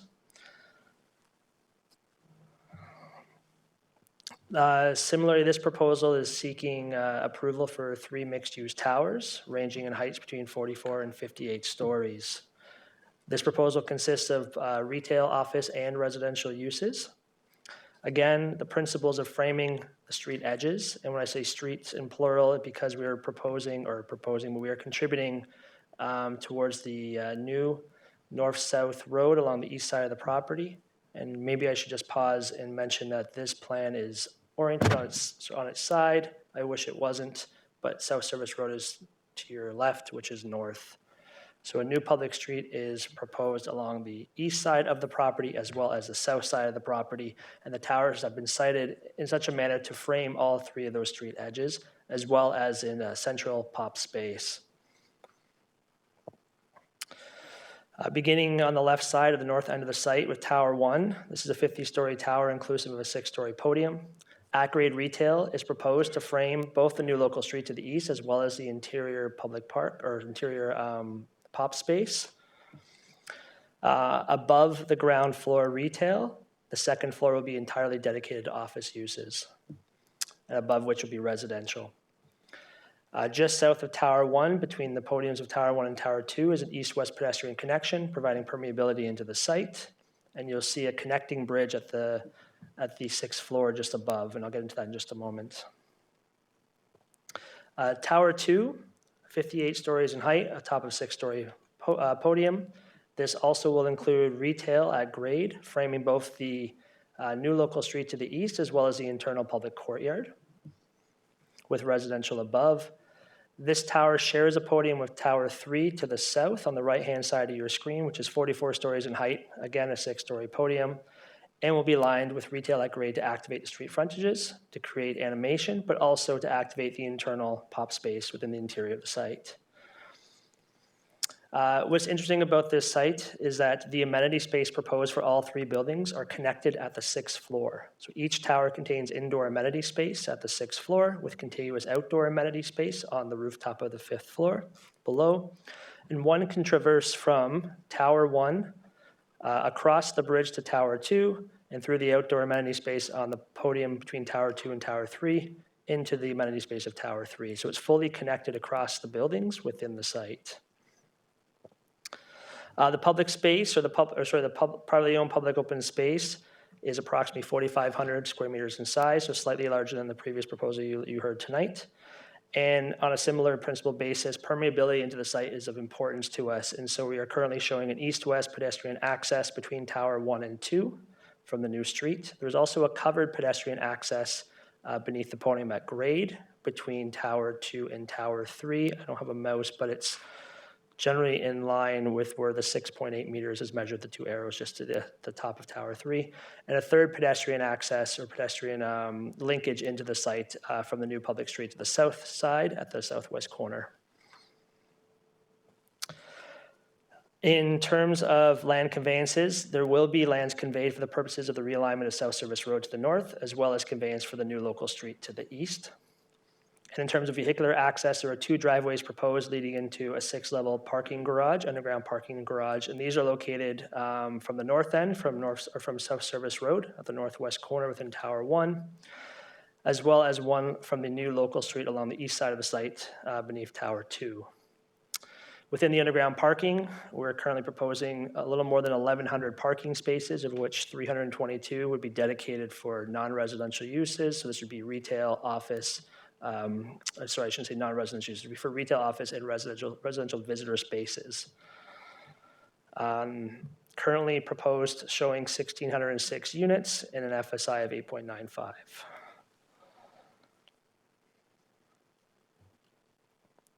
Similar, the draft plan of subdivision is really to facilitate the land dedication required for the roads. And then very briefly, similar context in terms of being located within an urban growth center and a major transit station area. The site is designated urban core with the same permissions for up to 20 stories with density bonusing on the subject site. And within the draft Midtown secondary plan or official plan, we've been talking about the proposed densities and heights, and those remain the same on the subject site as well. Zoning, the site is zone MTC. So again, this is a commercial zone that does not currently permit residential uses. So a zoning bylaw amendment application would be required to bring that into conformity with the overarching official plan. And this subject site was part of the same joint public information meeting held back in February of last year. And not to repeat the issues, but they're on your screen. A lot of the similar issues were applied to this site in terms of traffic and building heights, process timeline, and so forth. And I hope I was efficient with the time, and that was okay. Thank you very much. I appreciate that. And just to flag for our staff, you might want to dust off the issues list that you just drafted for the last one and prepare it. That might help our council members move along quickly as well. Are there any questions of the presentation we just received? Councillor Haslethiel. Can you just confirm for me the property that is beside you that would abut the POP? Do you have ownership of that property at this time? To the west? No, we don't. To the Not this west? time, no. Okay, and so in terms of a contiguous green space, which was one of the hopeful things that was in a draft OP, we don't know if that would be contiguous green space to the abutting property. No, we do not know that. Okay. This time, no. There had been some conversation about rentals. Can you just confirm, are these condos or rentals? So at this time, the district's currently contemplating condo, but I have been told that rental is not something they've taken off the table, so I believe it's still under consideration. And I think that just goes back to the early stages of these proposals and trying to understand what sort of product to bring to market. Okay. So it's not a no.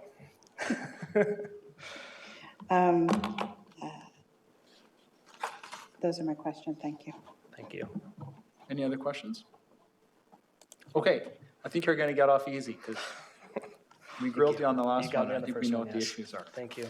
I'm going to go to our registered delegations. And before we call up Carolyn McMinn again, I'm going to say is if there's anyone watching the live stream of the meeting on oakville.ca and you wish to speak to this item, please call 905-815-6095 and we will connect you to the meeting. You'll be called upon to speak following the registered delegations that we have here. Carolyn, welcome back. And we look forward to your information. Thank you for having me.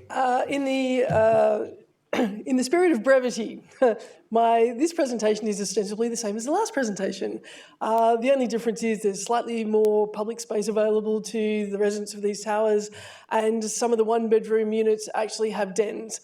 It doesn't mean that the unit is any bigger. It just means that some of the one-bedroom units have got a little room that you could probably put a daybed in or something, and potentially accommodate a child. The one issue I didn't bring up before was schooling. Now, I know schooling is not a town thing, it's not a region thing, I know it's a provincial thing, but, and it goes to the whole of Midtown. It's like we're going to have all these people there. Our local schools are currently full. The private schools are all full. The public school kids are in portable classrooms, and it's really not sustainable. So I don't know if there's anything at all we can do about it, but that was certainly something that I didn't get to mention in my previous presentation. And the only other question I have is, I know there was a noise study done, and quite frankly, I haven't had a chance to read it yet, but what is being done in terms of mitigating noise, especially for children who might be out in the public parks and that sort of thing? The QEW is right there, the railway line is right there, it's quite noisy. I did read something about it being daytime noise of 55 decibels if you're outside, so that's actually quite loud if you're outside for extended periods of time. So just wondering if there's anything being done about that. And apart from that, would love to see more green space and look forward to the development and, you know, let's build family apartments, like I said last time. But yeah, really nothing, like if you heard my last presentation and you've got my letter, it's all encompassed in there, in the spirit of being brief. Any questions? Thank you very much for the presentation and your information. Are there questions? Thank you very much. We appreciate the information that you provided to us both this time and the last time. And I noted your issue regarding outdoor noise mitigation as being a concern. I have David Mallon next. Welcome. Did David? Maybe he disappeared. Maybe he disappeared unless he's out in the hallway. He had to go home. He did have to go. Okay. Thank you for letting us know. Anya Cowan from the Oakville Lakeside Residents Association, welcome back. Thank you for staying with us. Yeah, and it's the same scenario. We have the same feedback for this unit as we had for the other one, and in the essence of time, we'll just make those comments that they're the same. Thank you very much. Okay. I appreciate that. I'll ask if there are any questions. I don't see any. And I did note to our staff that similar issue lists are likely to be needed. Eldon Theodore from MHBC Planning on behalf of Center City Capital Limited. He's on Zoom. He is on Zoom and we are connecting him. Eldon, we see you and soon we will get to hear you, I think.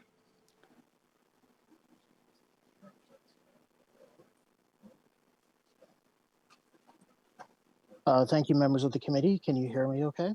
Welcome. Yes, we can hear you fine. We look forward to your information. Thank you. Apologies for not being on camera. Given the late hour, it is difficult for me to show you what is going on here. But thanks for the opportunity to speak.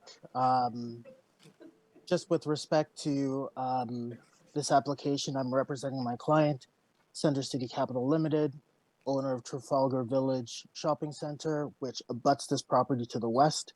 And just for a bit of context, my client's property, it's a through lot that extends and has frontage on 3 roads. Lions Cross, as well as as well as South Service Road to the north. So my client's property has abuts to the full extent of the westerly property line of this application. We've had an opportunity to consider it, and our concerns are mainly extended to the proposed separation distances and getting more understanding about how this proposal is protecting for adjacent properties and development potential, the location of access points in terms of how many along a block frontage and how that considers the future of redevelopment within this particular quadrant, as well as the regard for the emerging policy framework. We know, and as the applicant has noted, there is an emerging framework. It is speaking to matters such as parkland, such as connectivity, such as connections. And this application does not seem to align with that direction. So it's concerning from our perspective. In our submission that we provided to the town, we noted that, in our opinion, that we think a block context plan would be beneficial in helping to understand and demonstrate how this proposal has regard for the greater context, and not a block context plan just to speak to separation distances and height and density, but looking at things like amenity spaces, open spaces, pedestrian connections, vehicular, cycling, where you're going to have public art, opportunities for retention of existing green spaces, all those matters that have a greater conflict with the surrounding neighboring properties, and how this proposal will respect and contemplate that. And even from a phasing perspective, when we look at this proposal and we look at the parkland that's available and the parkland that's being contemplated, the POPs that's being shown, how does that integrate with the future development potential of the lands to the west, being our client's lands? How does that speak to the town's vision for parkland? Right now, what we're seeing is an enclosed space. It's a private space. If it's intended to be a POPs, how will that have? How will it be visibly known to residents that this is something that they can move through? So there's a lot of parts that we think a bigger block context would provide a greater perspective, and to demonstrate that when future applications come forward, and I'm noting that my client is not in any rush to move forward with any application, so they'll have an existing commercial plaza with operating loading docks adjacent to this property.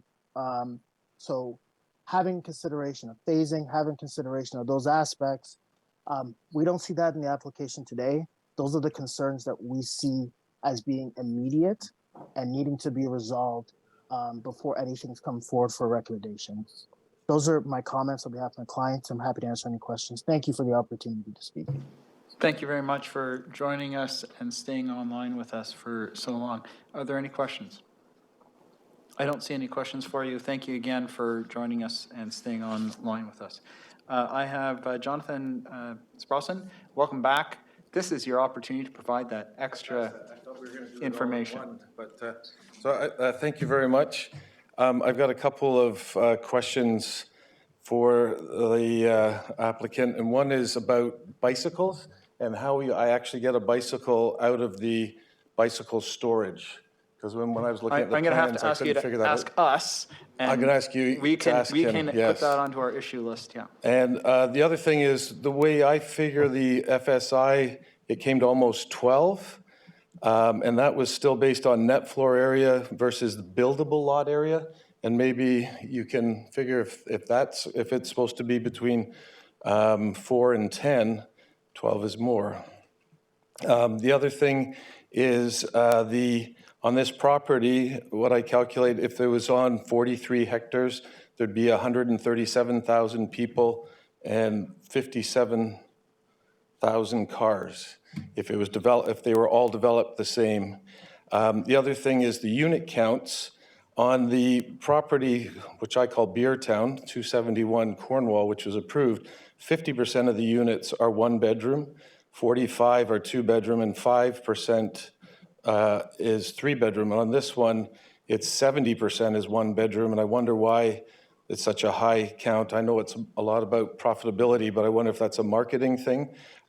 We all seem to be talking about family, and 2-bedroom is much more family-oriented. And the last thing I'd like to ask, which is what I was going to ask before, is how is it when you have a property that has no neighbors other than what we just heard was the commercial site, but there's no residential neighbors, like for the first meeting tonight, 6.1, there were 30 people out for a 9-story building, and now we have just the delegates from the ratepayers. How is it that the candidate or the applicant can get people out that are concerned when there's nobody that lives there as a resident right now? And that's a question to planning. It said there were 64 people out at that meeting. I wasn't there because I didn't hear about it, but I'm 500 feet from Cornwall, which is part of the development area, and I didn't get notification, and I've asked for notification. So I just wonder who speaks for the people, and I think it's you, the council, but who speaks for the people who are going to live there, and who of those people can show up to this, and who are the neighbors? And there was nobody from the north that came. There's supposed to be, there was a bridge that went over, a pedestrian bridge. It might be built, I'm not sure. There was a tunnel at Chartwell. There was a road that was supposed to go through at Chartwell, and then another road proposed, and I see they've all been taken out of the last scheme. And I just wonder what planning is doing. And I'm sorry, district, because then there again, cart before the horse, but there is, it seems like there's not a lot of connection being made to the north in this scheme. It's not their problem. There's not a lot of parkland. It's not their problem. And again, I'd just like to reiterate, and I didn't hear when we did the council, or when they put together their topics, I just didn't hear, how is this going to be improved? Is there going to be a way of improving the whole layout, not just what the candidates are proposing, or the applicants are proposing? Okay, thank you for, so A, thank you for staying with us, and B, adding your issues. I'm going to ask if there's any questions based on that. Can I just clarify with you, sir, before you disappear, your very first issue around the bicycle access, was it the number of? No, it seemed like there's lots of them. It just, I was trying to figure out how to get a bike from the storage area out to the street. Okay, so the physical layout of the site in terms of access to the bicycle Yeah, walkers. there's a lot of, cars have ramps and stuff like that. The bicycles can get to the ramps, but I didn't see how they would actually get out in this scheme. Thank you very much. That's an interesting issue to add. Thank you. Okay, that's all the registered delegations that I had here. I'm going to poll our audience here. Anybody with additional information? Yes, come on down. The Price is Right. For those who remember that fondly, that show. I'm Jane Huddleston. I'm the Vice President of the TCRA, and I attended the meeting that the developer had last week online, and it was actually about the Holiday Inn site. And here we've got 2 sites really on either side of that. And so there are 3 sites to be developed that are all very similar, all extremely high density. And I just think we should be looking at them together, because they're abutting each other, and they're by the same developer, and they're all super high buildings and super high density. So they all have the same common issues. And the meeting last week was about the Holiday Inn site. It was not about the sites that we're talking about tonight. So I just wanted to draw that to your attention, and that we really should be looking at. I think that gets to the issue of creating a block plan. That was part of the list of issues that our staff captured in the last application, and I expect we'll add that to this list as well. Okay, thank you. Thank you. Any others in the room here tonight? I don't see any. I'm going to ask our clerk if there's anybody online. Okay. Then going once, going twice, I'm going to restrict it to table. And members of council, do you have any questions of our staff? Or are you ready to double check the list of issues that they've created for us. I think the issue list is very similar. Councillor Hazlitt-Thiel, do you have a question or I'd do you have an agree. issue to add? Through you, Chair. I agree that the list is similar. I do have a few extra that I'd like to just make sure. One of the delegates talked about the abutting land and the compatibility. So once again, addressing those issues that are in his letter and that were in his delegation, if they could be added, I'd appreciate it. There was a question again about what is the FSI? Is it accurate? So I think that was still on the other list. We'd like to understand cash in lieu versus park again on this parcel of land. Just quickly going down, and we already have noted the noise wall or a noise any noise mitigation that might be required. And then finally, I would like to understand what the FSI is for Liberty Village, which is often used as a comparable for an urban community. Okay, I think our staff have collected those.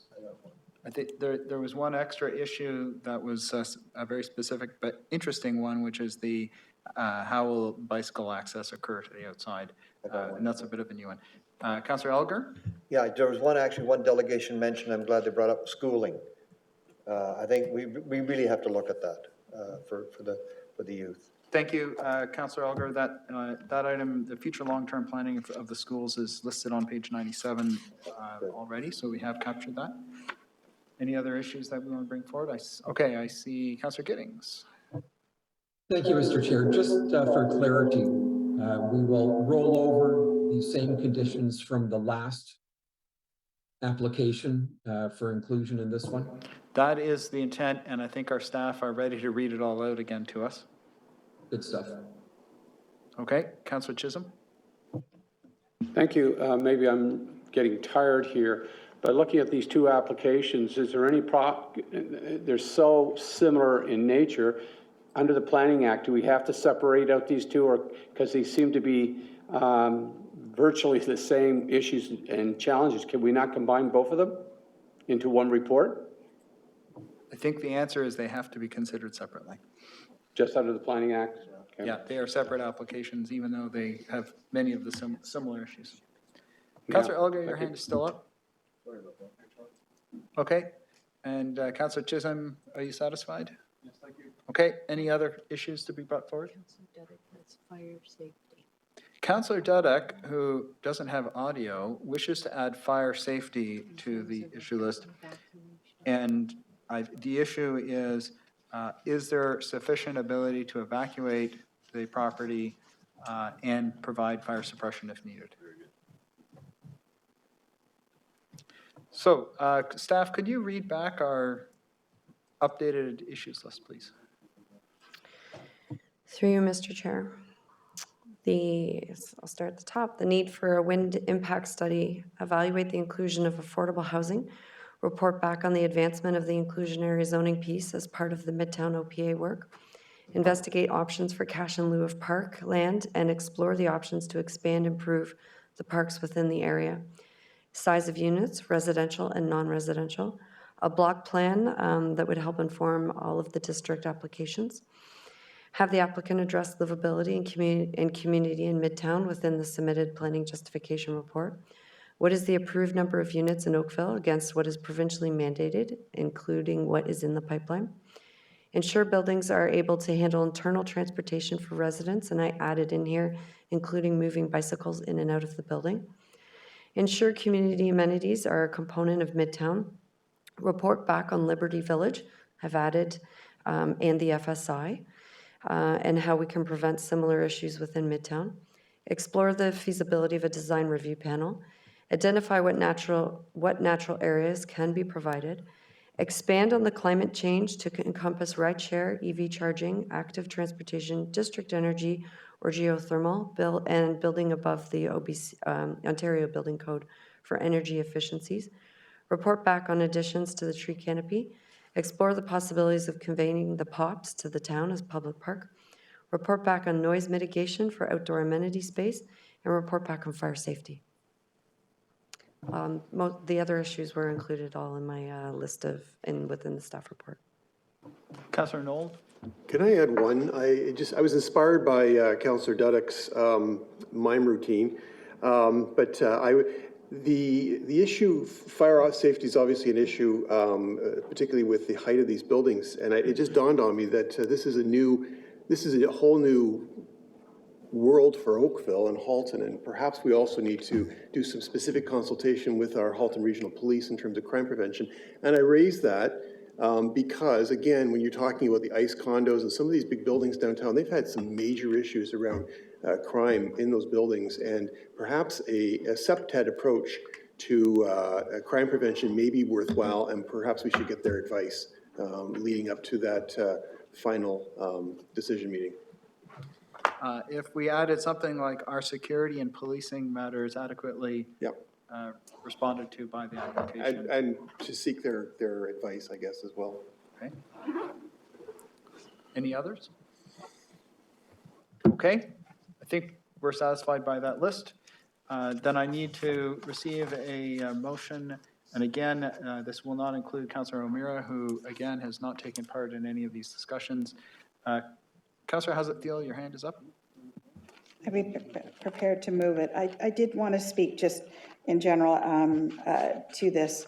I think it's first of all, I want to thank everybody for their patience and for the extended hour, and not an ideal way for us to consider some of the more significant applications that we may have to approve at some point in time.